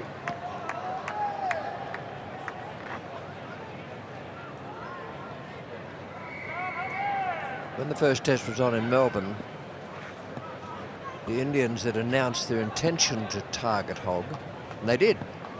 And they had a dash at him in the first innings here, but he's done well. Oh, yes, Hogg. He's got a great cricket brain now, but I think it's the team he's playing in and the senior players. They know him very well as a person. They're great supporters if you're going through a tough time. And, you know, it's this operation as a team that Brad Hogg will be enjoying all the encouragement in the world. And shouts of no, no, no. And Dravid missing out, really. It's set up to be hit. Well, over the wrist spinning is a very difficult art. It takes anyone except Warren, I suppose, or O'Reilly. It just takes them a little time to settle down and get their fingers working when they come on to bowl. Last ball of his first over. That's a better length. You'll ask more questions if it's fuller. 3 for 68.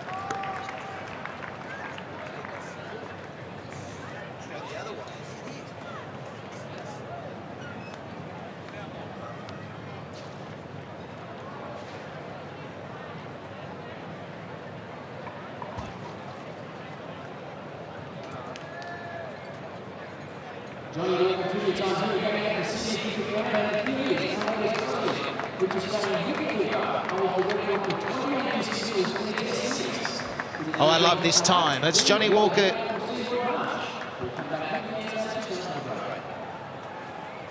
I love this time. It's Johnny Walker trivia time. How many test wickets did Glenn McGrath take at the SCG? Ooh. Lots. Is that an answer? Half marks for lots. I'll give you a hint. Between 1 and 60.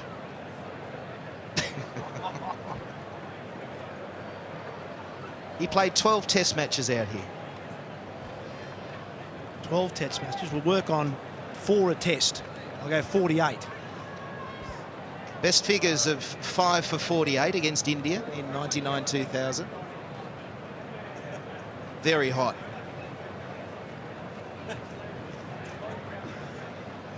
Can I have a stab there, Rich? Glenn McGrath, how many wickets did he take at this venue here? I don't even know how many I took.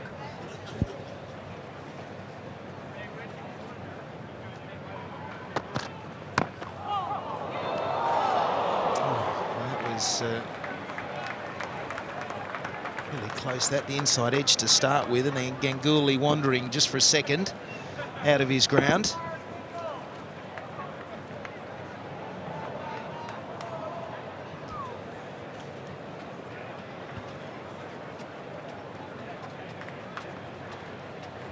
Well, somewhere between 48 and 60, is that right? Correct. I'm being told it's more than 48.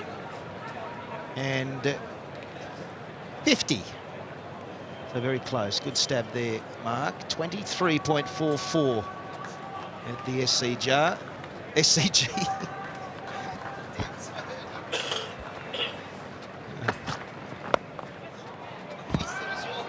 And he hasn't finished, you know. He has retired, but he's actually playing a game on Tuesday. Here's his career. Glenn McGrath, 12 test matches at the SCG. 50 wickets at 23, as we just saw. Stewie McGill there. 8 test matches, 53 wickets at 24. SCG McGill, number 2. Top of the list, Shane Warne. Richie, you took 36. That's not many.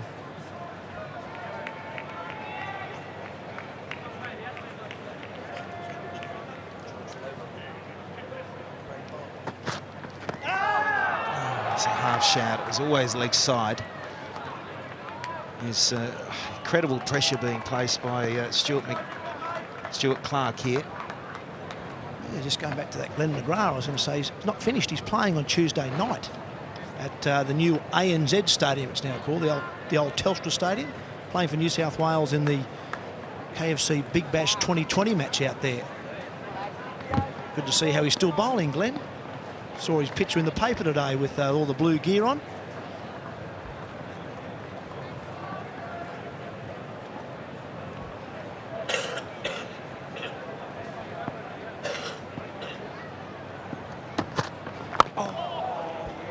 One of the bowlers on that list, George Lohmann. A long time ago, George Lohmann played. He was said to be one of the greatest bowlers ever, particularly on the matting pitches when he went to South Africa. Now, he took 35 wickets from 4 matches in the SCG in the early days.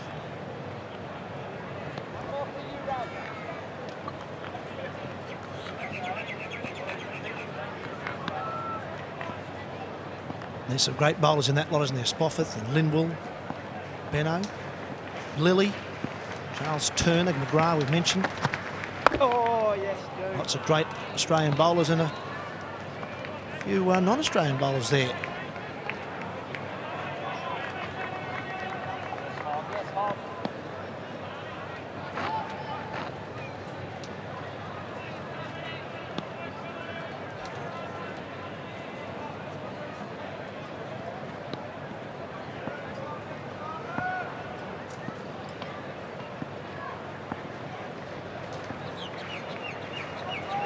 Aggressive field continues, and short on the offside, 2 catching at mid-wicket, and that's an outside edge, just falling short of Ricky Ponting.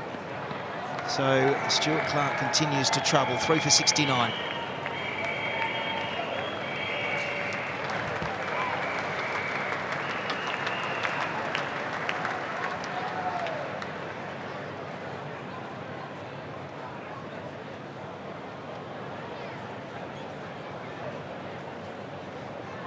And then as the next player is John Walker for your question. It was brought about to 24 dismissals in the test series. We'll come back for John Walker for you later in the day.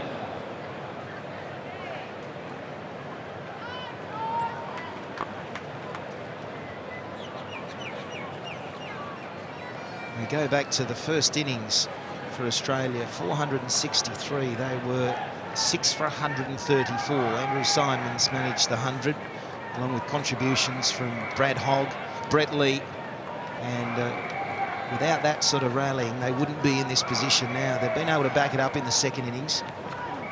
I won't forget that India played very well in their first innings also.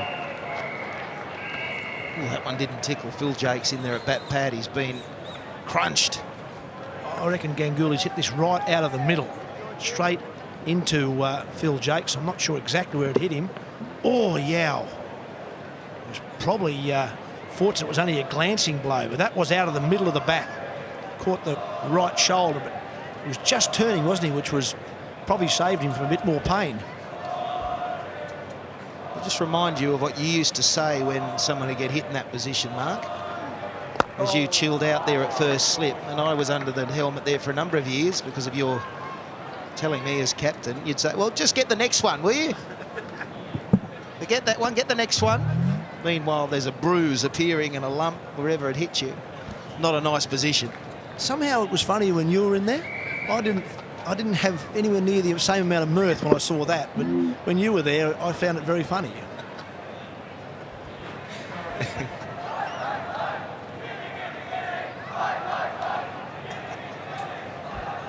You just relax at first slip there, the Qantas Club.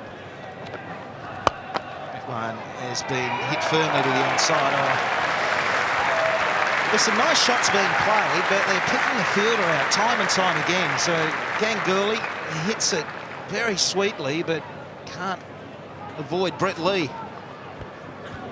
That was a brilliant save from Brett Lee. That was 4 all the way till there. Now he finds the gap. Got a run away for 4. It's so fast now. There's been a bit of rain yesterday, but no watering in between times, so we've seen the outfield here at the Sydney Cricket Ground get quicker and quicker. And that was the Indians' wish before the Test match. They didn't want the outfield watered, I think, to make the outfield more in line with what they're used to back home in India. He's a fantastic timer of the cherry, as they say.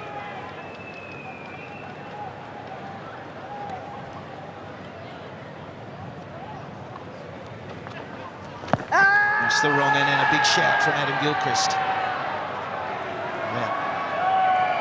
There may have been the wrong in that one, and I think the inquiry is because there's a feeling probably amongst the Australians that there was no shot off it here. Yeah, definitely the wrong. Now, does he play a shot? He's trying to hit that ball. That's what Adam Gilchrist is appealing about. They feel it's going on to hit the stumps, and more than likely it's hit him outside the line of off stump. But if he's not playing a shot, or deemed not to be playing a shot, he can be given out. Nice hog. Nicely bowled and well played. It's 3 for 75 now.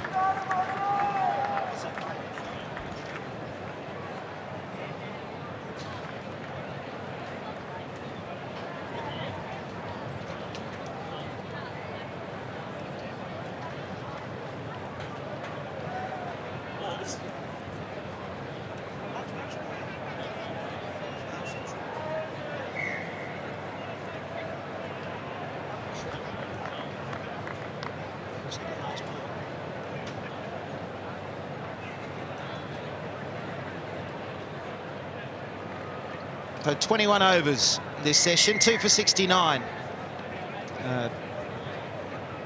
Makes pretty good reading for Australia. And it's Laxman and Tendulkar.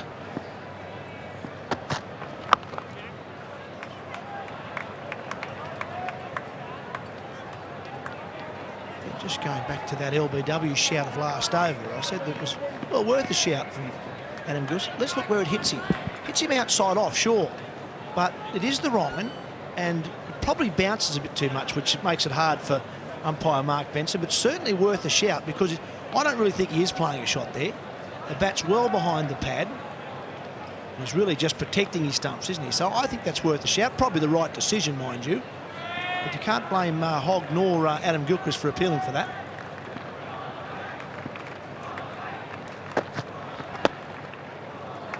Good take from Gilchrist. It's sharp from him.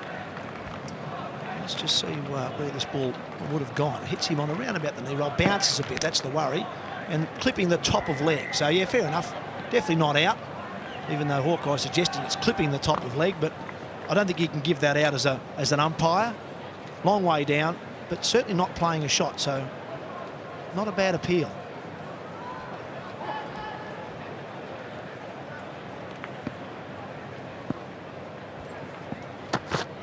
Oh, sliding through.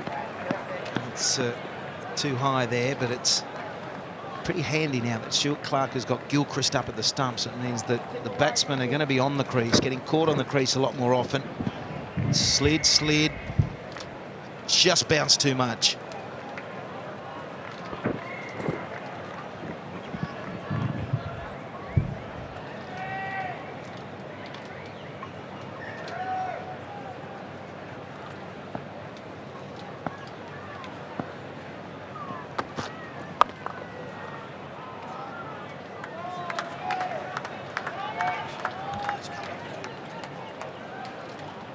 We're certainly in for a long afternoon, I think, tonight. Australia pushing for victory. People at home will probably think, well, we're getting towards tea in this match, which is in about 5 minutes' time. But bear in mind, this is only the 24th over. A minimum of 72 overs to be bowled today. So it's 48 overs from now. That's more than half a day's play left.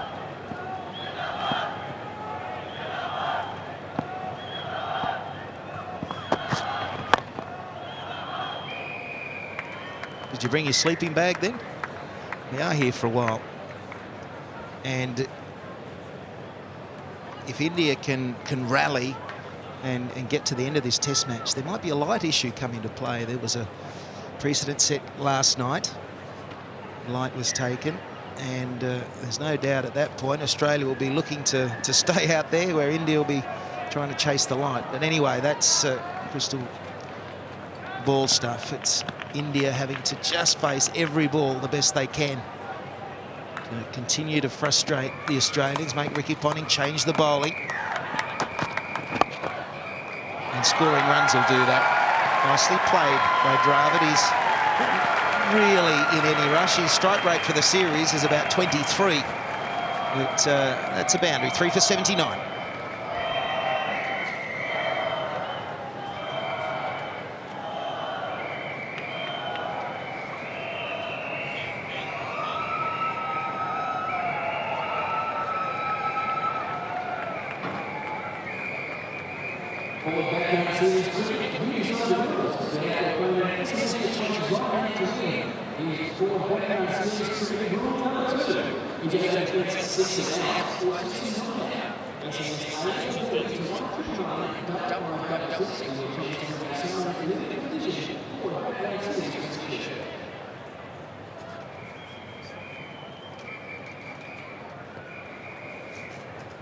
Brad Hogg continuing, and there's another wrong, and he bowls a terrific wrong, and then very rarely, it seems, batsmen pick him. I'm not sure Ganguly has a good sense of it, and I sort of feel with Hogg he can overuse it sometimes. Oh, Hoggy, yes. When he wants a sweep here, George. I think that's that eagerness, isn't it? That's why he bowls it so much. He's just so eager to contribute, to get a wicket, to be part of a success. I think you're right, though. Sometimes he does overuse it, but he certainly has got better, I reckon, in recent times.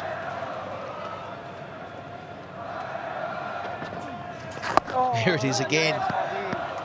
And there's a lot of rough that he's landing it in. So Ganguly, so watchful.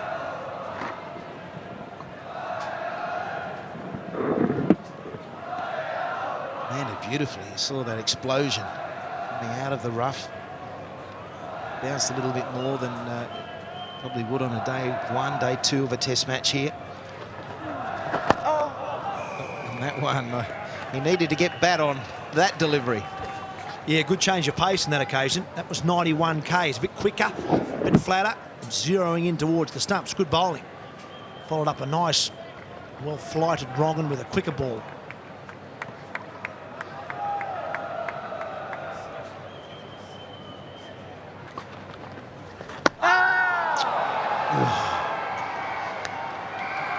And again, a close call for Ganguly. He's struggling at the moment. It was beautifully bowled. Not only spin, but bounce as well. Come on, George. End again, Hog, end again. Keep down your bow room, Hog.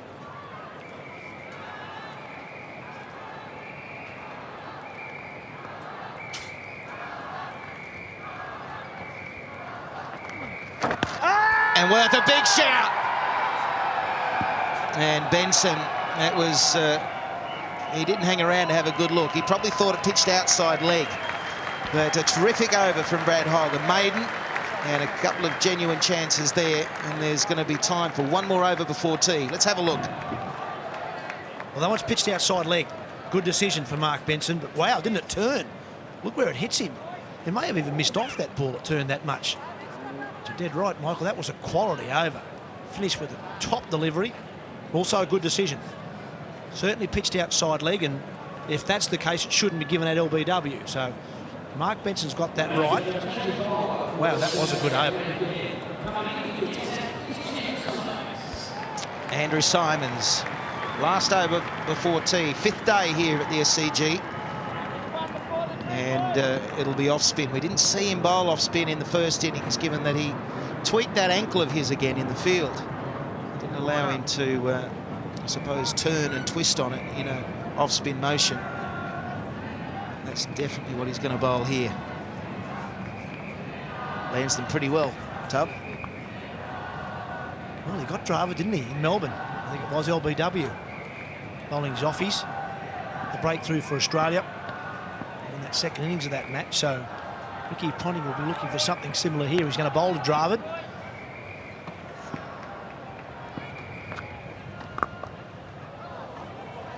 He's got that big patch of rough outside Dravid's off stump. It won't be much use to him when Ganguly's on strike, but he just had it past that rough with the first delivery. Oh, yes, Drew, yes, Drew. He's got something at which to aim there.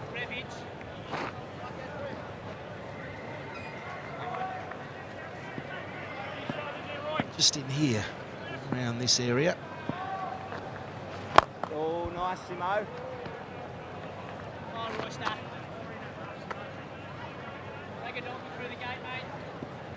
It'll encourage, that rough will encourage the right line from Andrew Symonds. There was down, George. Just a tad too wide, but even that line is probably better than what Harbhajan Singh was bowling at times when he got too straight. He was almost bowling tight on that off-stump line, which was too straight, therefore missing this rough. Andrew Symonds, if he gets it wrong, he wants to be out there. That one really did rip. I agree, Michael. I thought both the Indian spinners bowled a bit straight. Harbhajan Singh most definitely bowled too much at the stumps, and he got worked too often to the leg side. And again, worth a shout. We know if he doesn't offer a shot, he can be given out if it hits him outside the line. The Australians think that was very close. And the captain in particular. So, no shot offered. Frustration for the Aussies. But all in all, a pretty good session for them.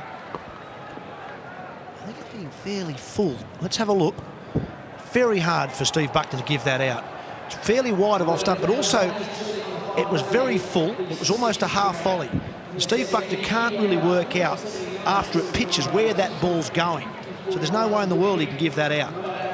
Nothing wrong with the decision to mine. It may well have been going back towards the stumps, but there's no way Steve Buckner can tell when the ball hits a batsman that full. Well, I don't think that would have hit the stumps. This one landed in that rough area we're talking about. And it did spin and bounce a great deal. So Symonds could be a player after the tea interval and in the time up to the end of play. You just see from our camera shots how much rough there is.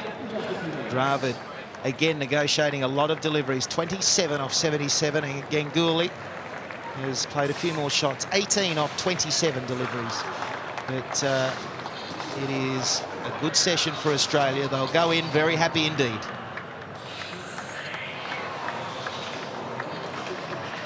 So it's tea on day 5 of this SCG Test match. We'll take a break. On the other side will be Mark Nicholas.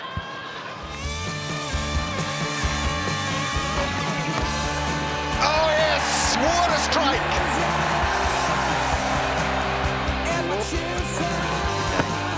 Now then, what about that? Yes! Bowling! That's beautiful bowling.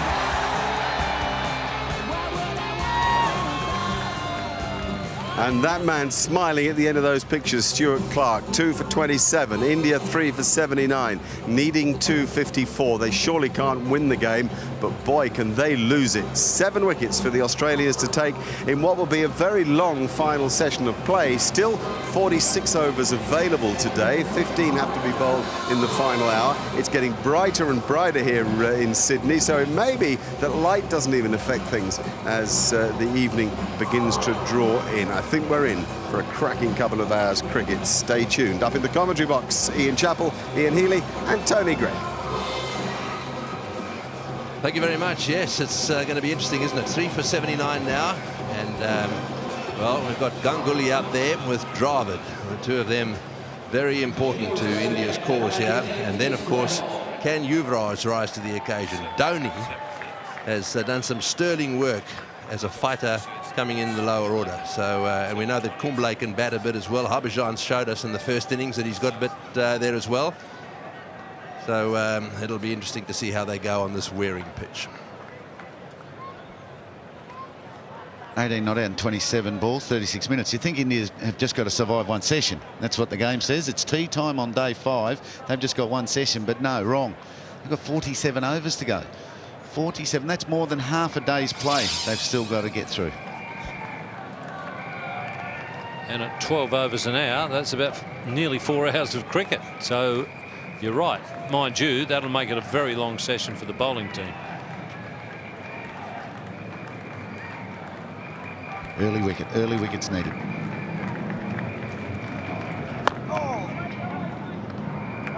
Yes, it seems that this is going to be the only day that we get to see all the overs bowled in a day because of the way the playing conditions are worded, and that is assuming, of course, that we don't have a bit of cloud cover here and we don't have to go for bad light.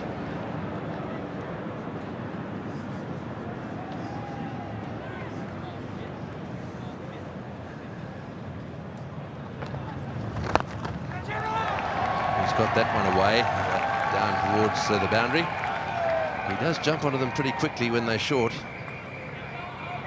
Exactly out of the meat of the bat, though. Yeah, Ganguly is very, very confident against left-arm orthodox spin. We saw him belt Michael Clark for a 6, and he's done it to some very good left-arm orthodox spinners. But I don't think he's picking Brad Hogg, and he's not as confident against Hogg.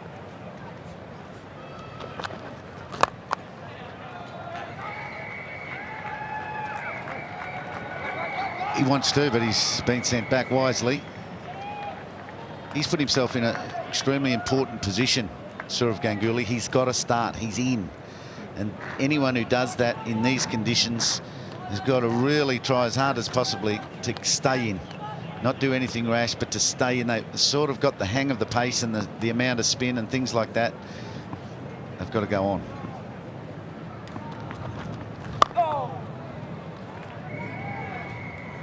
Just staying down a little bit.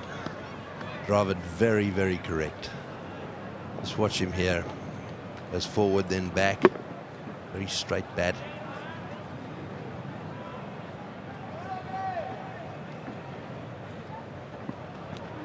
Might have been a bit of bat on that. So it'll go all the way to the boundary. That's 4 runs. That ball spun quite quickly. Dravid only needed to get a bat on it, and it really rushed away to the boundary line. That's why Hogg was getting excited, because it spun and spun quickly. He thought he'd got through his defence.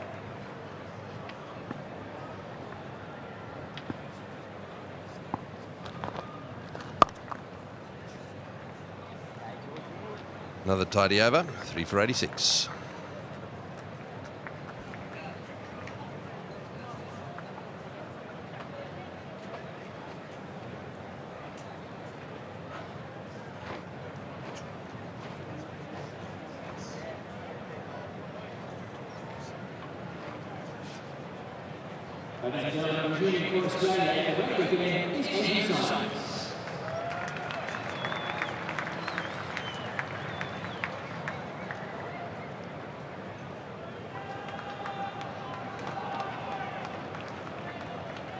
Right, so the battle continues now. It looks as if Symonds is going to continue. Bowled 1 over just before the break. And he's got the ball back in his hand. It'll help the over 8 too, but he's got so much rough to operate into and out of. Right-hander and left-hander. That's the other thing. I'm sure India won't do it on purpose, but if luck would have it and they can keep a left-hander and right-hander together, it makes it a little easier to bat and a little more difficult to bowl to. That's what we've just recorded. The pitch, those are the 2 spots that Stuart Clark's looking for. This is going down to the end into which Brad Hogg is bowling. There's a nasty little patch outside off stump there for the left-hander and a fair bit of rough with that crack right on middle stump. It's very difficult to stay clear in the head, especially when you're sitting waiting to come in to bat next. You know, what am I going to do? Oh, that's well played. Beautifully played. The ball spinning in the direction of the offside. Ganguly, who plays that off drive so well, stroking it through the field. Wonderful timer through the offside, Sourav Ganguly. He's been in wonderful form, and the start of all of his innings, he comes in and he's away very quickly because of his ability to hit boundaries. He hasn't had to, like Rahul Dravid, battle away for runs early. And again, this time square for 4. Lovely stroke again. Yeah, those 2 shots are as good as Mike Hussey. We say he's the best cover driver we've seen as a left-hander. Those 2 are beautiful. Symonds floating it up there, though, not using the rough just yet. He wants to flight it up and drop it. He's just not getting the drop early enough. And again, another well-struck cover drive and another 4. That's 3 in a row. That raced.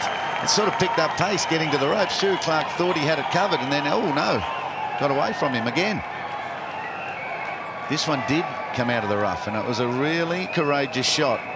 And Symonds and his Australian teammates won't mind seeing that.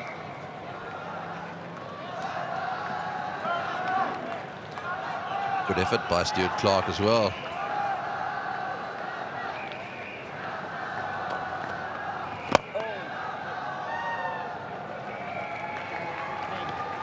Well, you were telling that story about Andrew Symonds saying to his teammates, wait till I break this game open with my off spin.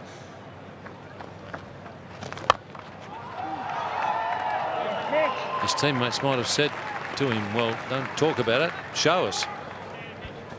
It definitely would have been on again, don't worry. Skipper, give us that ball, I'll win this for us. He would have said for sure. At the moment, 3 4s, India are looking good. So the end of an over which conceded 3 4s, 3 for 98. These thirst-crushing moments are brought to you by the Solo Cricket Cooler. Collect specially marked caps to win. Oh, he's hit that beautifully. That's been dispatched beautifully. And that will be another Test match 100 to Mike Hussey. Congratulations, Mr. Cricket.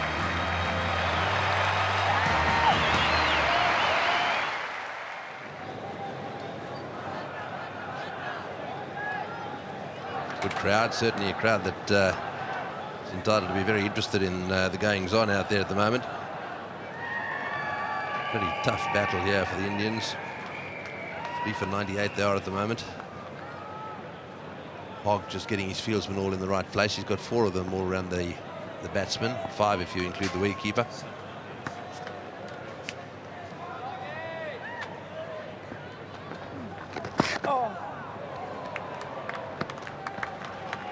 Well, that could well have come from the batsman. Rahul Dravid would have been very annoyed at missing that, particularly seeing there's no one out on the boundary in front of square leg.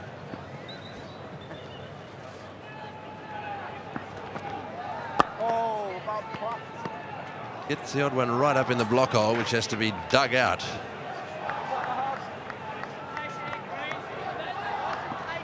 Yuvraj Singh hasn't passed 15 yet in this series. He'll be nervous. He will be nervous because when a wicket falls, a massive job is there to be done. And he'll get out and have a look at that pitch and go, wow, how am I going to score runs here? I guess you must be clear in mind of the plan that you take into the innings. Chappelli, any thoughts, any hints on walking out to bat to put all the what ifs out of his mind? How do you do it?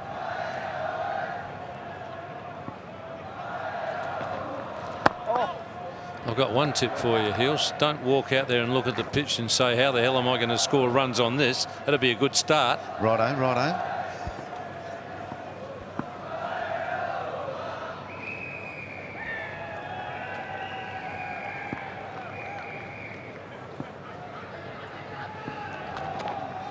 Oh, nice. I found, particularly playing in India against good spinners on tracks that were turning a lot, the art was to find a way to survive the first 10 minutes, because there is a touch of what you're talking about. How am I going to score a run? But once you've been there for 10, 15 minutes, it gets a hell of a lot easier.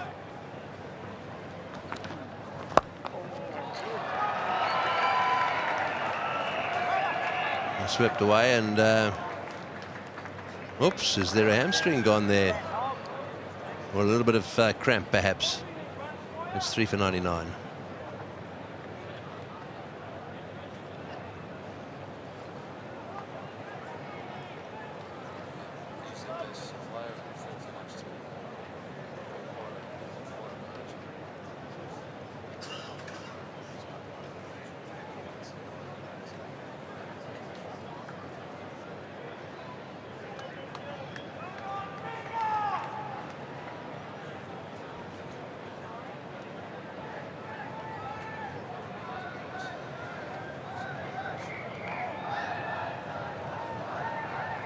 So Dravid is on 32, and this is what happened. He went down to sweep, and as he got up, his hand went straight to his hamstring, and then he hobbled down the pitch.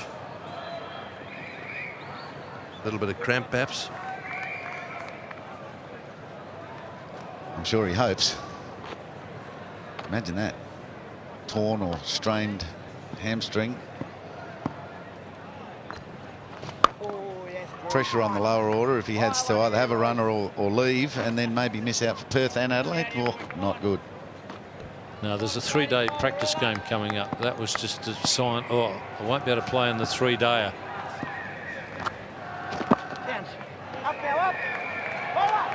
Well, he's putting it under pressure again. He gets there.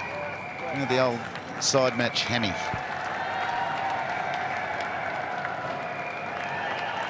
He's signalling to the dressing room. He needs a bit of water. I think that's what he was saying. Perhaps we used to take salt tablets. I don't know whether they still do that. I threw a few of those in India in my time. Washed down with flat Coke.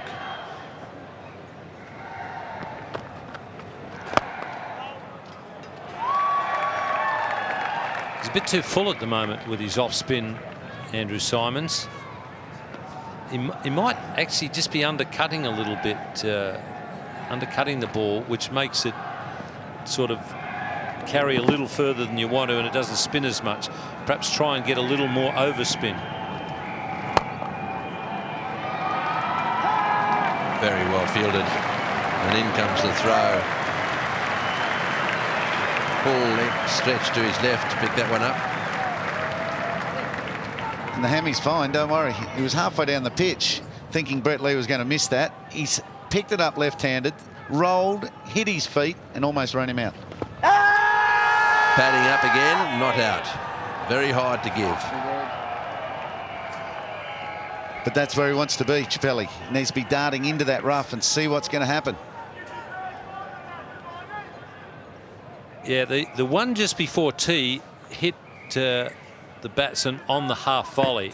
You couldn't tell where it was going to go from there. No umpire could give it out. That one, he got a longer look.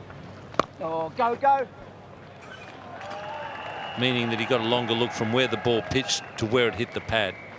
It's 3 for 102.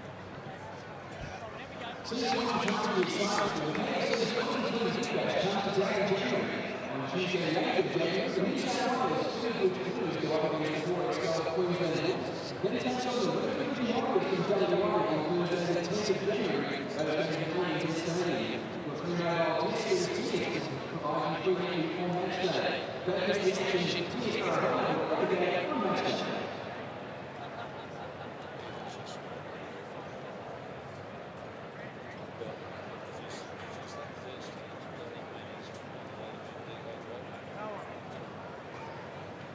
So he's taking a fair bit of some sort of drink in there, probably some sort of drink, electrolytes and the like.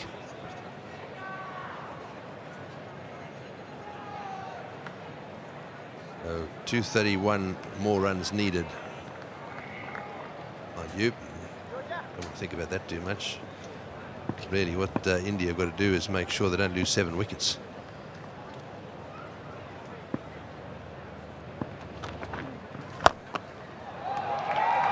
And that's going to beat the field, and today, if it beats the field, the chances are it's going to get to the fence. Well, neither spinner is hitting the right length at the moment. In fact, I guess it's not a bad error, but both Symonds and Hogg are too full in length. Not able to get the ball to pitch just short of the half volley area and get the batsman driving. Well, the hammy's been a godsend for Rahul Dravid ever since he played that sweep an over or so ago. He's scored runs and ran between wickets extremely well, so he's fine. 6 fours, 2 hours and 24 minutes.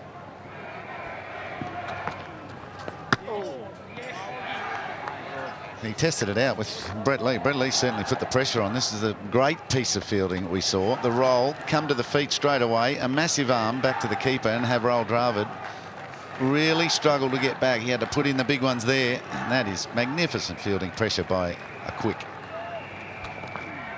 Nice.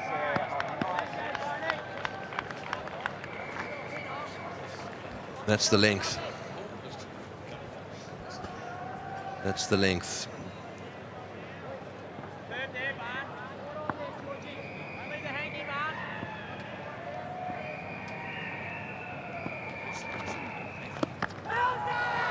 Off his toe, I think. Right there is Hogg. Not sure what the appeal was for. Ball went straight to ground. Just flicked the pad. I suppose you could go up for LBW, but it was pretty ambitious.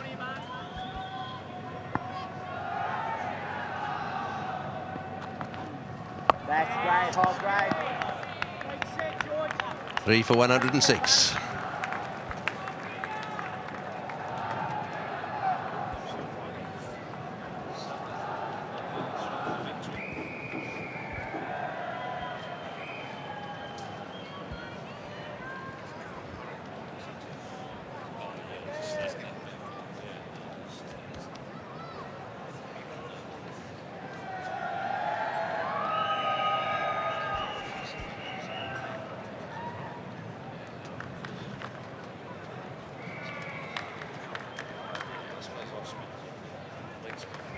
Oh, pretty clear at the moment. There don't seem to be too many threatening clouds around. Sun is shining. It's warm here at the Sydney Cricket Ground. Symonds continuing, and just closing the face a little on that one, and the ball's spinning from quite straight that time. Good drift into Ganguly. This is how Hogg got him out in the first innings, by swinging it into the pads a little more than he expected, and this time a little spin to go away with it.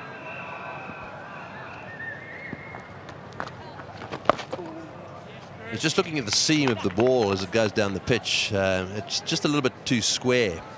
If Andrew Symonds could work on anything, it would be to get that ball spinning, instead of spinning square, spinning at an angle of about 45 degrees. In other words, as he let it go to the right-hander, if it was aiming towards, there we are, that's very square. You can see it just rotates square on now.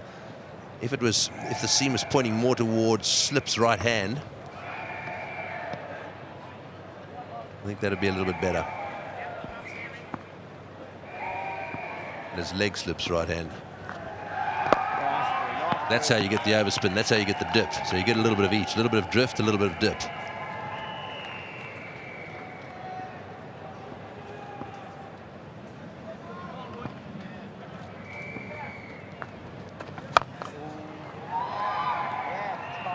I want to see Andrew Symonds throw it out wide.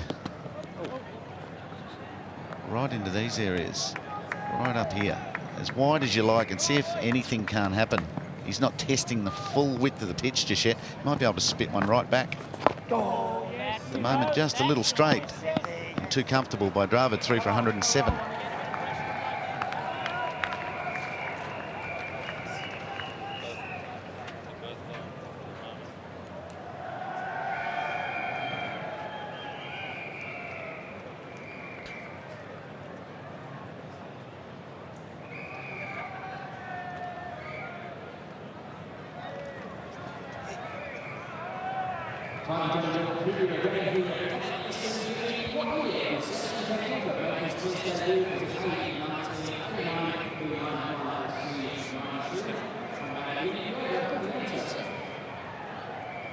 Right, so Hogg again.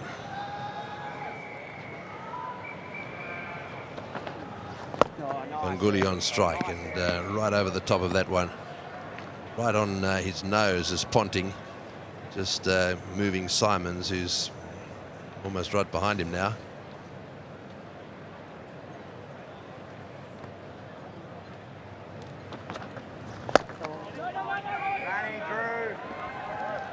Well, he's getting closer to the length now. The last few deliveries, he's got Ganguly really at full stretch. In fact, there was one last over where Ganguly stretched out a little too far. He was lucky to get away with it.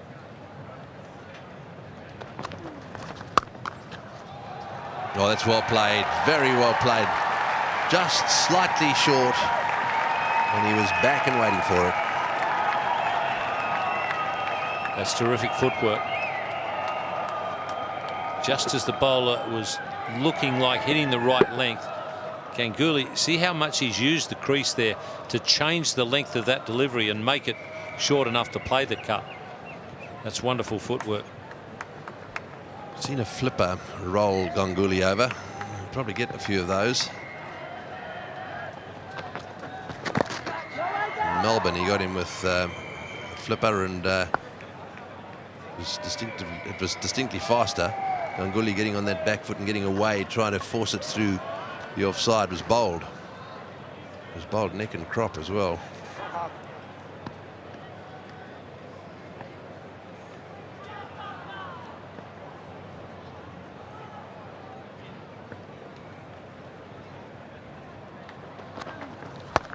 There it is, and he's got onto it this time. He's waited for it. One bounce and into the rope down there at deep mid-wicket. Good shot.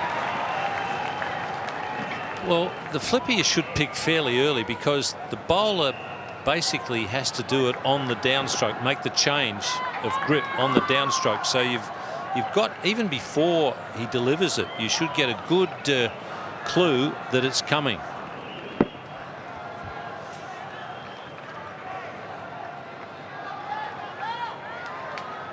I like this now, around the wicket. Everything's been a bit normal since the break, so here's the first change-up.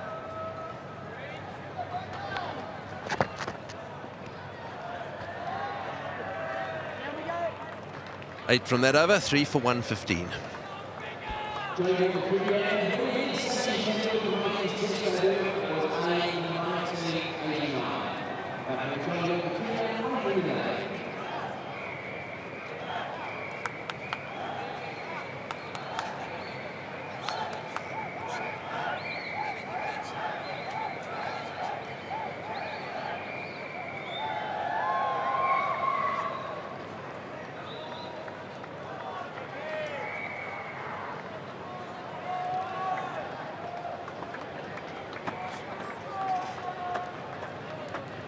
So really, it's not so much what they need, it's the fact that they don't need to lose 7 wickets. 3 wickets down, India. Oh, a big appeal there for LBW. Yes, and up she goes. Oh, caught behind, was it? Yes, I think he's been given out caught behind. Well, the Aussie flags are flying. Dravid is not happy. I don't think he'd be behaving like that if he wasn't happy with the decision. Let's have a look. See if he hits this.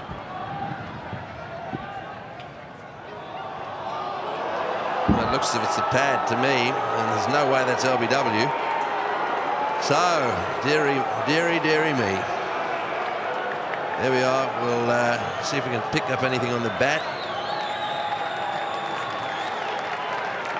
It's definitely hit the pad, there's no doubt about that. But Dravid has been given out, 4 for 115.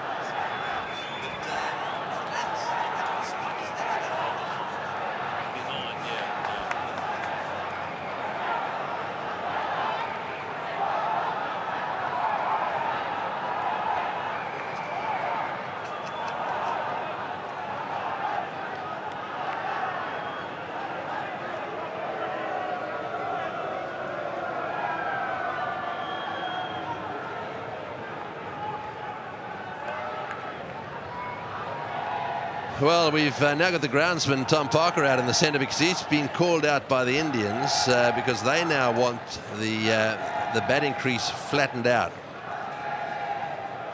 Ganguly just calling for the large sledgehammer there so that he can also stand on a nice flat area. Well, this man's got his hands full. 2 left-handers back in now. The Australians can operate in and out of that rough time and time again. 0, 5 and 12 he's scored in this series. There was pressure on his position coming into this match. What about the concentration of Adam Gilchrist? The catcher for Al Dravid, he didn't go up for the catch straight away. He was just so focused on the ball. He's taken the deflection, no matter what it was off. Straight into the gloves, going to take the... Hang on, he's hit it. Yes! And Dravid was a disappointed one. Well, I don't blame him. And the ball hit off the pad. No wonder I was calling it as LBW.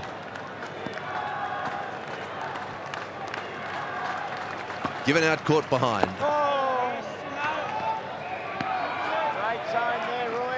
Is that the beginning of Symonds breaking the game open with his off spin? It's a good call. He'll never stop trying, that is for sure. And there'll be pressure on the last 6 or 7 batsmen. Oh, there it is again. Simo's back. Well, certainly that was good length, good pace, and he got a little bit of grip. Dravid had tucked the bat well in behind. Oh, that's gone. That's gone for sure. Oh, boy. It's all happening here. Andrew Symonds having a ball. Yuvraj Singh is having a nightmare. And he walked as well. The way the umpiring's been going, not sure that's smart. But he struggled in the first innings against spin immediately. So Yuvraj has had a bad series so far. India in trouble at 5 for 115.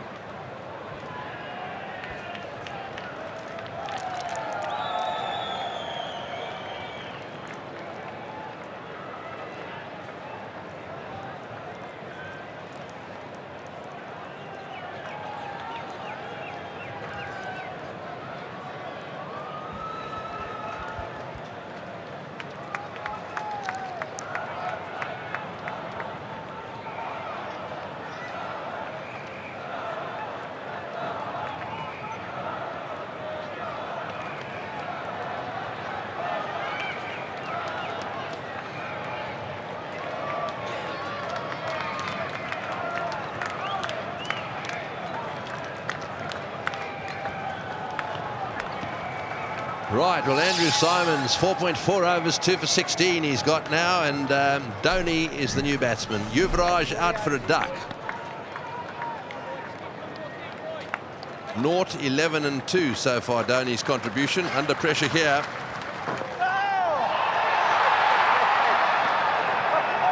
As is always the case, the new batsman gets that ball.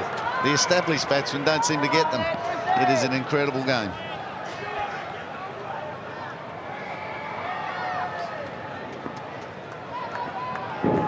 Oh, that has hit the little bit of rough there. That's nicely played. Just working it with the spin. So 2 wickets. And just the 1 run in that over. I'm not surprised that Andrew Symonds has patted umpire Bucknor on the shoulder. They've had a wonderful combination going in this game. Well, this is magnificent concentration by the wicketkeeper too. There's plenty that can happen out of the rough. Some will slide on, some will spin. This one slid on, didn't spin, and Gilchrist's gloves were right behind it. Gleefully accepted what turned out to be a dismissal. Symonds' first wicket. Dravid says no, no way. Then the new batsman came in, Yuvraj Singh, and Gilchrist was on the money again. There it is, big nick that time, and well, clearly hit the cover off it, and that was the end of Yuvraj. See the deflection as well.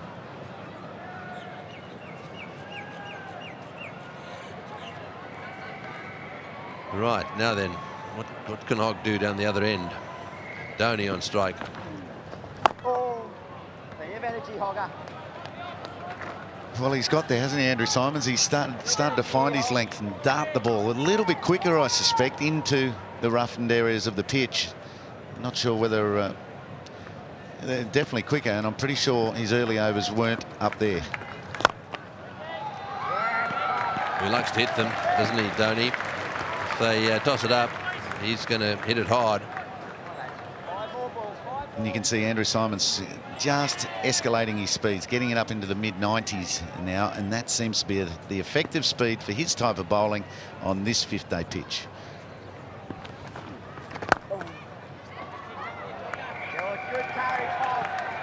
Well, this lower part of the order, apart from Kumble, they're all stroke makers. They can't help themselves. They've got to play shots, and they'll find it difficult playing in these circumstances because they'll probably keep playing their natural game. The ball spinning a lot could cause trouble.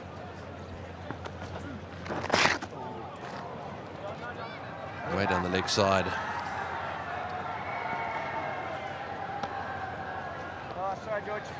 And as good as their natural games are, they're going to need an ounce of luck. They're going to need a lot of luck to get through here this afternoon. But, you know, 2 hours of good batting by 2 batsmen, and India are through this.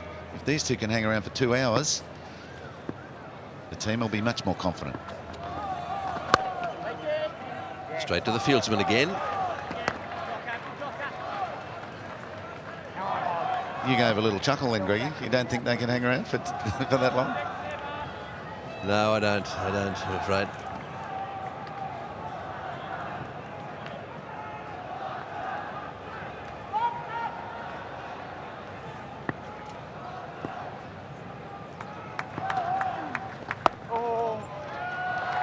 Well, that one's squarer, so there'll be some chasing. Brett Lee, the fieldsman.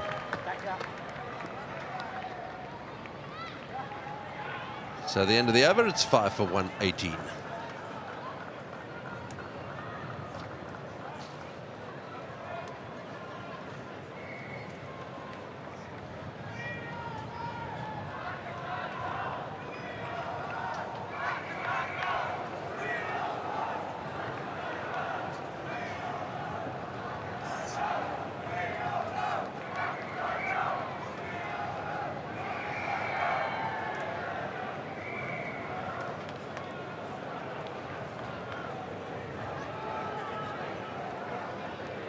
Five down India for 118. Andrew Symonds is going to start a new over. 2 wickets in his last over. To tell you more about it, Mark Taylor, Mark Nicholas and Richie Bennett. It's not a great deal to come there for India. Kumble, Harbhajan Singh. Harbhajan Singh made 60 in the first innings. Different situation today, though. Oh, he's dropped him. Michael Clarke at first slip. That's a tough one. He's going back for the cut. It flew to his left. It did. It went quickly. Really hitting Clarke before he had a moment to get his hand into the right place. Almost as if he too was a bit surprised. Look at the look on his face that Ganguly hadn't timed one right. Well, they've actually missed Matthew Hayden in there, haven't they? Because of his injury. We saw Drava dropped earlier. First slip off the, I think it was Mitchell Johnson at the time. And now this one. It's never easy when you're standing up to the slower men when a person cuts, but you've got to try and get those hands up, the fingers pointing towards the sky.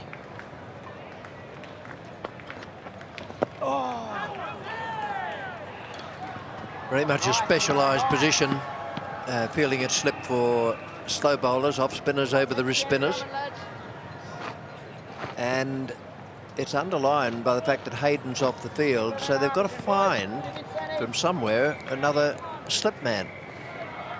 Now, Michael Clarke is a fine catcher of the ball around the wicket. He generally fields at gully, and a wonderful fielder, but it's different. Yeah, Ponting's very good in at silly point, but given he's such a natural slip fielder, it's a surprise to me he doesn't go there. I mean, Clarke's no mug in at slip at all, and that is a... he's just got a minute to go with it, hasn't he? He can leave it late to take that. Oh, yes, When you see a batsman go back for the cut shot, you've actually got to take a step back yourself and generally get the hands up, the fingers pointed to the sky. If the ball gets a bottom edge and hits you on the boot, well, I don't call that a chance. You've got to go back as the batsman goes back, and as Richie Benaud says, that's something you only learn from fielding in that position regularly. 5 for 119.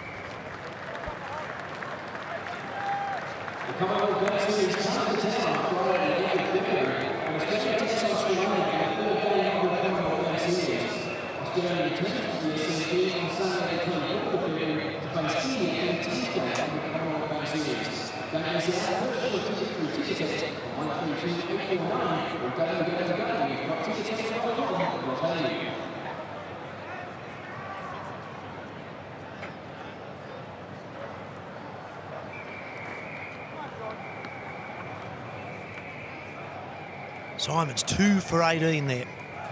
Almost had 3 for 18. Hogg staying around the wicket. A little surprised. Ganguly's hit him for a few runs in recent times, but now they've got the breakthrough, I just wonder if it's not worthwhile going back over the wicket. Put the pressure on Ganguly that Australia will feel if they can remove Ganguly. They've just about got the match.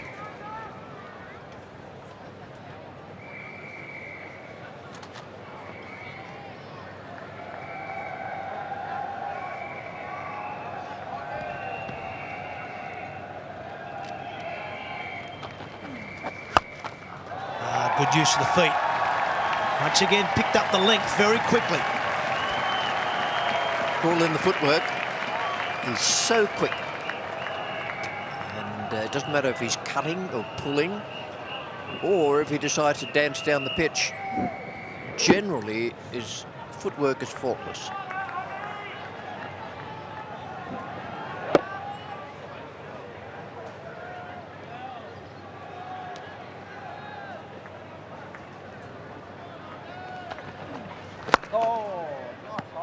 He's got a single down there. Mid-off bid push back for Ganguly. Moves to 49. From 50 balls faced, which in itself tells you something. Ganguly hasn't been compromised by the position of the match. He's himself out there. It suggests he's in excellent form, which of course he is, because to score at that rate under this kind of duress is a pretty good effort. But it's easier to stay in if you're scoring.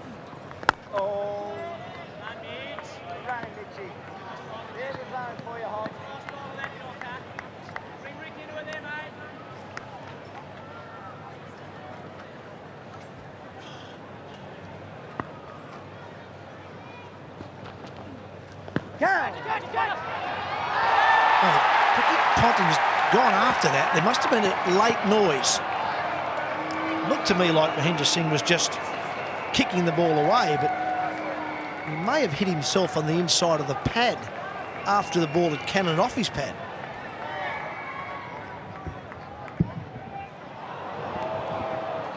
Well, what about that pretty blue glove? Fantastic effort. I wonder if Ponting knew something that we didn't. He's got the best view in there.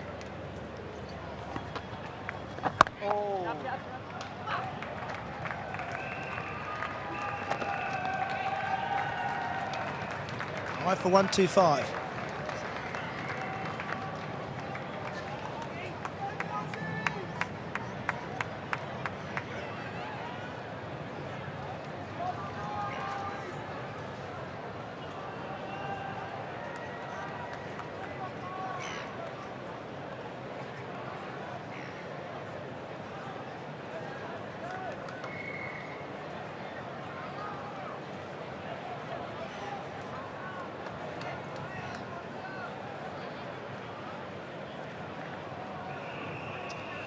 Well, in Australia still need 5 wickets. India 208. I think we can safely say that's not going to happen. Can Australia get 5 wickets? Oh, that's off the maybe glove, back of the bat. Could run away for 4. And it will. Given how much play is left, Mark, 34 overs after this one, so, oh dear. You'd say that Australia should get 5 wickets. Forearm there or something before the forearm? I feel it might have been forearm and then a bit of shoulder as well. Given his runs. Oh, that's got to be very close. No shot offered. Did it come back enough? Oh, that's a brave leave.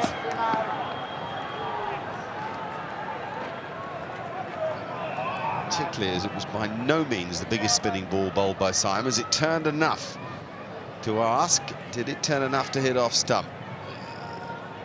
There's doubt there. There has to be doubt there for Buckner.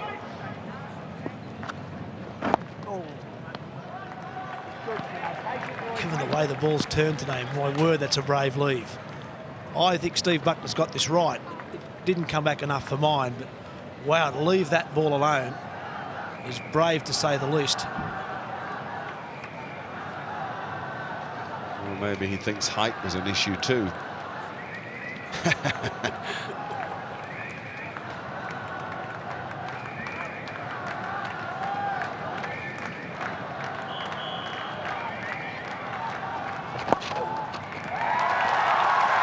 And that's 50. A very good 50 too.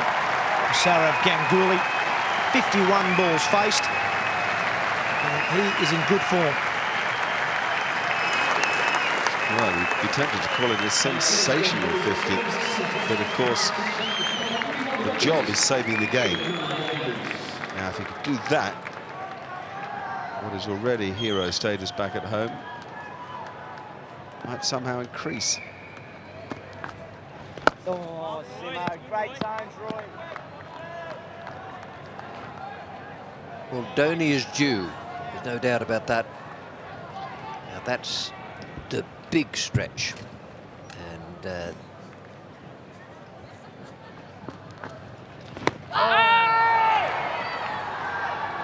Not this time.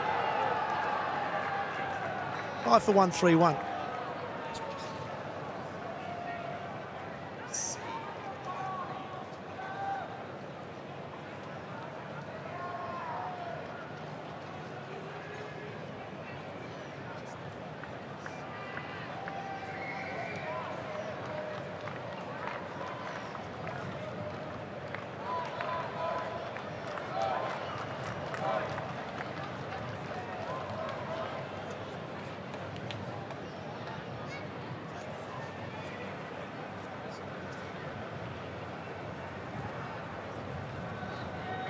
Wickets to Clark, Symonds and Lee so far. Looks like it's going to be Brett Lee to come back into the attack as well. Interesting too, because I showed a replay just before the break where Brad Hogg may have had Dhoni brilliantly caught by Ricky Ponting. Just look at the little finger of the glove. Is the little finger going to a blur? Is that because it's disturbed by the ball? Make your own mind up. I think I've made mine. May have just flicked it. I reckon that's almost impossible for the umpire to give. Ponting knew it, and I think you said, Mark, that he was in the best place to see it, Ricky Ponting, but I reckon that's tough for the umpire to pick that up. Ponting may know it, but I reckon he's probably the only one. This was Dravid's dismissal earlier in this session. Certainly a little flick on the pad, but no edge there. That was Yuvraj Singh. He smashed that one, that's fair enough.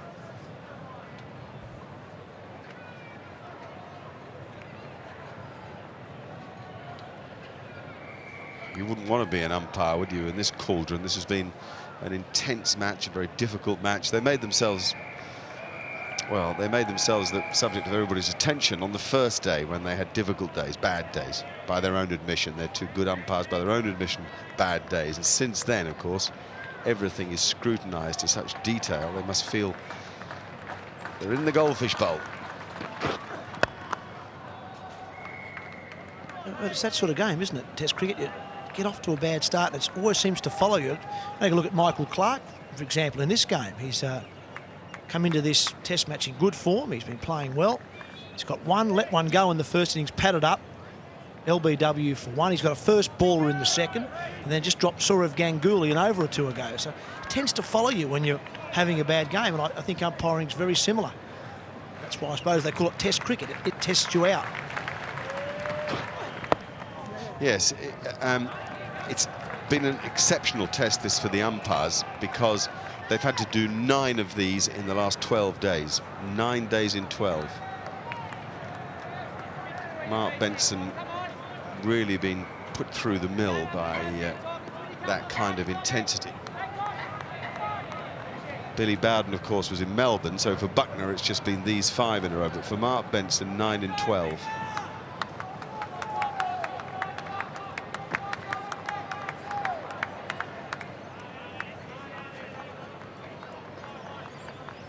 Phlegmatic character.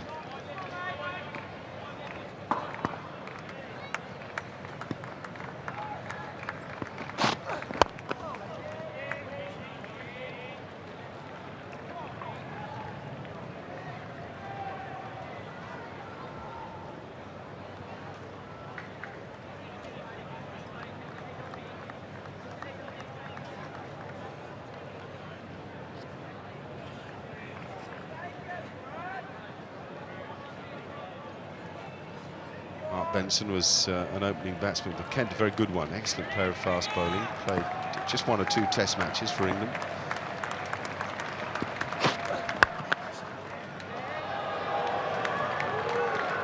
Has risen quickly up the umpires list. He and Buckner were rated amongst the next best after Simon Taufel, who won the Umpire of the Year award from the ICC for the 4th year in succession.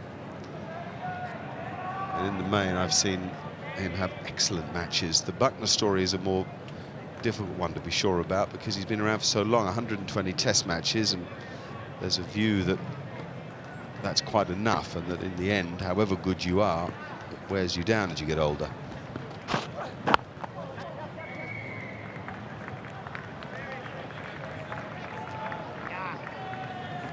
Just 2 for the over. Oh no, sorry, there's 1 ball to go. There's no doubt that there was always pressure on the players and some spectators as well.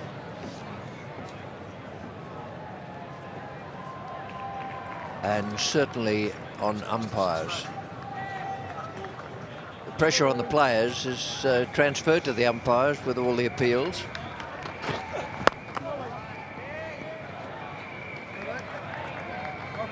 Will one man's prayers be answered? It's 5 for 133.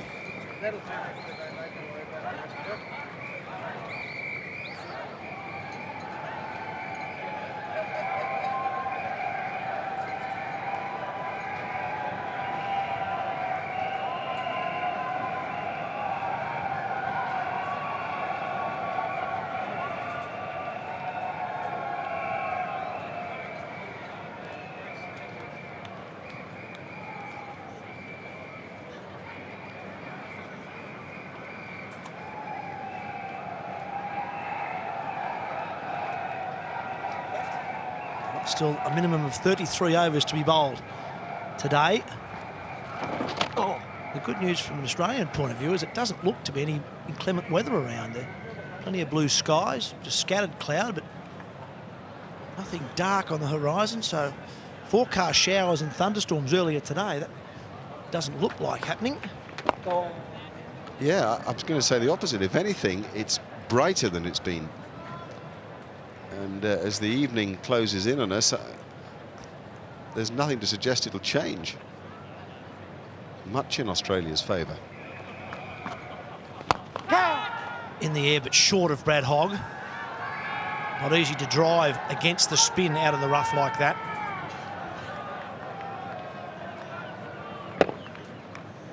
It's in the air and not quite hit off the middle of the bat. Sort of thing Andrew Symonds might have expected to come back towards him.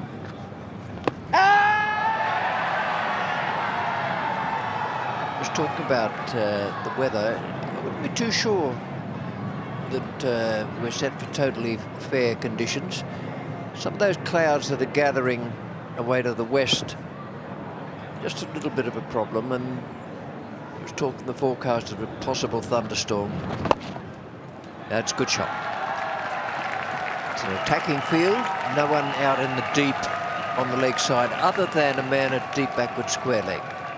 I said earlier that Dhoni was due, and this could be the time when he's a hero. Well, he's trying to follow the example of Sourav Ganguly. He's trying to play his natural game. His natural game is to score quickly, play his shots. Jumping into your area here, Roy. I think the Australians won't mind seeing that because they'll feel they have a chance.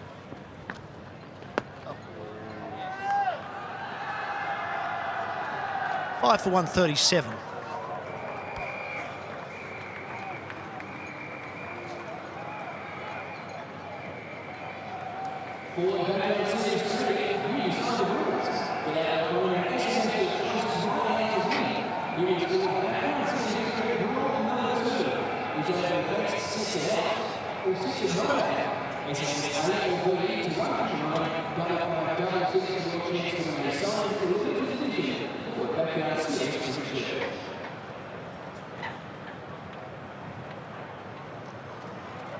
Well, the Three Mobile Company have added an exciting new addition to Cricket TV, The Pitch.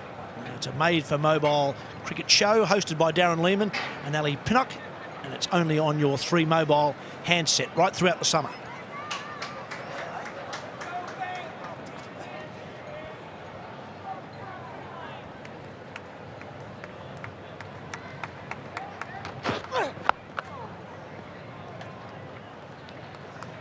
Very well played by Ganguly. We talked earlier about his footwork. Footwork comes into account in defensive strokes as well as in the attacking ones. We know that he plays his attacking strokes off front or back foot very well. He's played some pull shots today when he's in perfect position. Now there, he's got a shorter ball from Brett Lee. He doesn't know what's going to happen to it. So he keeps himself nice and side on and both feet together. Did it carry? Yes, it did. Michael Clark's got him. Ganguly has not moved a whisker. Clark is adamant that he's caught it. He's thrown the ball straight up. Ganguly is standing his ground, and now Mark Benson has walked down and given him out. And Ganguly is still not going. He's now going to walk down the pitch to the umpire, and he is going to go.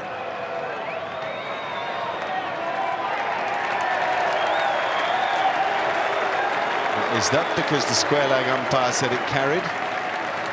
It's the indication I got from Benson's hand actions to Ganguly. Now here's the edge.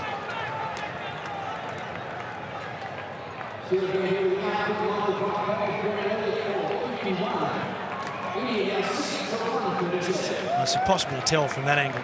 It's carried not the Michael Clark's reaction to me suggested it was out straight away. He was extremely confident. Ganguly stood his ground. It's the big wicket for Brett Lee. It's the one Australia were hoping for. Ganguly for 51. Just got the feeling the way that Michael Clarke threw that ball up straight away that he's probably jammed his fingers and therefore caught that ball as clean as a whistle.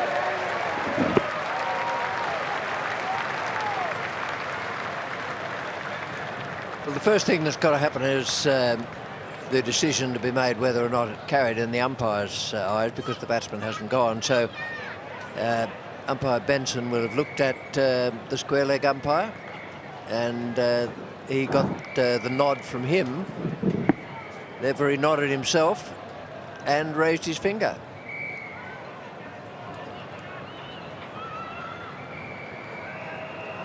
Well, there's nothing in there that suggests to me that that hasn't carried. I reckon that's jammed his fingers, caught the ball out. There was no dirt fly up short of the hands. Let's have a look at this angle. We're not going to see a thing here. It's right behind Mark Benson's leg, should I say. Just the way Michael Clarke reacts to me suggests that that ball's carried into his hands. No problem with me. Anil Kumble is the new man. Australia would now be scenting a victory. Certainly when Benson gave it out, he hadn't looked at Steve Buckner. It was only when he talked to Ganguly that he indicated something towards Buckner. I think Benson made the decision himself, perhaps based on Clarke's claiming the fact that it was caught. I just don't think the pictures really help. I mean, had that gone to a third umpire, would it have been conclusive? Or would the old story of the camera foreshortening the image and in 2 dimensions have made it impossible to be sure? Well, I reckon had it gone to a third umpire, the umpire would have no choice but to give it not out, because nothing proved it was out. But Mark Benson's in the best spot, I think, of anyone to see. He would be in much better position, in my opinion, than Steve Buckner would have been at square leg. He would have had a different angle to see it from. Mark Benson, being the umpire at the bowler's end, would have had the best possible view. And I didn't see any dirt fly up short of Michael Clarke's hands. And I have no problem in saying that he caught that ball.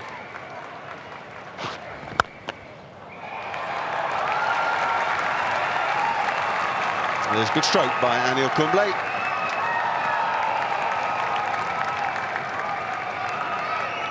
Good footwork for the stroke. Now, in the first innings, his footwork was poor and he just got caught fishing outside off stump. But that looked much more definite. Let's have a look again. It's certainly a sharp take and a good delivery from Bretley, the perfect length to Ganguly. Ganguly doesn't want to go, so the umpire makes the decision. He caught it, you're out. It was only after that Ganguly walked down the pitch towards him and he made some sort of signal towards Buckner.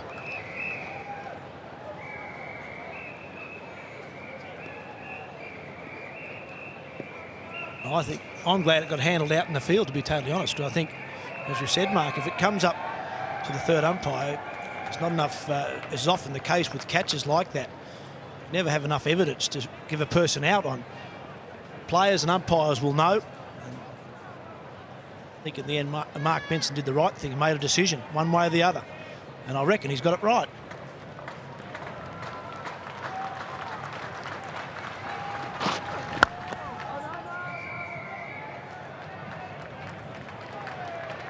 Bretley's got the breakthrough, 6 for 141. Well, Australia 4 wickets away from a victory here as Symonds comes in. He hits that in the air and they scramble through for a single. That's well run for all those gamblers out there. At the wicket of Ganguly, Australia now $2.36 for a win from a high of $10. The draw is now $1.72 and India are 400 to 1 for victory. Say that again. Odds $2.36 for Australia win. Now, wow, that's pretty good odds, given that Australia have India 6 for 142 and plenty of overs left as well. Here's that catch. You can understand why Ganguly stood his ground. Michael Clarke has probably caught that okay, but when you're a batsman, you're entitled to hold your ground. Not sure what Ricky Ponting is doing there. He's probably saying he's caught it, but It's up to the umpire to make the decision, not the fielding captain. Well, it depends who he was making the signal to, Ricky Ponting. Was he making that signal to Ganguly to let him know that it had been caught?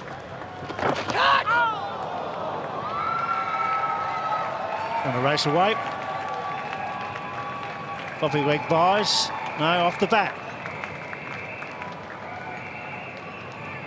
So that's what you really need to know. Who was Ponting giving that signal to? Was it to Ganguly or was it to the umpire? And then when did the umpire put his finger up? Had he already put it up or did it happen after that?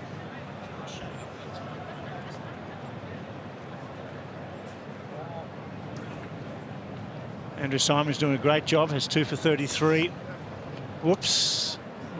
Batsman at non-strikers then held it up there, I'm not sure why.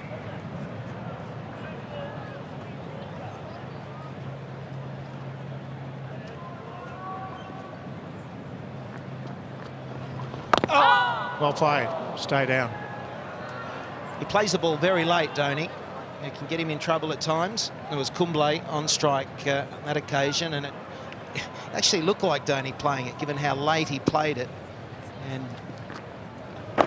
Symonds at the moment getting Kumble pushing back, stuck on the back foot.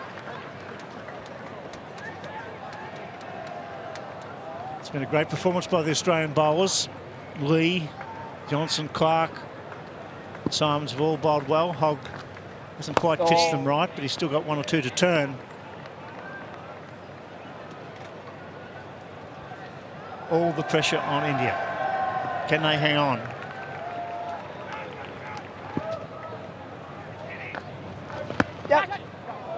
It's the over bowled at 6 for 146.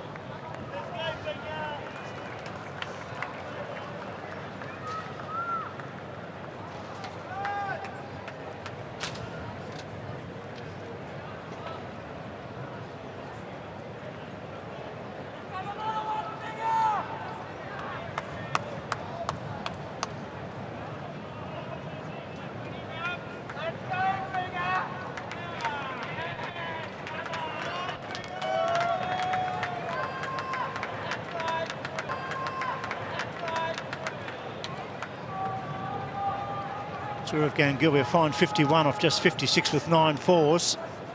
Batted beautifully, made one mistake and was out. And Brett Lee once again doing a great job. Having a wonderful summer, bowling with good pace and a good line and length.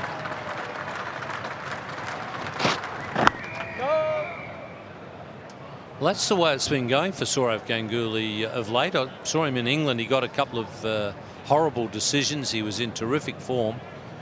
And in this series, it's basically been one mistake and out, which is rather annoying when you're in really good form and you want to capitalise on that excellent form. First innings here, it was one mistake and out.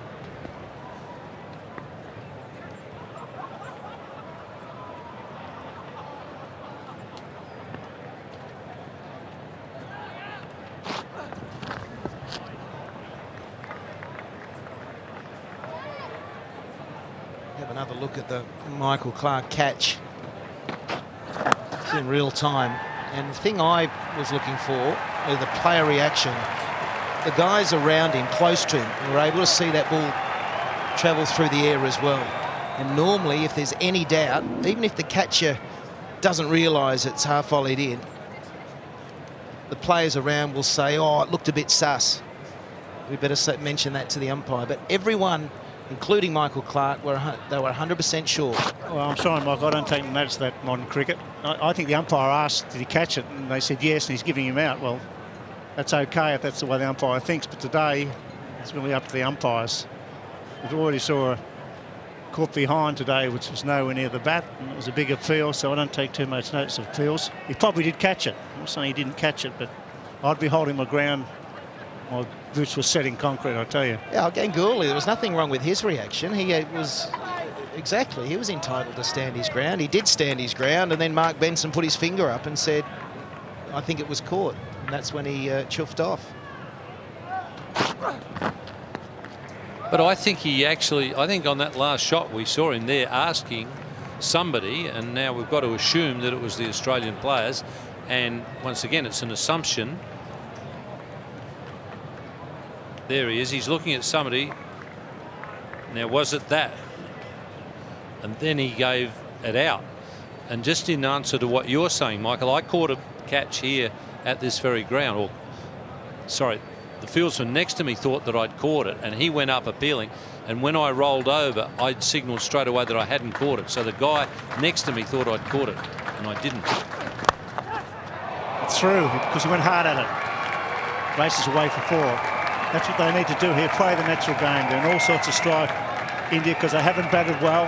The Australians have bowled beautifully, particularly early on, Lee and Stuart Clark. That happened in Melbourne.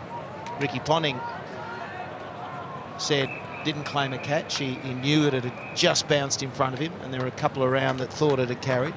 But I think all in all, someone knows if it's a bit suspect, whether it's the catcher or someone in the vicinity around you. The player reaction was everyone saying it was caught, so I don't know why we're trying to disprove that.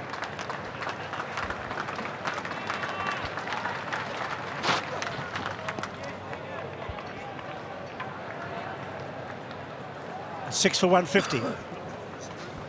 Ladies and gentlemen, officially the game for day 5 our second test is 10,941.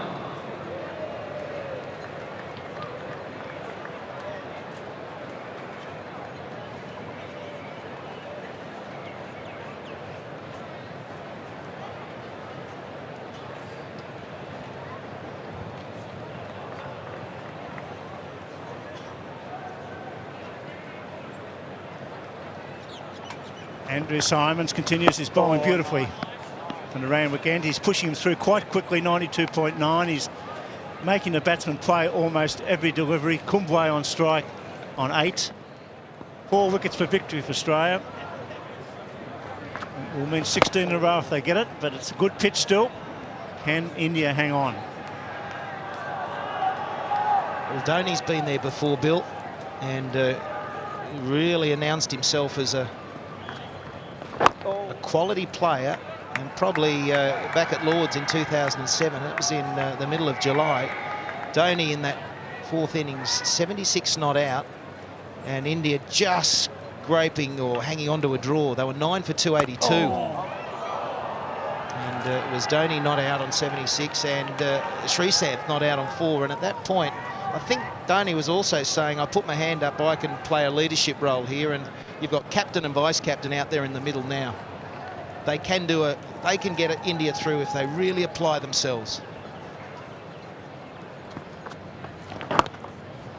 That was a bad light situation too. They got at the end. They got a bit of help from the light.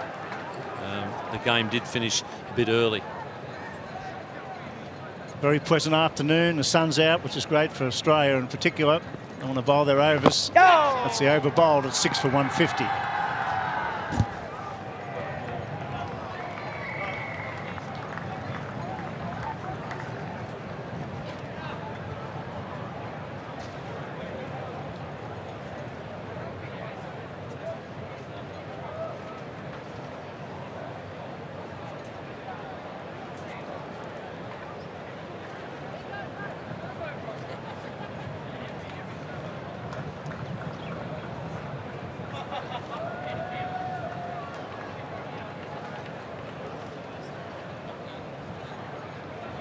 The target for India was 333 for a minimum of 72 overs, 4.62. They're never in the hunt really because they lost a wicket just before lunch. A very good spell of bowling once again from Brett Lee today.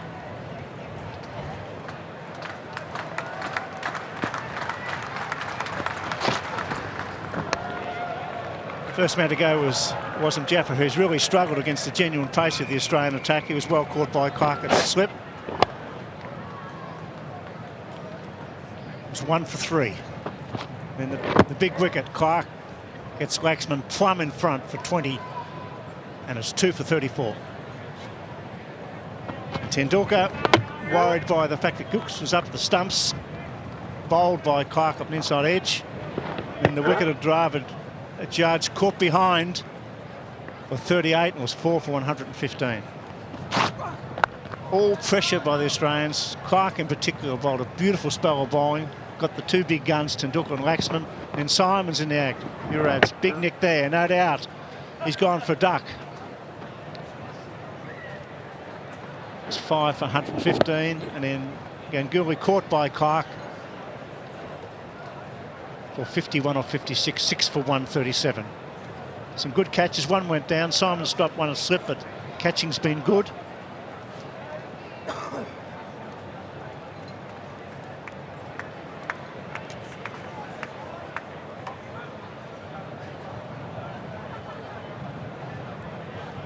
Only on 19, the captain on 8.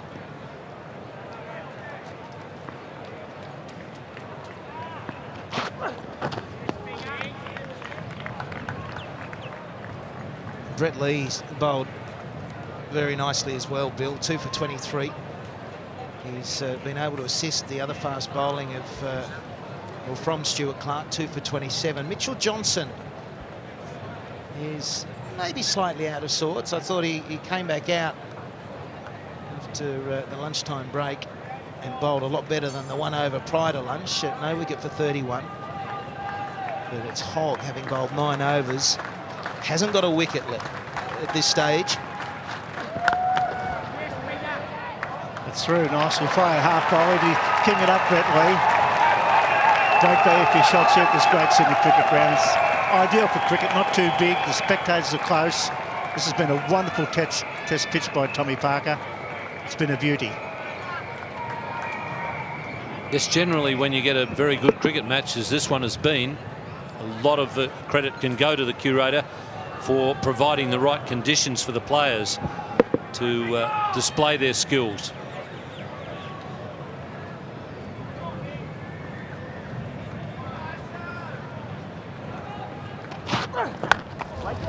Looking a pretty good touch, Stoney. Getting behind the line. He's at 4 boundaries and he's 23, and if you play a natural game, you could survive. It's not going to be easy. Plenty of overs left in time for Australia. Certainly is a hard hitter of the cricket ball, Mahendra Singh Dhoni. Unusual style, plays the ball late, jumps into shots, and often all his footwork is after he's made contact with the ball. Which, if you're a coach, is coaching young kids to make their movement as before the ball gets to you. And he's got a style of his own, that's for sure. It's 6 for 154.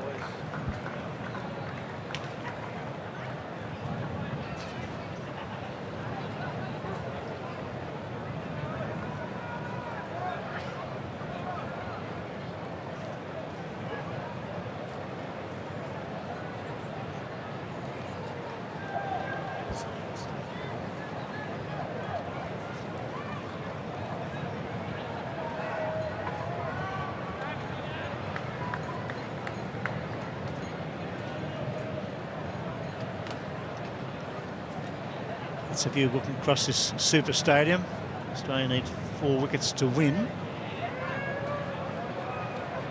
Ganguly hasn't made a big score so far this series, but he's been in very good touch. Delight to watch, really. 51 or 56 under pressure today was superb. Knock, strike rate of 91. Groundsman out, dry pitch, but there's no devils really. There's nobody getting hit on the gloves or any shooters. It's played truly. You expect some spin and bounce, and the members, they've loved it. Been here from 7 o'clock and attendances have been good. The only problem you've got out there batting at the moment is if you've got a dust allergy.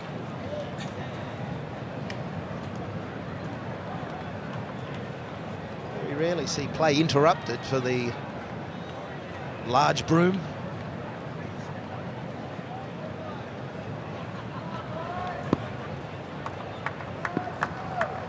Oh, stayed down, played well, played late. One of the good players of spin. I remember David Boone making a magnificent 100 here on a Turner. Played very late to the off spinners. Watched the ball right onto the bat. There's so much rough for Andrew Symonds to be targeting at the moment, and it's the perfect line. So at times to Dravid, No, the Dravid actually didn't make contact. It was just flicking the pad on the way through. But that one didn't hit it, so it went straight on. And then others are turning and jumping. Been very few bat pads though. Ricky Ponting caught a bat pad, but not a lot, considering they've been in for most of the matches. The leg slip in as well now for the off spinner.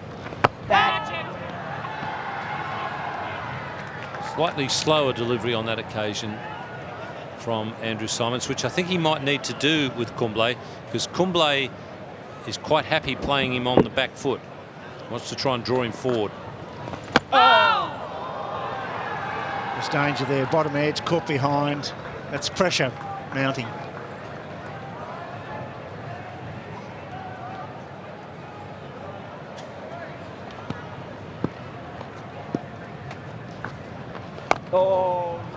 Maiden over 6 for 154.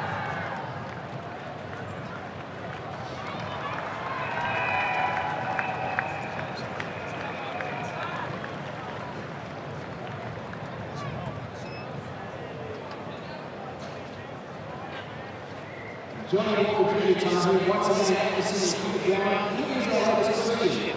Which English county side has Dravid represented as a county with Yorkshire or Sydney Lancashire? We'll come back and use that right episode. And here's one for everyone. How would you like to win 30 minutes with the king of spin, Shane Warne? Go to the website wwos.9msn.com.au and follow the links to the Shane Warne competition and tell us in 25 words or less why you'd like to win 30 minutes in the nets, I might stress, with the king of spin, Shane Warne, with all proceeds going to the Warne Foundation. Competition closes 31st of this month, so get your entry in now. Brett Lee. Bad pad there. I'll take a single.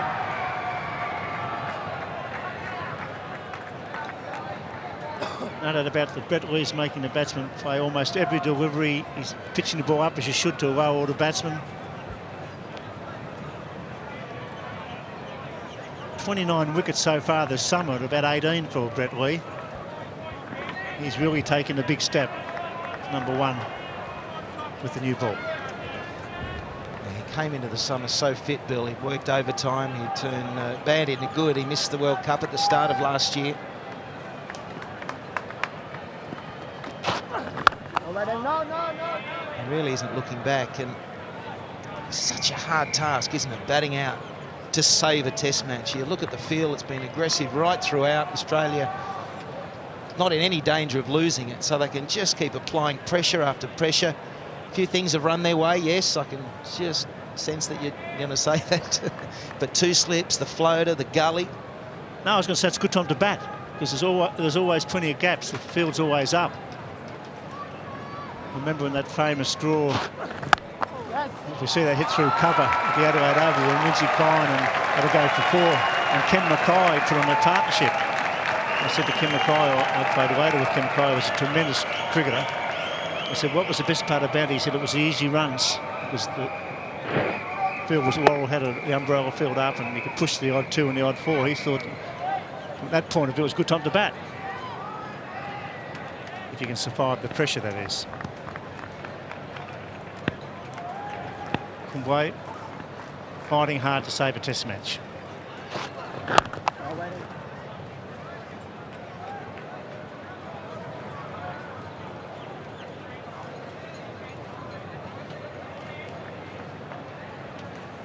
This is the streak that this team is in at the moment.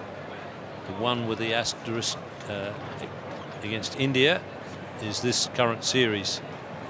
So the H's there on the right-hand column are the home series, with the away ones there in South Africa and Bangladesh.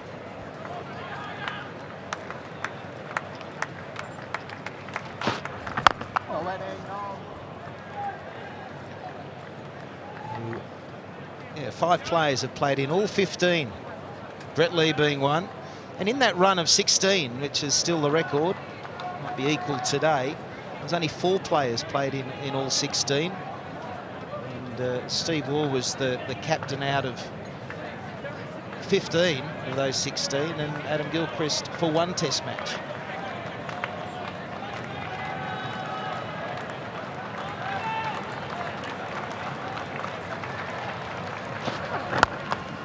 Nicely played. Tendulkar.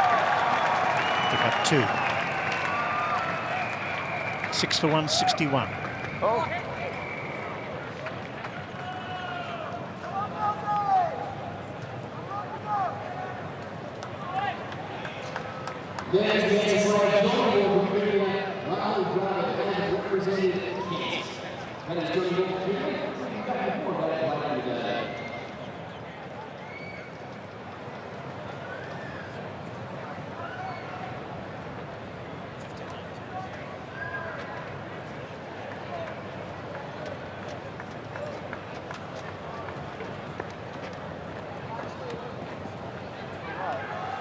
Andrew Symonds to continue.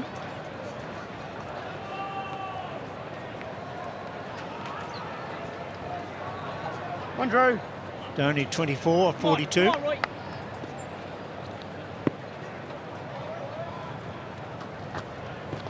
Oh. Quade Wait. Try to whip that through the onside. There's almost shouts of catch at every delivery. It was an inside edge onto the body, but it fell safely. Dhoni does go hard at the ball. Big shout. Not out.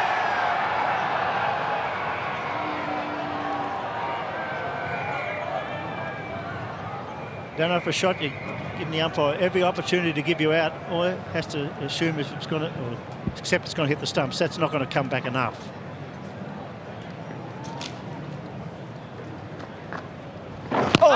Oh, that's through him, stayed down, a shooter. It's all happening now. Pressure building with every delivery. Well, we haven't seen too many of those. In fact, we haven't seen any stay that low. A couple have kept down a bit, but that's hit to Adam Gilchrist virtually in the ankle.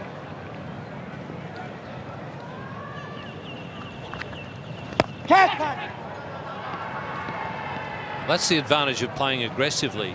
There were screams of catch it punter for Ricky Ponting, but he was turning the other way because the batsman was looking aggressive. Had a big backlift. That generally frightens off the close-in fieldsman.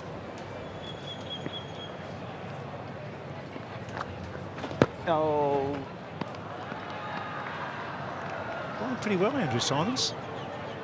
Really a part-time spinner. His 12th over has 2 for 33. It's a good pitch to bowl. In fact, he's a bit quicker too. The odd one to grip, bounce. His control's very good. I'm surprised Michael Clark hasn't been given an option as well to come into the attack. I think he'd bowl quite nicely out there. Oh. Go thing. On through cover. Go all the way, down the hill. Good shot. Fourth in the over. 6 for 165.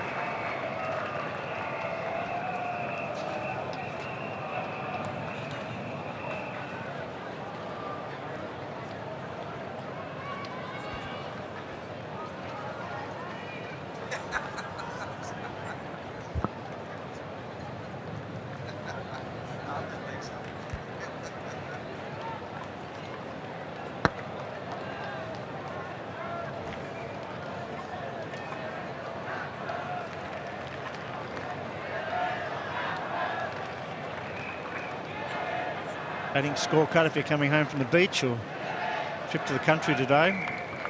You need 333 to win.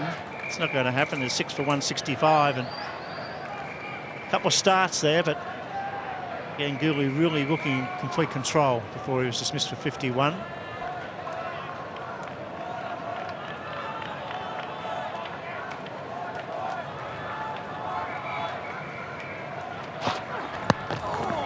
Well bowled and well played, but couldn't play.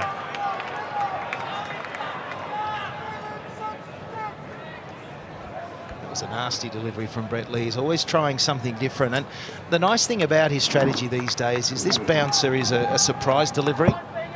He's not charging in, trying to intimidate every ball with the short stuff. At the start of his career, when he was that young buck, just charging and trying to bowl as quick as Tomo, it was either full or short. And with that, he was less effective. Oh! He's bowling a lot of deliveries wide of the crease at the moment. I think perhaps giving himself the chance of knocking the stumps over and delivering the Yorker from out wide. So he's moving up that list pretty quickly at the moment. Moved into 5th spot on the Australian list of wicket takers. He's just gone ahead of Jason Gillespie. But Gillespie has a double century that Brett Lee doesn't have. Yeah, but that was Dizzy's mistake. He got dropped after that. He shouldn't have scored the 200. He had all those gestures, didn't he? When he got the next 50-run increment, he'd start riding his bat around. And I'll never forget the side of the view into the stand. His teammates were going berserk when he brought up 200. So yeah, that's definitely something Brett's got to chase.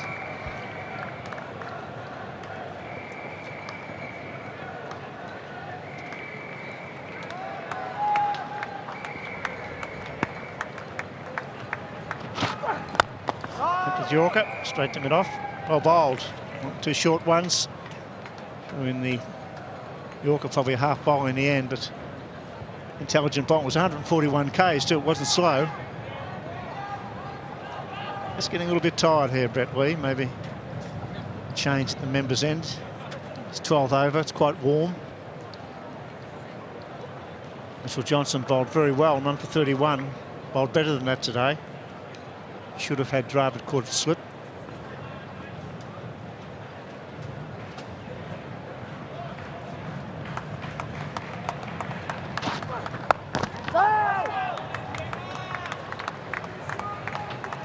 Very well played by Anil Kumble.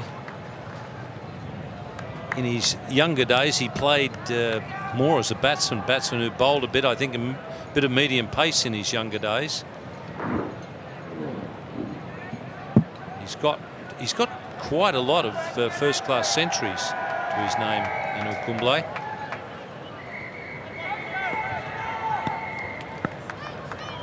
Plus a Test century now.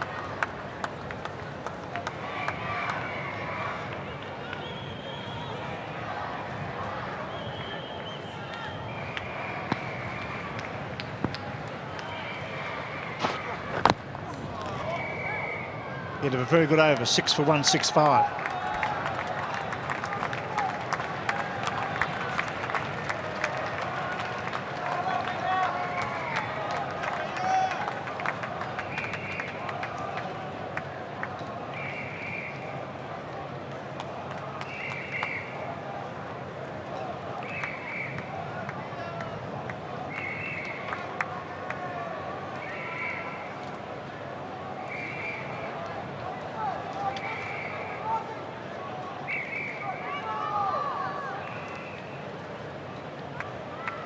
For 165 as Richie Beno, Tony Gregg and Mark Nicholas take up the commentary.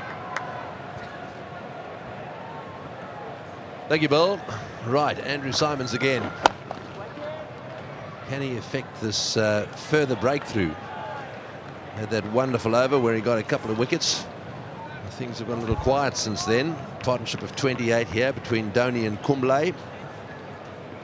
Got a bit of a reputation as Dhoni as being a real fighter. He's been successful in these situations before, saving the day or helping win a match right at the end. And of course Anil Kumble, no one would want to question his determination to hang in there. Oh, he is a fighter, but there's so long to go.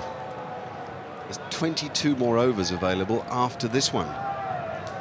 The brightest of evenings. Shadows lengthening now across the pitch. The longer India hold Symonds at bay, the more tired those fingers will get. Hogg still up Ricky Ponting's sleeve, though, for the tail-end batsman. The wrist spinner will be very handy. Hogg yet to take a wicket.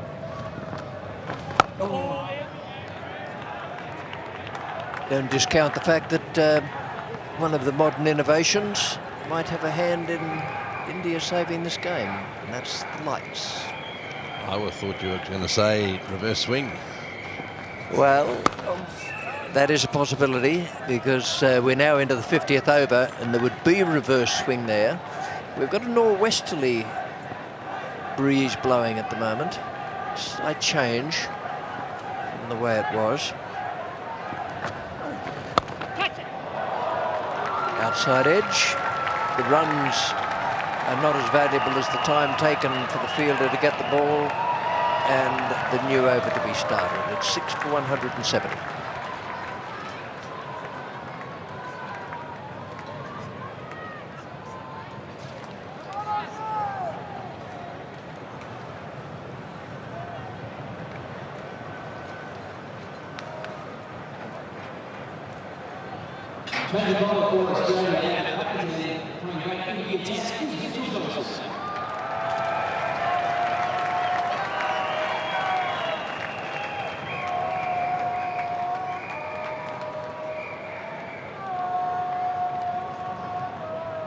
Now that is the very highest quality of sawdust. He's sitting there a long way away, probably used, I suppose, in the footholes, but I can't see why. It's obviously been there since early this morning because of a little bit of dampness. Mitchell Johnson has been given the ball, so we might just find out if there's any reverse swing out there very shortly. Well, Mitchell Johnson finished the game in Melbourne with the brilliant spell of reversed outswing. He came around the wicket and knocked over the tail. It's good thinking to turn to him. Strong slip cordon, 3 slips of gully. One of the men he got was Kumble. Well, Kumble's not on strike. Dhoni is. Dhoni has 29, Kumble 18. 22 overs available to Australia to win this match. Well, that first ball he bowled is what you could term his natural delivery. That with the old ball he pushes it across the right-handers towards the slips. Didn't seem to be any extra swing there, it was just the push across. But Johnson will get, if there is any reverse available, then he will get it. The other consideration must be Stuart Clark, who was so effective earlier and hasn't bowled for a long time. Hasn't bowled since 3 o'clock, and he too is excellent at reverse swing and makes the batsman play, which is the last thing a tail-ender wants, to consistently have your technique tested. And Kumble's almost in the bracket of tail-end. He's a bit better than that. But certainly he's not one who takes a huge stride forward, which is what is needed against Clark. And got 100. Last year, one of his greatest moments of his test career, he said. Made a test match 100.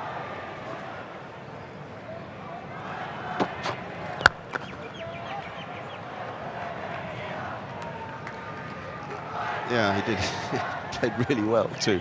It's different when you're battling to save a game. He played quite so freely as Kumble was able to on that day. But listen, he's the ultimate fighter for India in everything that he does. I mean, you've got a pair of terriers at the crease. 2 men desperate to save face here and to save what might be considered as an uncomfortable situation at home. I reckon that the decisions that have gone against Dravid, maybe even Ganguly, will be getting everybody ticking in India. That's beautiful straight drive. Really wonderful the way that the face of the bat met the ball. Yep, in India, I wouldn't say the riots have necessarily started, but they won't be pleased. All's not lost yet.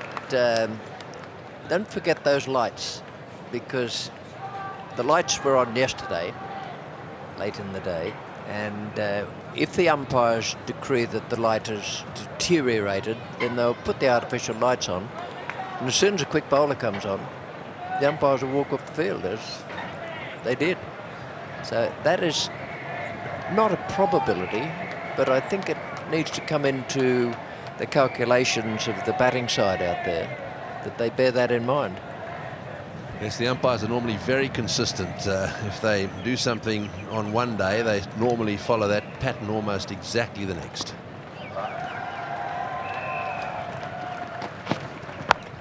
But it was such a different evening. Yesterday was very cloudy and really quite sort of grey and grim. Well, I'm still holding to my thought that those clouds might come over. And once they get between the sun and this ground and the lights come on. Well, I'm certainly not disputing Sydney weather with you. That is for sure.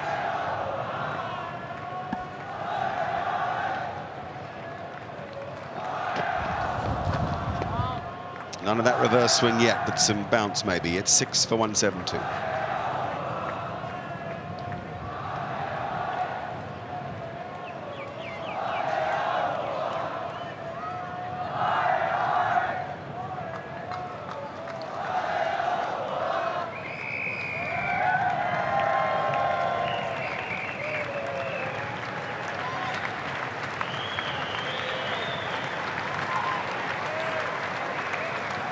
Ladies and gentlemen, the bowler for Australia at the rugby game.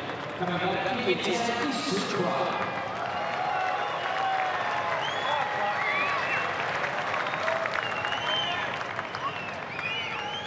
Four more wickets for the Australians to win the game. 161 is India's target, another 161. Irrelevant, probably. 21 overs remain. Not irrelevant, probably, irrelevant. 21 overs of the match remain. And it is Stuart Clark who's called into the attack by Ponting. That's good move. They sit and wait for win number 16. They sit and hope, or stand and hope, that India can resist and go to Perth just one down. And they're just thrilled to be here.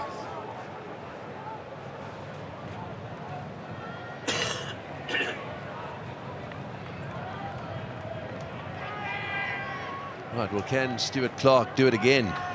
He's already got 2 for 27 off 8. Got Laxman at the all-important wicket. Now that is exactly what we're talking about. It's the sort of ball that got VVS Laxman, though it didn't pitch as straight. That ball jags back off the seam and keeps very low. Doesn't even carry through to Gilchrist. That straight is a nightmare to bat against.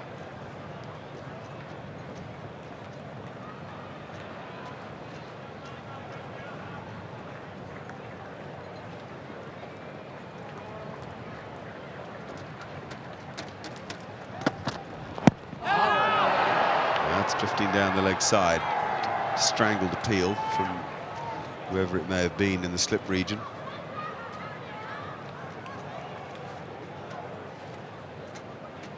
Tony Greig and Ian Healy were out on the pitch at tea time, highlighting exactly this area. Round about a good length straight, bowling from the Randwick end. Yep, that's right. There are a couple of dark spots at around about the 7.5 meters from the stumps point, and that's around about his length. Oh yes, Stuart. Gilchrist up at the stumps just creates a sort of claustrophobic feeling. There's a number of tactical reasons for it. We saw the way that Australia worked out Tendulkar. Tendulkar wanted to be out of his ground, played well against Clark out of his ground. Gilchrist came up to the stumps, it brought him back quite a long way into his crease, and a mistake was made. It's also, for someone not used to it, a claustrophobic feeling. That's the mistake, the end of Tendulkar.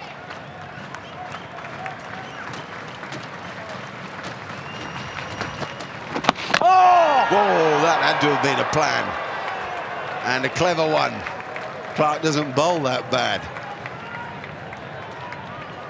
Got no appeal there from Gilchrist. It was 2 of his colleagues that went up. So there's the foot in the air. The foot was down. Gilchrist took the bails off, but he didn't appeal. Isn't that tremendous cricket, though? Footwork and the speed of the hands.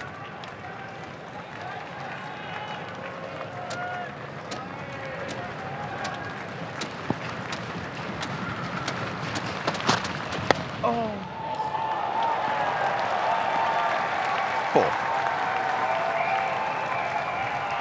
4. People tend to forget that Gilchrist was a wicketkeeper before he became a batsman.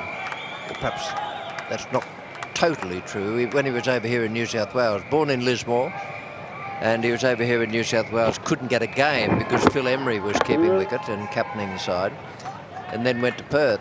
He was a wicketkeeper. That was why he went to Perth, because he couldn't get in the side as a keeper over here. And his batting, won't say it was incidental at the time because he was a very good batsman. But that's what he started out as, a keeper.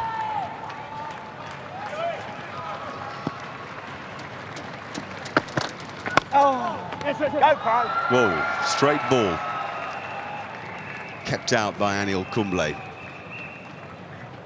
You've got to say, every ball captures the attention. It's 6 for 177.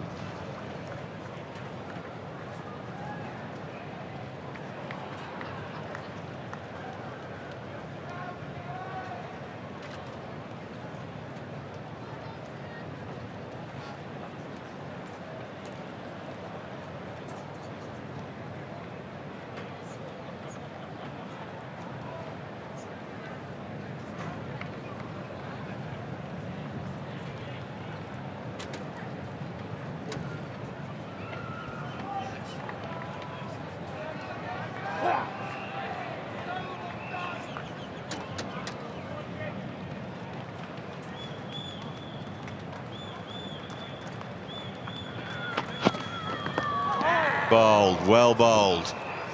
Just a touch straighter than that will do the trick.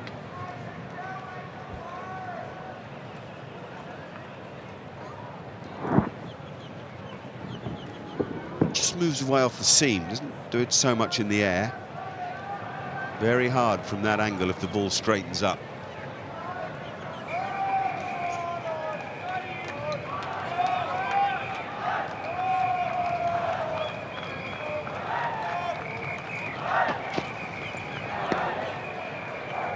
So that line is quite a threat. Gets Dhoni in the second innings by coming over the wicket. Then he switches to around the wicket and begins this little outswinger, causing all sorts of problems with that line and finishing off the Test match.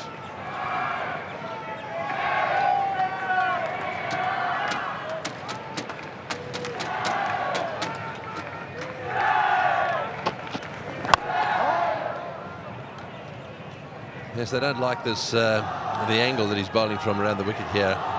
You certainly get the feeling that Anil Kumble is just a little bit unsettled by comparison with when he was over the wicket.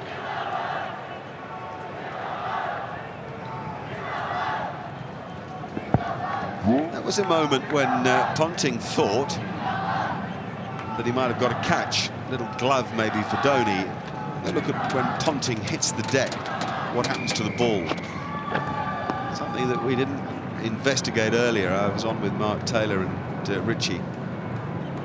So right at the start of Dhoni's innings, pad, maybe a little brush of the finger of the glove there. Ponting knows that, goes. Ball hits the ground. We might have had more controversy. We would definitely have had more controversy. He catches it, down he goes, and the ball definitely hits the ground.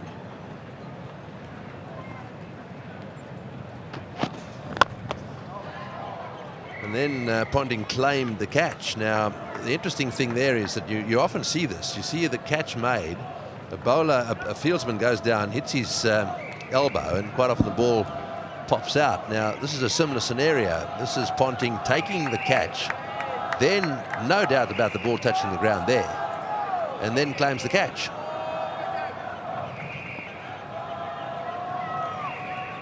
And was mighty unhappy it wasn't given. I don't think there's anything untoward about Ponting in that. I don't think it even dawned on him that as he hit the deck, so did the ball. 6 for 177.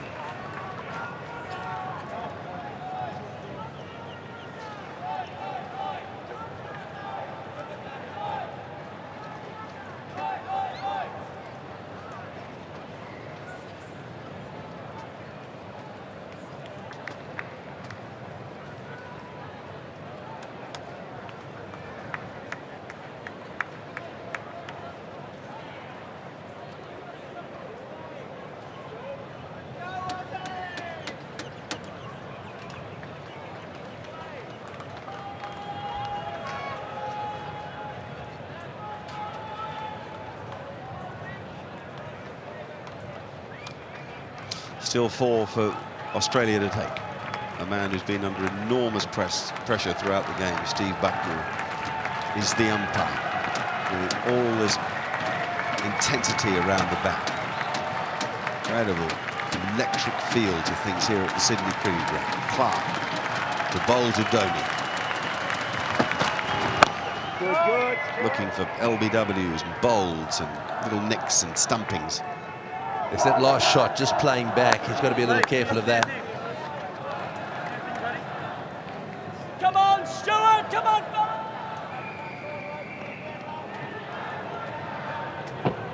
Just watch his footwork here. Back on the stumps. That's the one. If it nips back, always a chance of an LBW. You've got to be a little bit careful about playing back. Stuart Clark again. Oh, yes, Stu. And Clark knows it.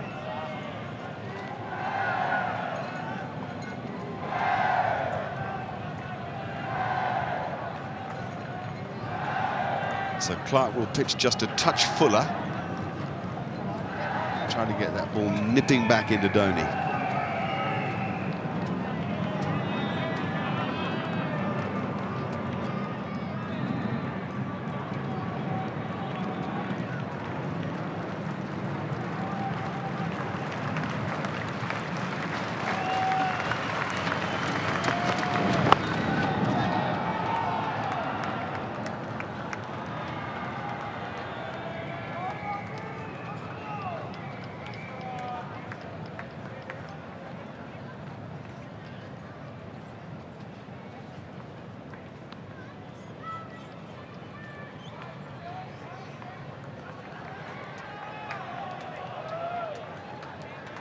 Terrific grouping, accurate, and particularly accurate into the areas that are a little loose and a little threatening for the batsman.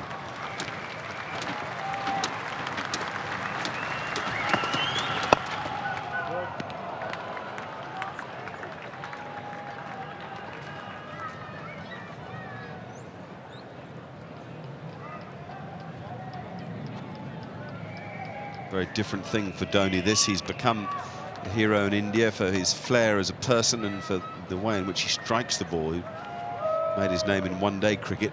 Absolutely fantastic hitter of it once he gets going.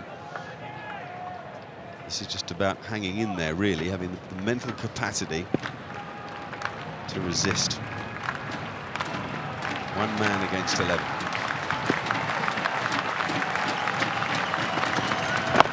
Good, Fred.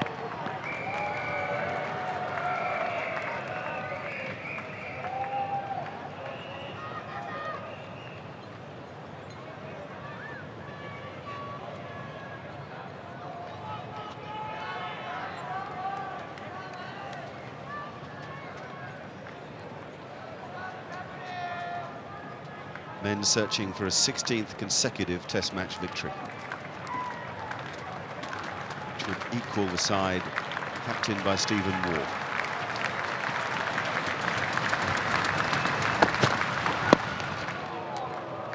Six for 177.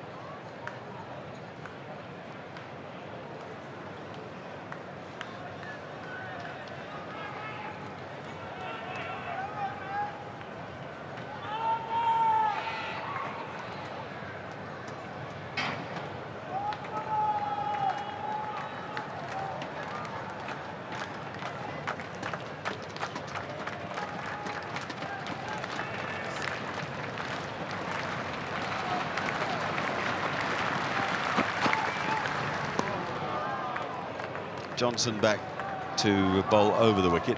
He didn't get any reverse swing. He reckoned that Kumble was leaving the ball alone too safely, so he's come back around the wicket to try to pitch the ball sort of off, middle and off, See if he can get Kumble feeling for it and induce a catch in that slip region or behind the wicket. And he's still bowling at a strong pace. So no matter what time of day this guy operates, he hits the pitch very hard.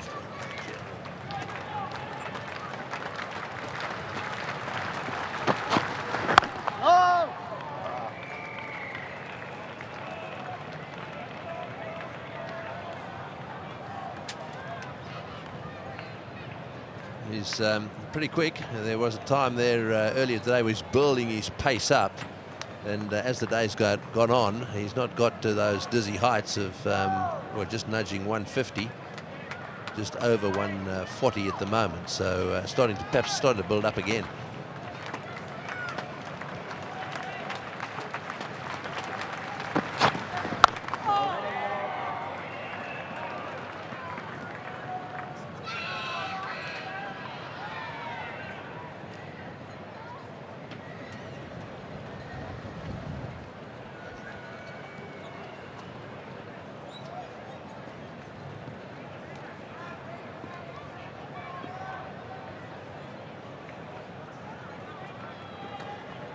Well, Hopperjan is due to come in next. He'll be looking forward to another little battle out there. Played very well in the first innings.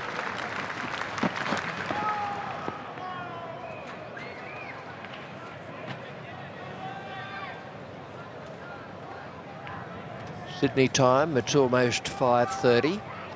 Normal course of events. The game will be over in another half an hour for the day.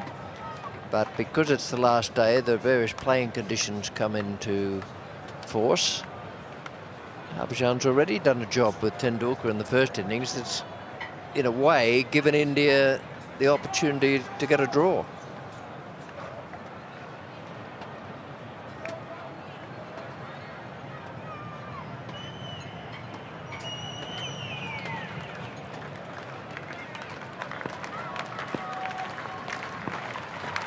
Johnson switches again to around the wicket.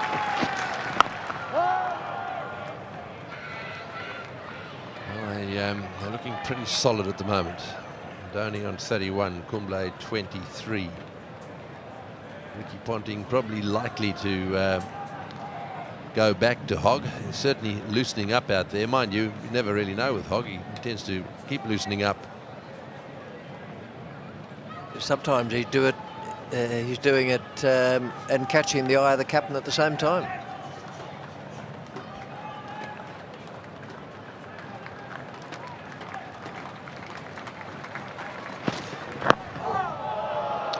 Well played. It's a maiden over. There's no short leg in there. It's 6 for 177.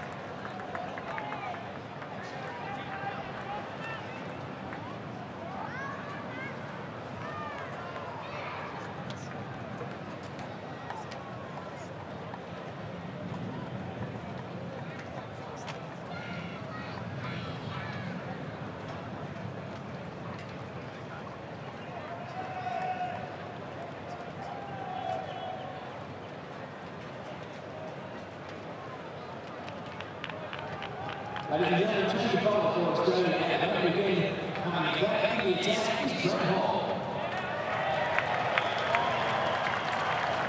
Still 4 to get for the Australians.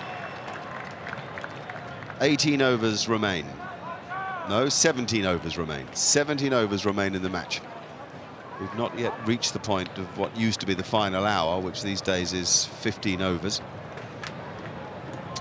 2 more overs before then. Brad Hogg back into the attack. Though change of ends for Hogg, who's been operating from the Paddington end into the rough that's down at the Randwick end. This time he'll bowl from the Randwick end. 9 overs, none for 36. Desperate to make an impact. He would be desperate.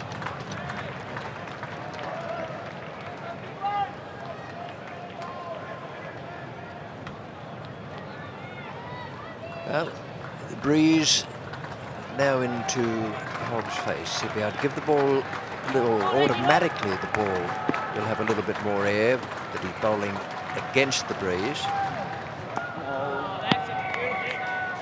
And and he's got a bit of a job to do now.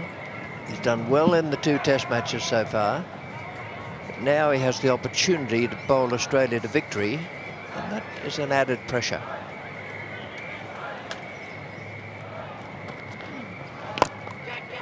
Whoa, now what's happened here? Australia are claiming a catch. The issue is, has he hit the ball onto his boot?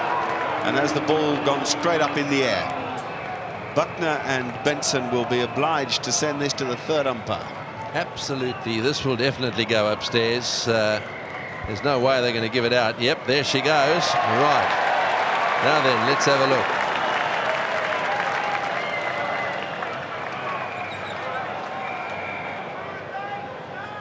Right, here we go. Let's see what happens. The ball pitches, hits the bat. Where does it go?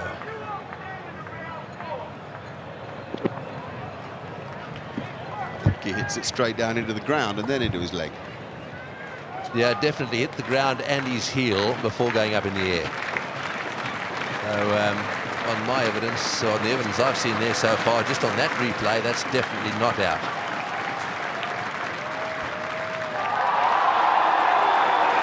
Thank goodness for that.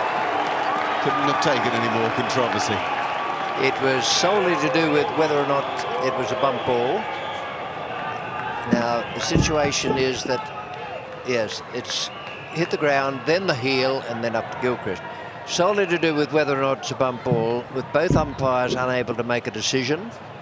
The bowler's end umpire refers it to the TV umpire. The question is it a bump ball or not? However, if in reviewing the TV replay, it's clear to the TV umpire that the batsman didn't hit the ball, these days he can indicate that to the umpires on the field, whereas a few years ago he wouldn't do that. So that was definitely a bump ball, and the decision was not out.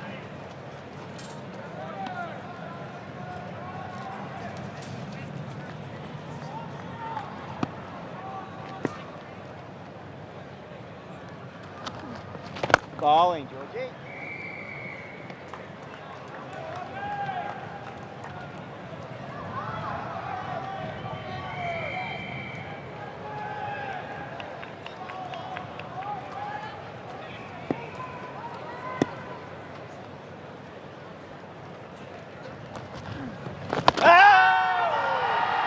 Good leave.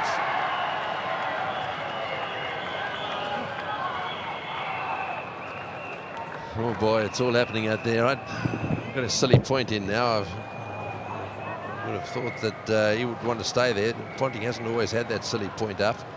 He's back in that position now. So slip, silly point, forward, short leg. 1 ball to go in this over.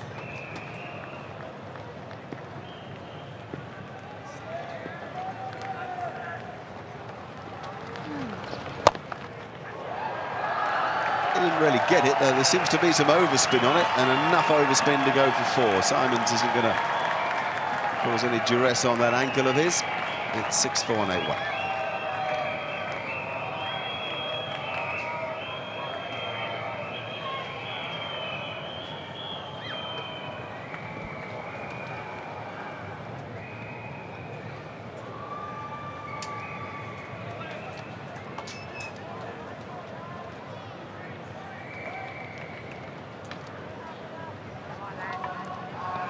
Ladies and gentlemen, change your bowler for Australia. Coming back in the attack is Tendulkar.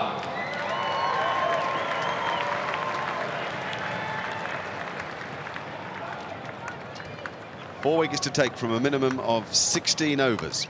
Mark Taylor, Ian Healy and Michael Slater come into the commentary position. And what a final passage of play we've got in this test match. Second in the series, Stuart Clark, the bowler. He's coming from the Paddington end. He's been the pick of the bowlers as well. 2 for 32 off his 10. And the style of bowling we've seen today from Stuart Clark is stump to stump. So his mode of dismissal, I feel, if he's going to get one in the next little while, it'll be bowled, it'll be LBW, and the ball that stays down. He's going to be very straight and looking for natural variation in this pitch.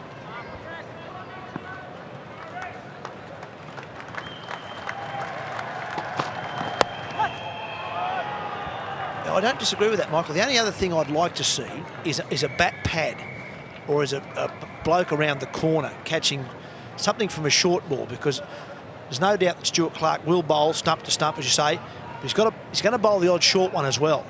Kumble's a tall man. He does tend to fend the ball down, and I reckon maybe someone in close there, just in front of the umpire, something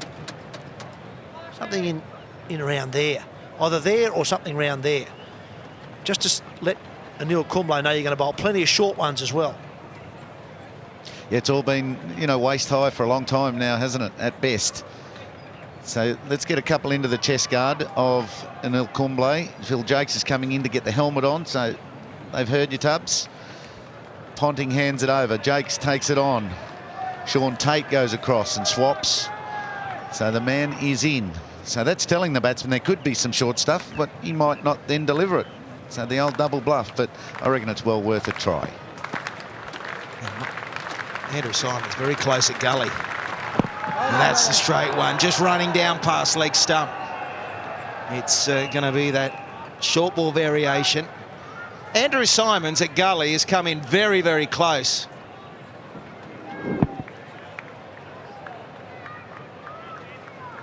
A little bit of swing, maybe. A little bit of swing. That's the next challenge for the Indian batsman. There he is, Andrew Symonds. He's come up.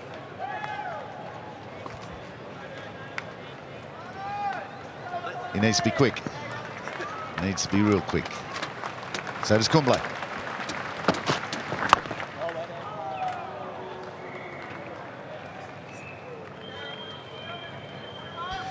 So Ponting chopping and changing. There'll be plenty of theories out there, plenty of ideas for the captain coming from all the vice-captains in that slips cordon. Stuart Clark not long ago was bowling at the other end. Hogg back into the attack, Symonds out of it. All of them can have a short, sharp burst in this last 16 overs if needed. They need a breakthrough. 6 for, 6 down.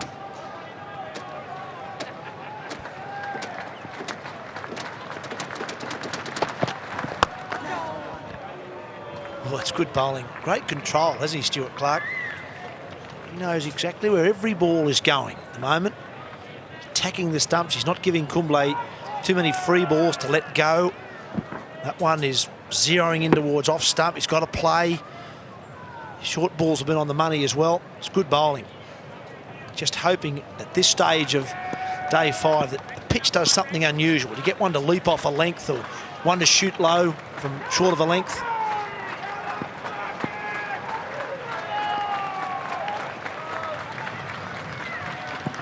There's that short one.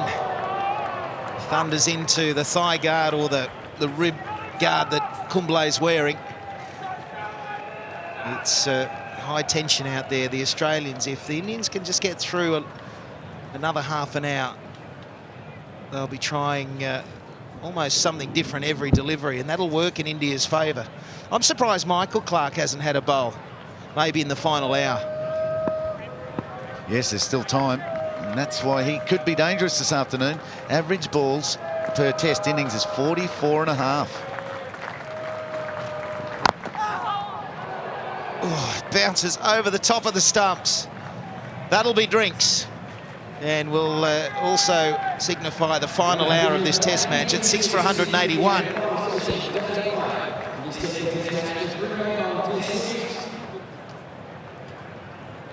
15 overs. 15 overs of toil. Not so much toil, but pressure. Pressure, stress to go with 5 days of it. Well, that's also a minimum of 15 overs, so it's now 5:45 local time. So stumps will be at 6:45 or 15 overs, whatever comes second. Yeah, that's right. Australia could bowl more than 15 in the hour if they whiz through, but you'd imagine the rate in which the overs, or the hourly rate throughout the test match, that won't be the case. It'll be the neat 15, or it might just run slightly over. But Brad Hogg is going to bowl the first to start the final hour of this test match. We're running down to the wire. Final hour of 5 days of sensational cricket. It's a tough slog for India now. Can they get through?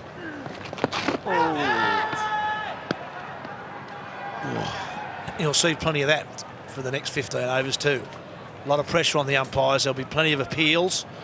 Australia will get more and more desperate the closer to those 15 overs come to being bowled. So It's not easy for the umps. The Australians will be hoping he only takes 4 balls. That's all they need. 4 good ones. There's the wrong, and it's been pulled straight to the man at mid-wicket. We should do an appeal tally, actually. See how many half shouts there are. There'll be some close calls. There's always going to be when there's men around the bat and there's a lot of dust and rough. Brad Hogg wants to open his account. Hasn't been able to get the breakthrough. No wicket for 40. This is his 11th over. And it doesn't matter what's gone before. If he can get the last 4, he'll be the hero of the day, without a doubt.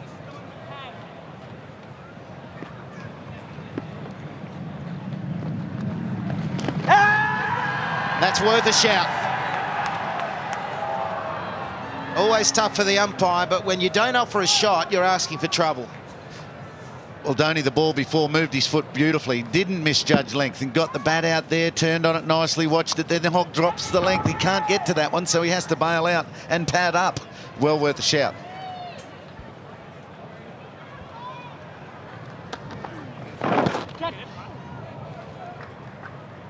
Yeah, it is. That's close, that one. There's no doubt about that. Does make it hard when Hogg bowls around the wicket, though, because everything is angling down the leg side. He's turning the ball quite substantially towards the leg side, and the angle's all towards the leg side as well. And very wide of the off stump. It's 6 for 181.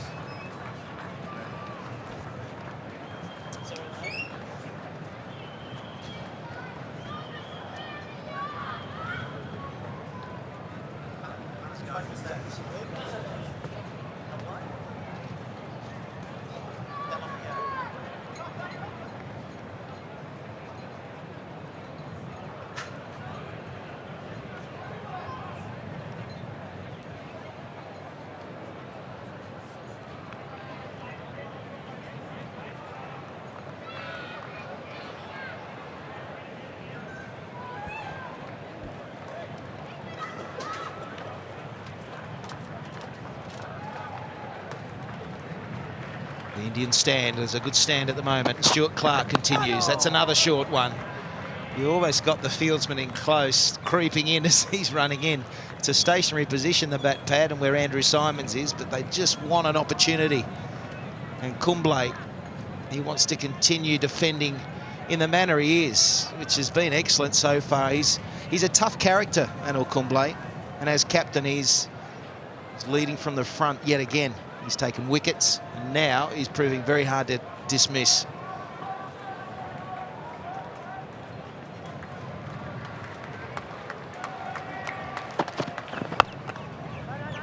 Well, we saw 44 balls is his average stay in Test cricket. He loves hanging around. His average is 18 runs per every time he's dismissed in Test cricket. But I reckon we could probably do away with the 2 men mid-off and mid-on. There's probably no need for them being there either. They might be able to get into slip a little better. They might go up into slip or right in underneath the nose of Anil Kumble and maybe have him play some shots and look to hit the ball and try to get off strike or something. That won't be too long, I don't think.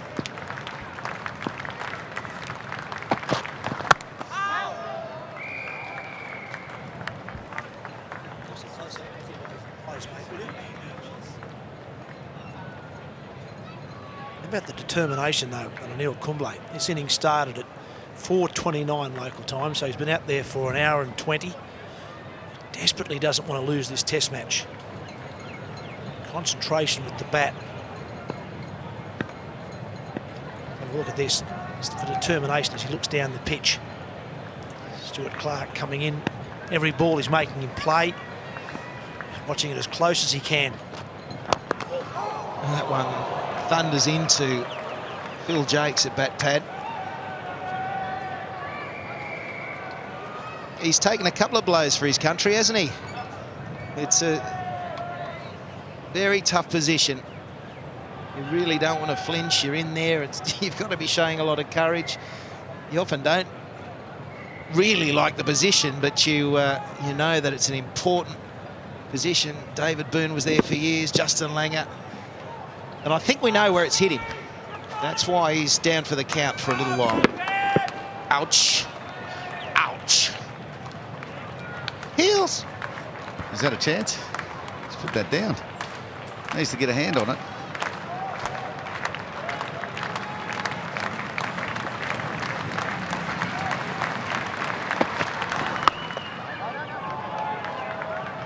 One more ball to negotiate this over, and that's what Kumble Dhoni will be just counting down the deliveries, won't they? And as it gets closer, with each ball, each over,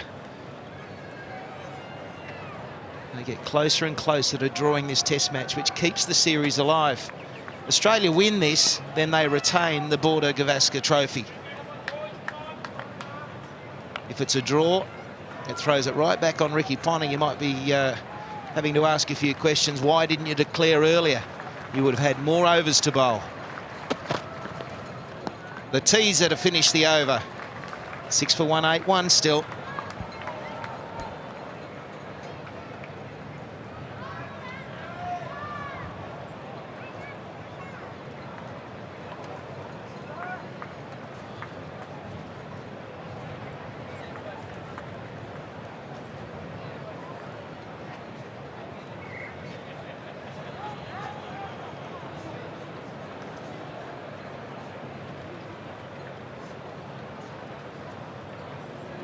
Change ball for Australia at the break again, coming back in the attack is Andrew Symonds. 4 more wickets, and it's Australian. It will be an Australian victory if they can achieve that. It'll mean 16 Test match wins in a row, equaling the Steve Waugh side of 99 through to 2001. So much to play for, and Andrew Symonds with 2 for 42 back into the attack. Hogg out of the attack. Yeah, Hogg out of the attack after 1 over. And one fairly close shout too for LBW when Dhoni padded up. So Ponting might be just looking to bowl him in 1 or 2 overs each here, just to mix it up all the time.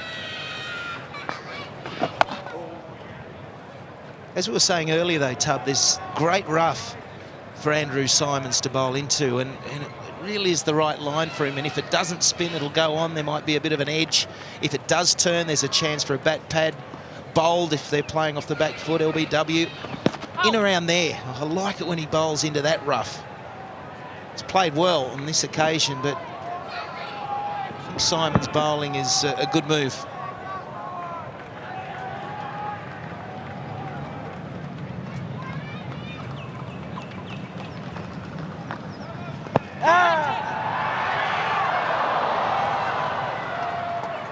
I just wonder if Andrew Symonds might try a couple around the wicket as well, just to get the batsman playing a little bit more. Just Dhoni at the moment kicking the odd one away. He's done him there. Just maybe a couple around the wicket as well. Oh, yes, boy. They've got to do all these things, haven't they? Change the bowling attack, change the tactic of each individual bowler, as you say, Mark, round the wicket, over the wicket, without giving a hint of desperation just yet. They've got, or impatience. They've still got to be skillful and maintain pressure while they try everything. That one very wide, and it's a lot of maidens in a row here. 6 for 181.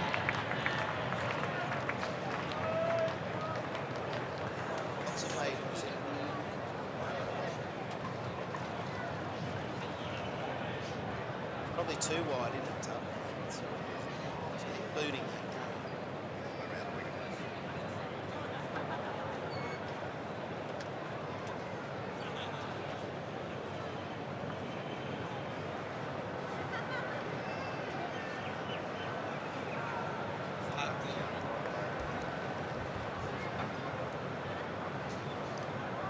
A minimum of 12 overs.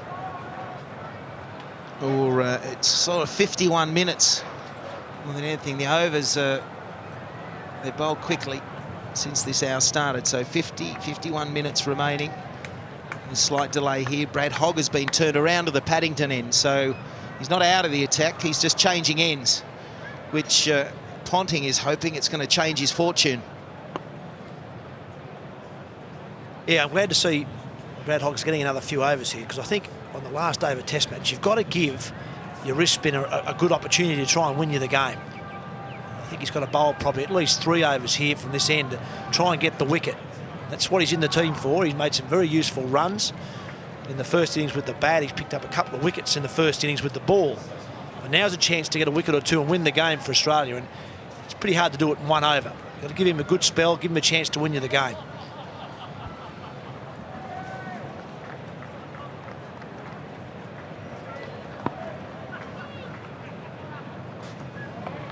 Nice.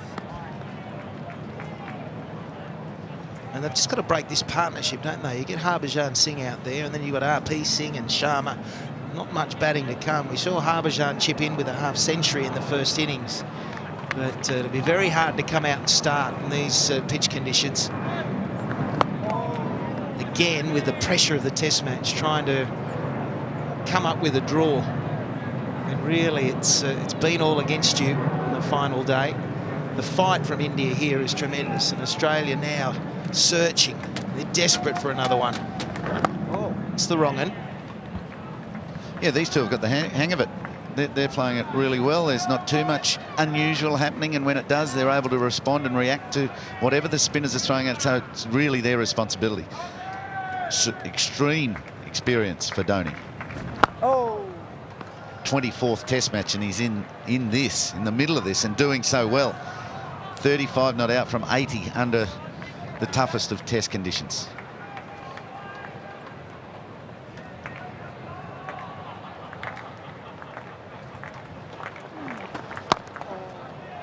He'll run away.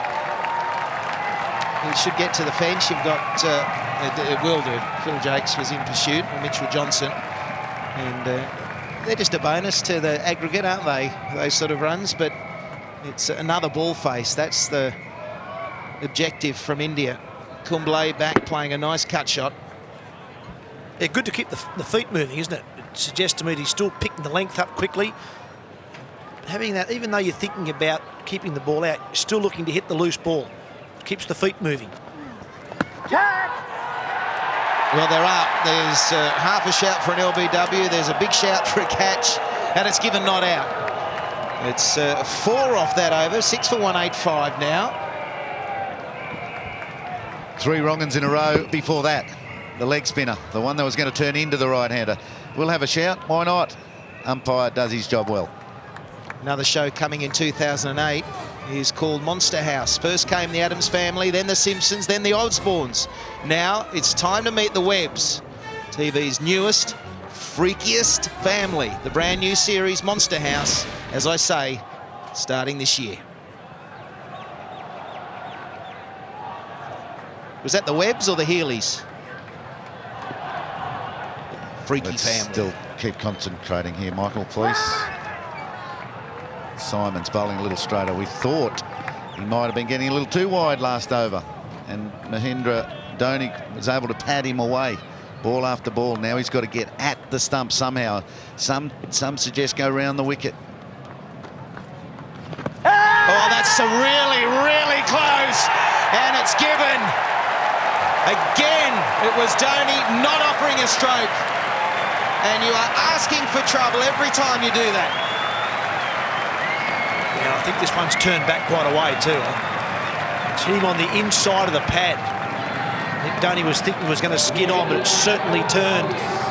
He wasn't forward either, he was just walking across his crease. He really did give Steve Buckner a good look at this. It turns back a long way, hits him outside the line, hits him on the inside of the pad, and that's what Steve Buckner liked about it. And it didn't bounce all that high either. If you don't play a shot, you leave yourself wide open. Big wicket for Symonds, that's his 3rd. And they finally got rid of Mahendra Singh Dhoni, who's played well for his 35, but that's a huge breakthrough for Australia.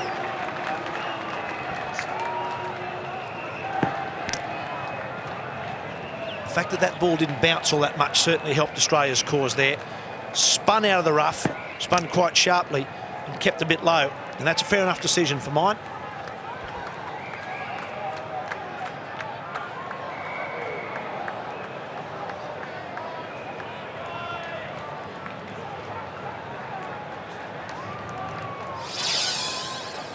So Harbhajan Singh, he's made his way out, and a few applause from the Indian supporters here, a few boos as well, because of the slight controversy in this test match, but he can play a great role for his country now. If he can get through 3 wickets for Australia, and it'll be victory and 16 test match wins in a row, but more importantly for them, it will secure the Border Gavaskar Trophy.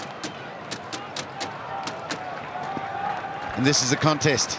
Harbhajan. Oh! Symonds to Harbhajan.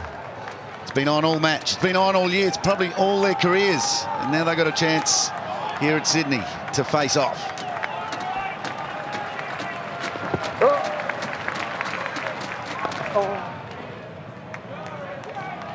So much pressure out there for Harbhajan. How's he going to handle it? It's Andrew Symonds as well. He's got 3 wickets. He's putting his hand up for man of the match here, isn't he? Just a bit short there. It's a wicket maiden, 7 for 185. We've used up about 16 minutes in the final hour of this test match, and it's electric around the ground. Everyone putting natural instincts on hold. Kumblay's hanging around. Dhoni, for some reason, didn't get a shot played. Harbhajan's natural method is to play shots. He can't afford to look foolish in this situation.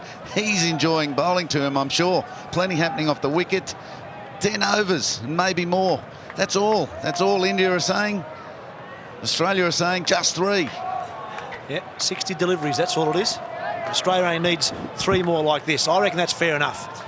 The fact that he didn't get forward, I think, cost him there, Mahendra Singh Dhoni. If he'd have just taken a decent pace forward, he would have made it a lot tougher for Steve Buckner. But he walked across, and I reckon that's a fair enough decision. That last camera angle was perfect from our perspective, and for everyone at home to see just after the ball had spun the line it was taking, and you could see it was going on to hit the stumps. So Buckner, for mine, got it right. It's another look. Once it turns, have a look at the line it takes. Hits the pad. Straight behind it was middle stump. Brad Hogg coming around the wicket. It's Kumble, the captain.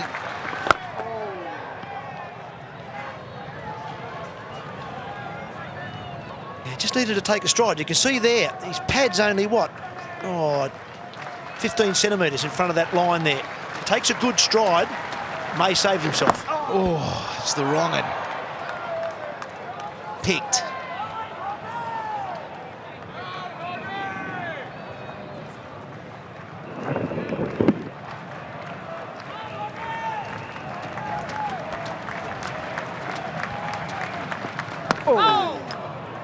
Big turn there from Brad Hogg. It would have had to come back a hell of a long way. You see that the number of balls ticking down. Ricky Ponting praying for 3 wickets. He doesn't want to go to bed tonight feeling like, oh, I should have declared earlier. Give myself 10 more overs maybe.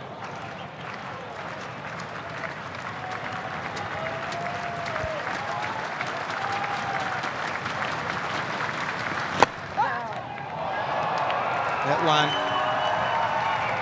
the outside edge, it was the wrong one once again from Brad Hogg.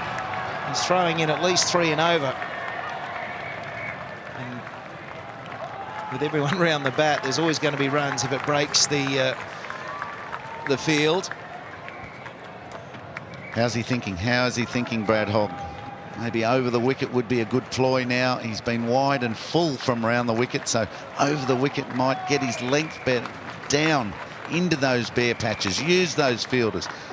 Rip a spinning ball to the new batsman. The wrong one's been popular. Maybe overdone. That contrast in this field to what we saw this morning. 8 men on the fence. There's about 6 men around the bat now. We'll cop that, Brad. Harbhajan has had a crack at Hogg right through this series so far. 7 for 192.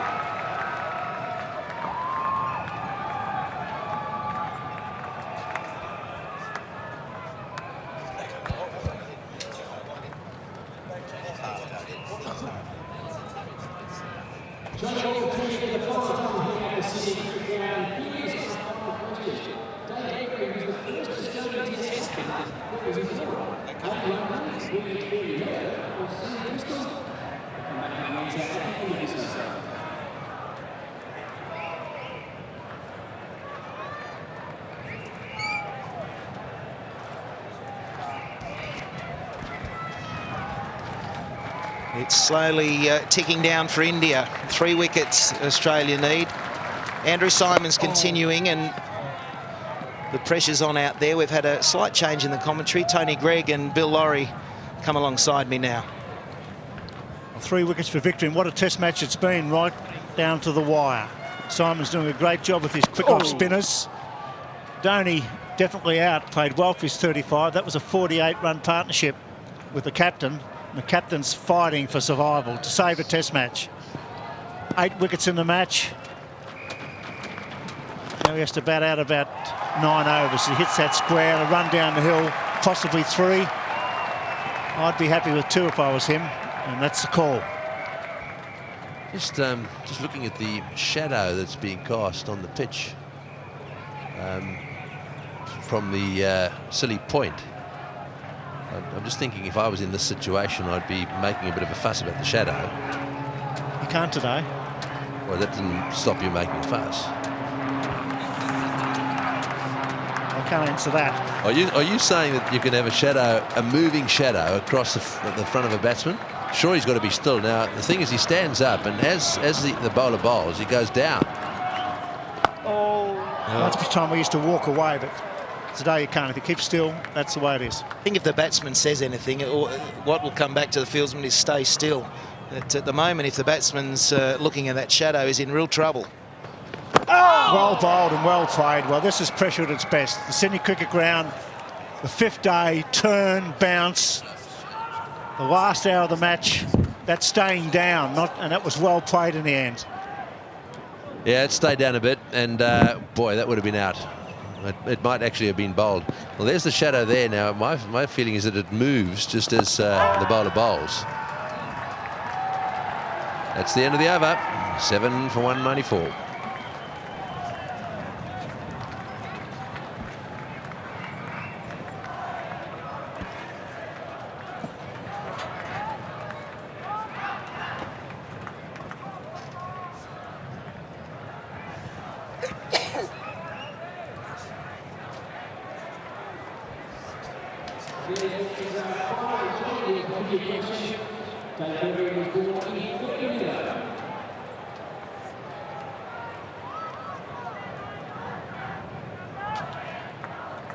Australia needs 3 more wickets. Hogg to continue. I've got a gut feeling I'd be going for Brett Lee here. Your best bowler from one end, spin from the other. 8 or 9 overs to go. 8 overs or 36 minutes. They might get an extra over in. Short. And he just whips it away. Well, that was beautifully played. It was wrong, and he waited. Harbison playing his shots. There's cheeky, there's no doubt about that.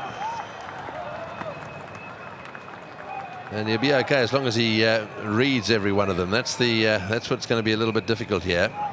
Hogg pitches it right. This was short, so he had plenty of time just to flick it around on the leg side. Well, he's got the captain on strike. Kumblay's been there for 83 deliveries. Look at the perspiration, look at the concentration. All those people back home in India hoping the captain can hang on. And playing back. Well played, played late. And it's another wrong-un from Hogg, but Kumblay's picking him because it's a good wrong-un, isn't it? It's fired in and it's straightening. It's giving himself a chance here for an LBW, and you can just see if Kumble misses it, well, he's dead. It's a pressure cooker out there, and Kumblay's reading everything. Get back over the wicket, I'd say. Bring the slip into play. Yeah, and I think you bring the LBW into play, certainly for his orthodox delivery. Ricky there really getting pumped up about catches. Try catch it again. Went a bit hard at that, Kumble. Good crowd in again. Been a wonderful test match. Been about 120,000 fans have come to the Sydney Cricket Ground. Worth every cent. Well played. Absolute dead bat. Smothered it. Just watch this. Just watch how he smothers this. Certainly looking good, isn't he, Kumble? He's solid as a rock. Solid as a rock. And he gets the strike at the end of the over. Well played, skipper. 7 for 198.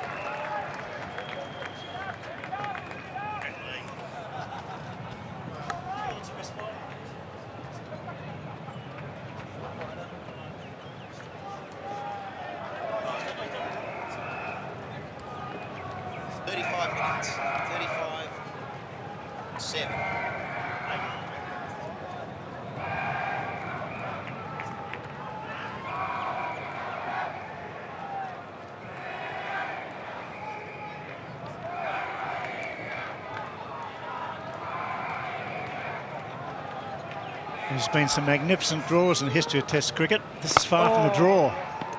Symonds continues. Brett Lee starting to limber up. I think Ponty's got it right.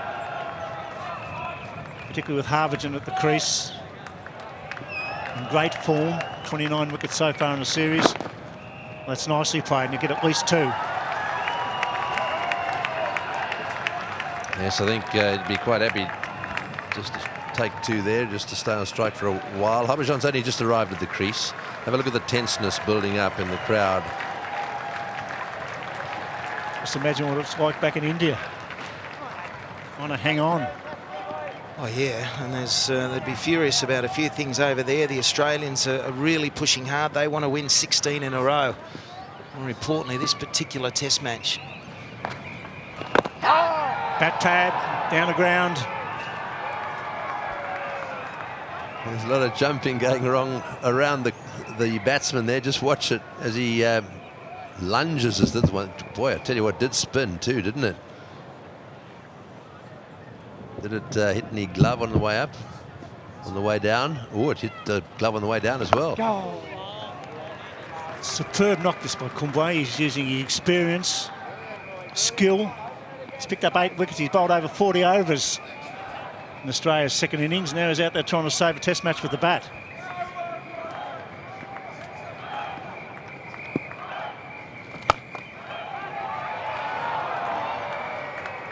Have a look at this field.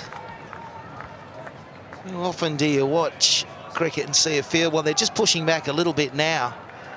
They really want to bowl at Harvagen Singh. They've got to get Kumble at the non-strikers. He doesn't look like getting out at the moment. Oh, brilliant. 7 for 200.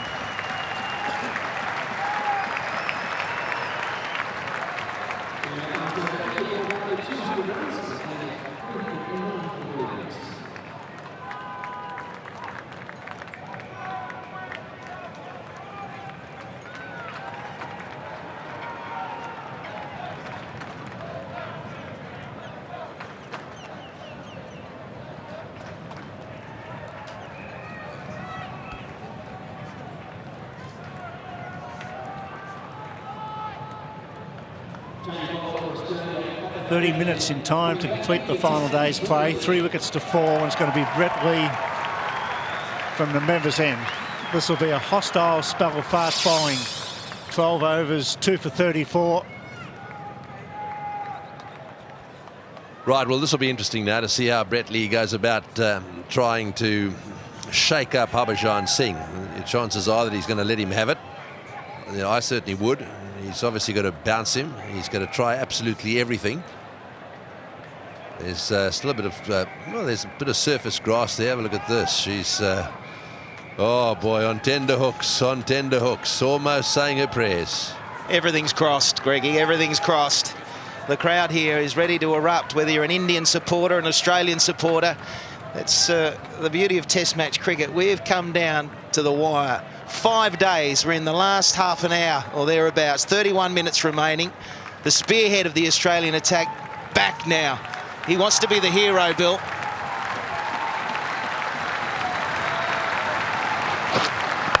Well played. Just spare a thought for Sharma and RP Singh in the dressing room. There's young Sharma, 19-year-old in his first Test match, coming in at number 11, could be coming in with an over or 2 to spare. He'd be saying to himself, I wish I'd have had taken a few more of those net practices a little more seriously. So often the tail-enders get in there and they bat for 5 minutes, do all the bowling. Gretley. Well played. It's a good pitch. Well, he's pitched 2 up. He can't keep pitching it up to him. He's going to have to let him have it. He's going to have to drive him back, give him something to think about. Rest assured he will. Well, where's the bat pad? Why has he got a mid-on? If he hits it there, he hits it there. And it's probably going to run away for 4, so it keeps Harbhajan on strike anyway. To pull that man up into this position, somewhere in around there.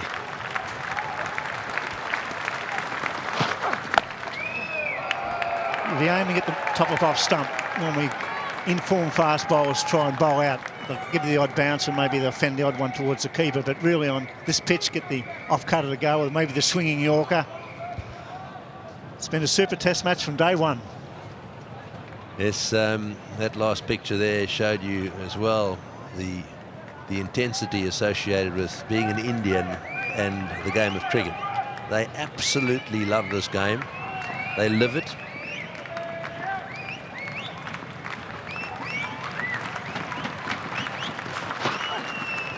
Well played. Well, there it was, the bouncer, but it was just a little wide outside off stump, but it was very calmly played. Look, you'd have to say about Harbhajan so far as well that he's looking pretty good too. Well, he's got 63 in the first innings, his best score against Australia. He played well. He's under the hammer from all sections of the media, including the television commentators.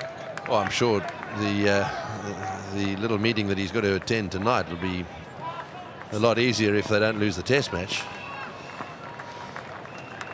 Yeah, it's not time to be thinking about that yet for him, is it? He's just got to be thinking about this one right now. Well played, right behind the line, showing no fear. The 142 Ks, every ball so important. There's a bloke down there who's literally cheering every ball. Every ball they keep out, he's cheering. Just one ball remaining in this over. Kumble 35 not out, Harbhajan 7. It's supposed to be fun, isn't it? Test cricket. It has been. It has been. For 5 days it's been fun. It's been a bit tense out in the middle at times, but that's what it's about. Australia and India have become arch rivals in a way, and that's healthy for the game. There's emotion that does spill over too far at times in the middle.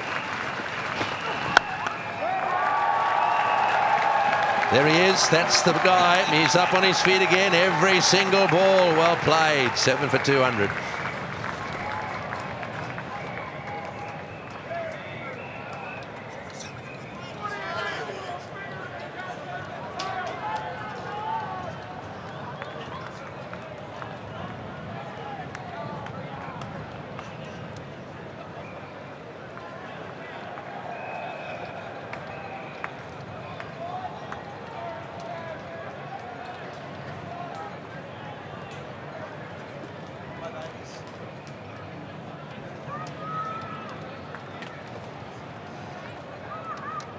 Around about 5 overs left. But one wicket could snap it open very quickly. You get the 10 and 11 at the crease under this sort of pressure. Anything could happen. A bit of discussion between the umpires, between overs.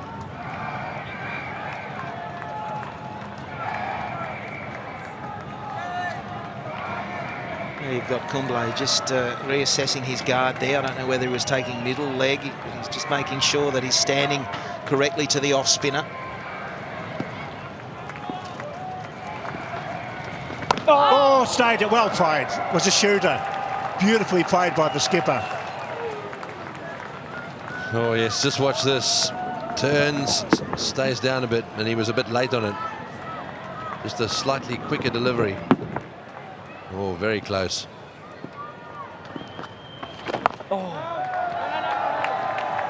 That's another ball negotiated, so possibly 28 remaining for India to get through. If Australia whiz through, and India might try and just hold it back if it looks like they can bowl an extra one. It's a minimum of 4.4 overs.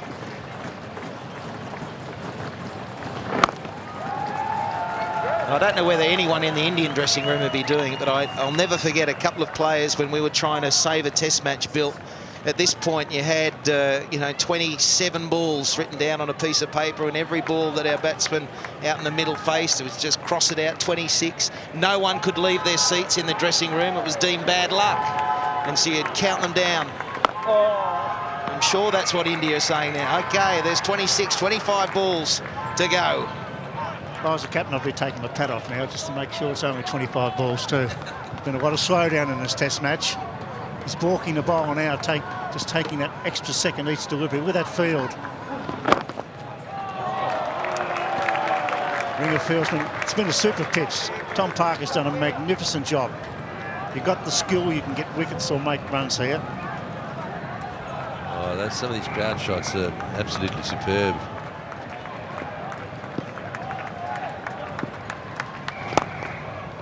Good shot. They'll take 2. Back 1. Oh, they'll go for 3 because the last ball they over. That's good cricket. Harbhajan scrambling. He's home, but just. He was slow. Harbhajan dived, but he got there. Oh, well, I don't think... I think the umpire has actually referred that just to be absolutely sure, because I think he was home.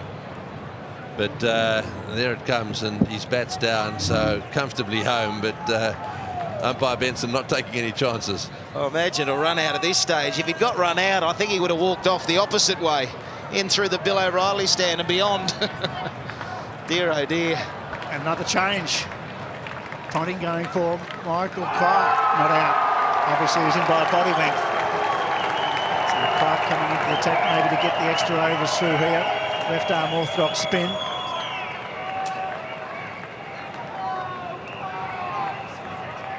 So I wonder whether Michael Clark's going to get an over here, and whether it may just be that he's going to swing Brett Lee around.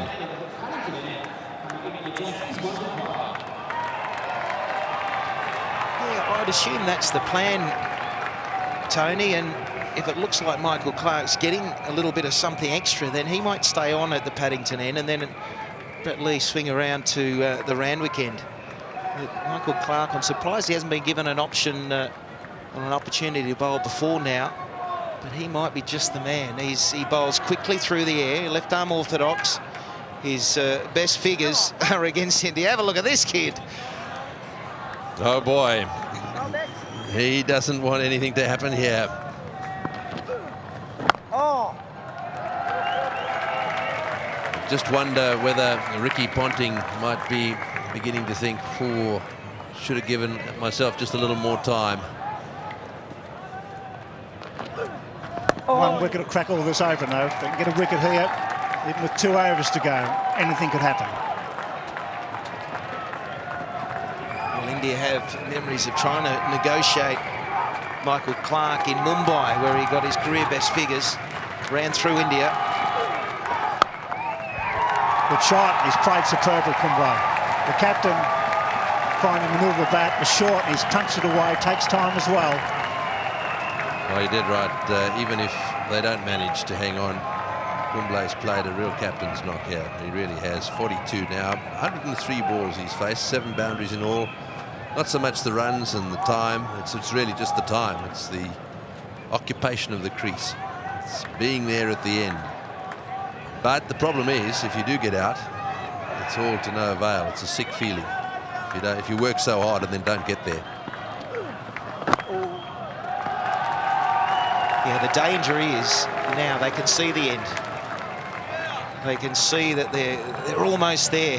And if their mind goes to having got the draw before they achieve it, does that spell danger? Will they play a couple of bad shots?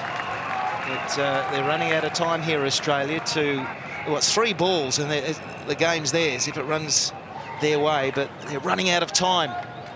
Not by a lot more overs, though. They're getting through overs quickly now. So they're giving themselves every chance by around about 20 minutes to go. There'll be more than 3.1 overs to be bowled.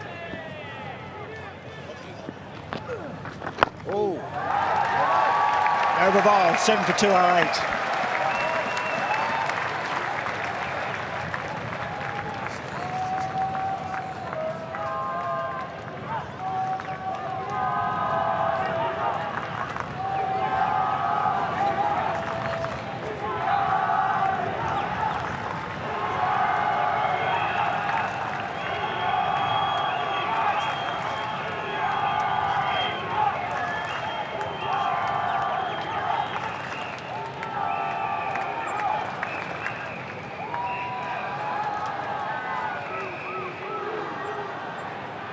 tension builds because there's still plenty of time left in this test match for a victory for Australia. Can India force a draw? Beaten by 337 at the MCG. They've been outplayed today, but they're hanging on grimly in this final session.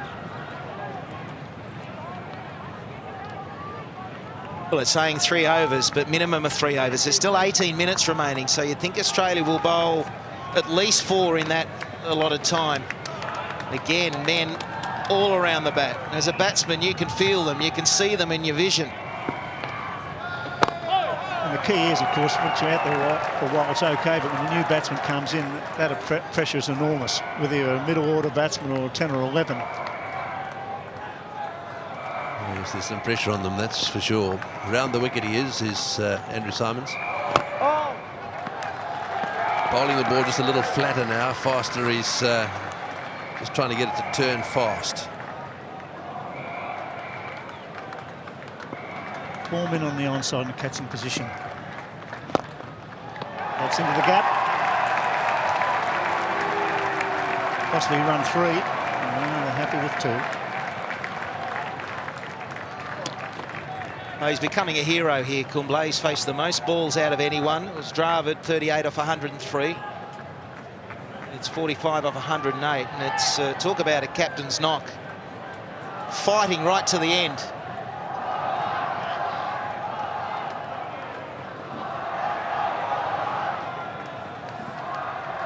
So back over the wicket, and the screen has to move. Just a little bit more time used up.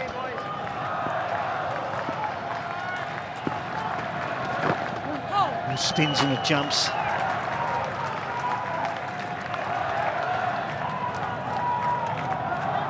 Not too much being said out there, is there? Pretty hush-hush. The crowd, they're on the edge of the seat. Bit of a chant from the Indians. They're just screaming at the members stand where they're here from 7 o'clock this morning. They've seen this before. What's going to be the result?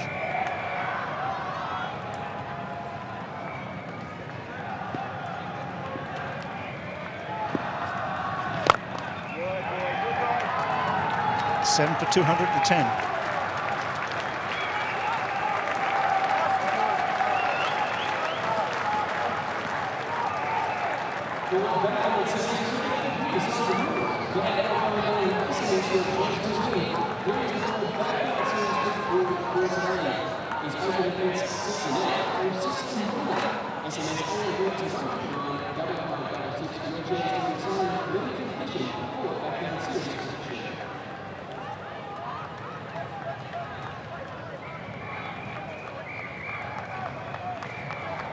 We won't be going to National 9 News to the end of this test match, be it a draw or a win. Got in! Yes, he has! That's a big one! So Harbhajan's gone, Clark's done the damage, and it's 8 for 210. Pressure, pressure, pressure. What a delivery. It was bowled a little bit quicker, 90 kilometres an hour. His very first test wicket in Australia. It gripped, it knocked up a little bit of dust, it bit, and that is the end of Harbhajan. Caught by Hussey off the bowling of Michael Clark. This is how it happened. Have a look at it bounce off the shoulder of the bat, actually, and that's the end of that. Yeah, it was a fizzer from Michael Clark. Ricky Ponting has waited a long time to bowl him and kept him on for the second over. So Harbhajan Singh only managing 7, and Australia needing 2 more wickets now.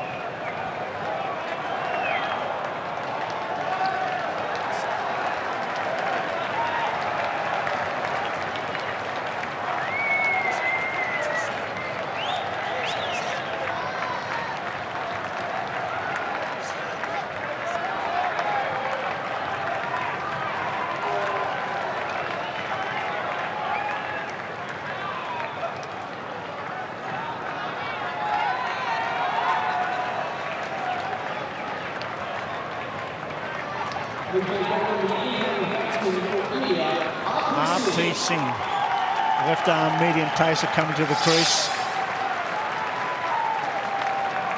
Just 22 years of age. What a situation for him. His 9th Test match. His captain's 45 not out. Clark's got one to jump and spin. Harbhajan caught between coming forward and going back. Good delivery. This, what's a puff of dust? Explodes there, bounces, gets the glove, and goes to Hussey. Captain comes over. RP Singh's, we see that dismissal again was puff of dust. It was very short, actually. It was forward before acceptances. Yeah, now this is going to be the real test, because a new batsman comes in confronting this sort of situation. There it is again, just off the shoulder of the bat.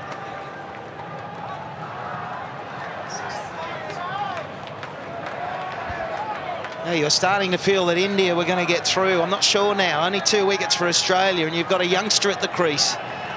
He has stopped for a brief time. The captain has had a chat to him.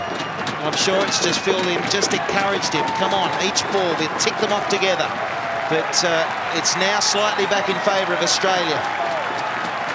13 minutes to go. The odds, $8 Australia at the moment. He's on a hat-trick. Fraction forward, it's spin and it's straight. He doesn't want to go, but that's out. Good piece of bowling, good captaincy.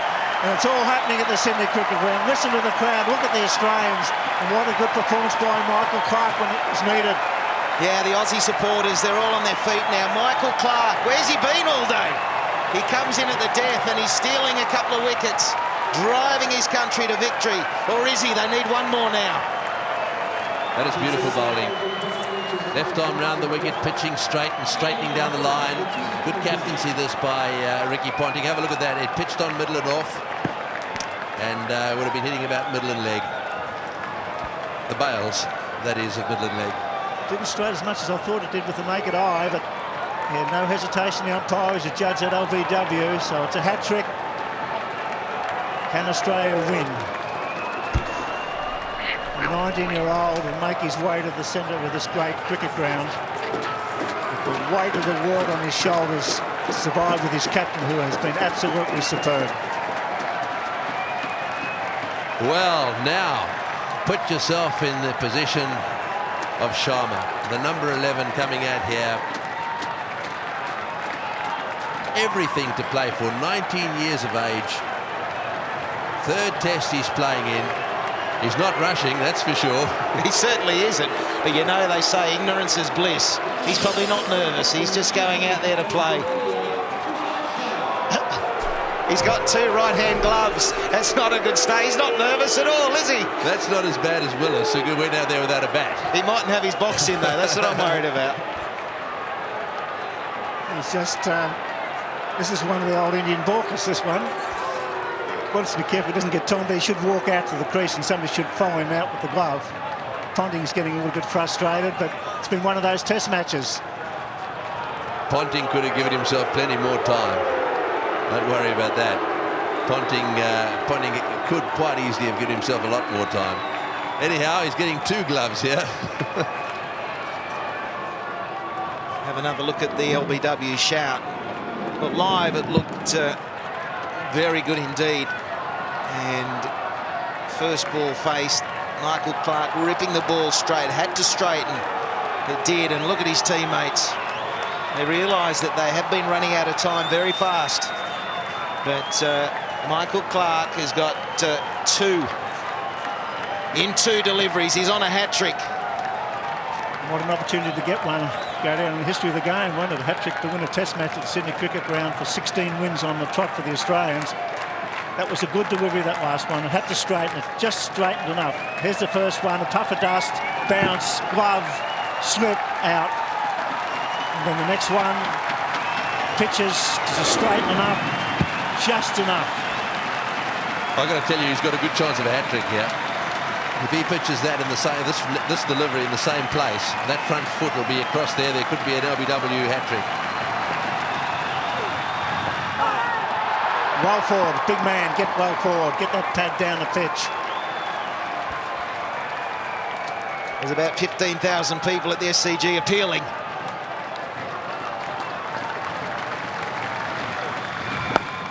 Quick and well played. Can Kumble get the strike here? There's 2 balls going to go on this over. Well, that's it. I mean, I think Kumble's just got to hope that he can handle these last 2, and then he's got to look after it from then on. So a little conference. Kumble going up to his youngster and saying, well played. He probably also said to him, keep getting on that front foot. Don't go before acceptances. Pick up the line first. It's gone! It's over!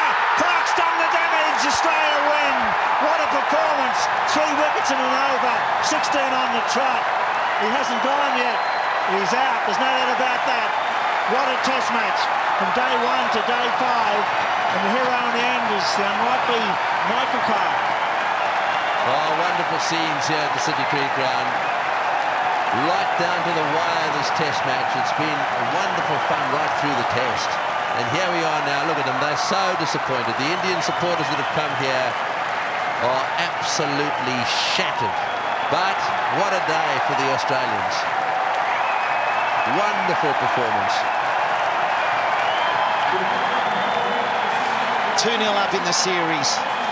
16 test match wins in a row, and they're going berserk. It looked like India were going to save the test match, and we got within 9 minutes of the close of play on the 5th day. Can you believe it? And they pull off a beauty. What a bowling change. We've been calling for Michael Clark all day. He comes on, he misses a hat-trick, and he finishes up with 1.5 overs, 3 for 5, and he's a match winner. Full credit to the Australians.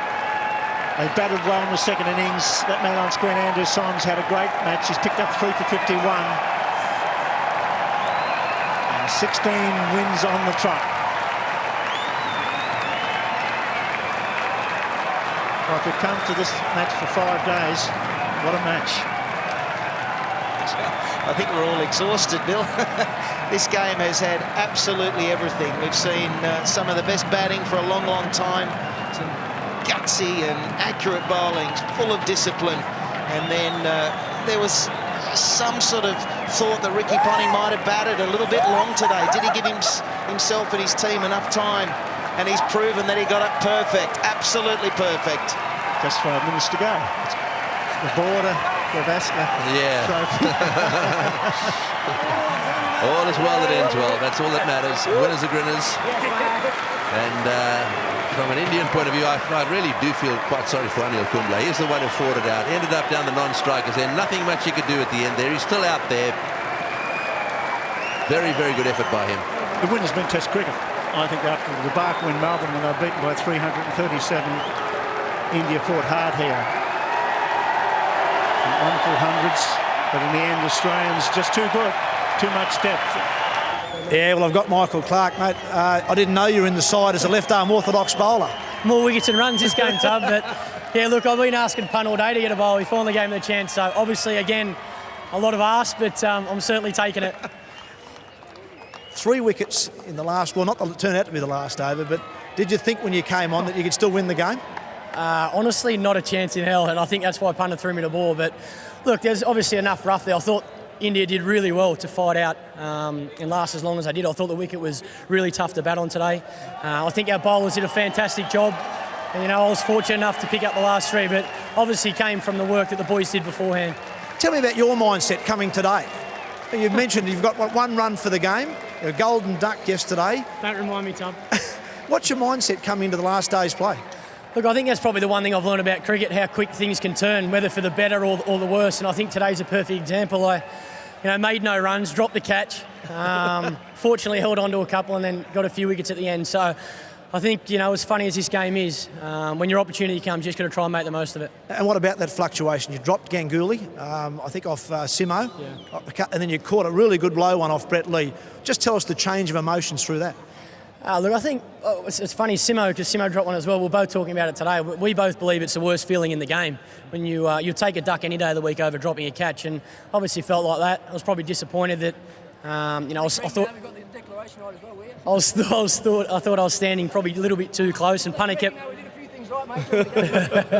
Punter told me to go back a couple of steps, but I stayed up there. I dropped the catch. I should have listened to the skipper, and then I got hold of one, caught one, which is obviously a great feeling. 3 for 5, mate, to finish it off. Well done today. Thanks, Tub. Thanks, mate. Thank you, buddy. Well, thanks very much, Mark Taylor. Here's the end. 8 minutes left. So Australia go to a 2-0 lead. The best of 4 series. For those stations wishing to go to national news, now's the time. For the rest, we'll come back after the break.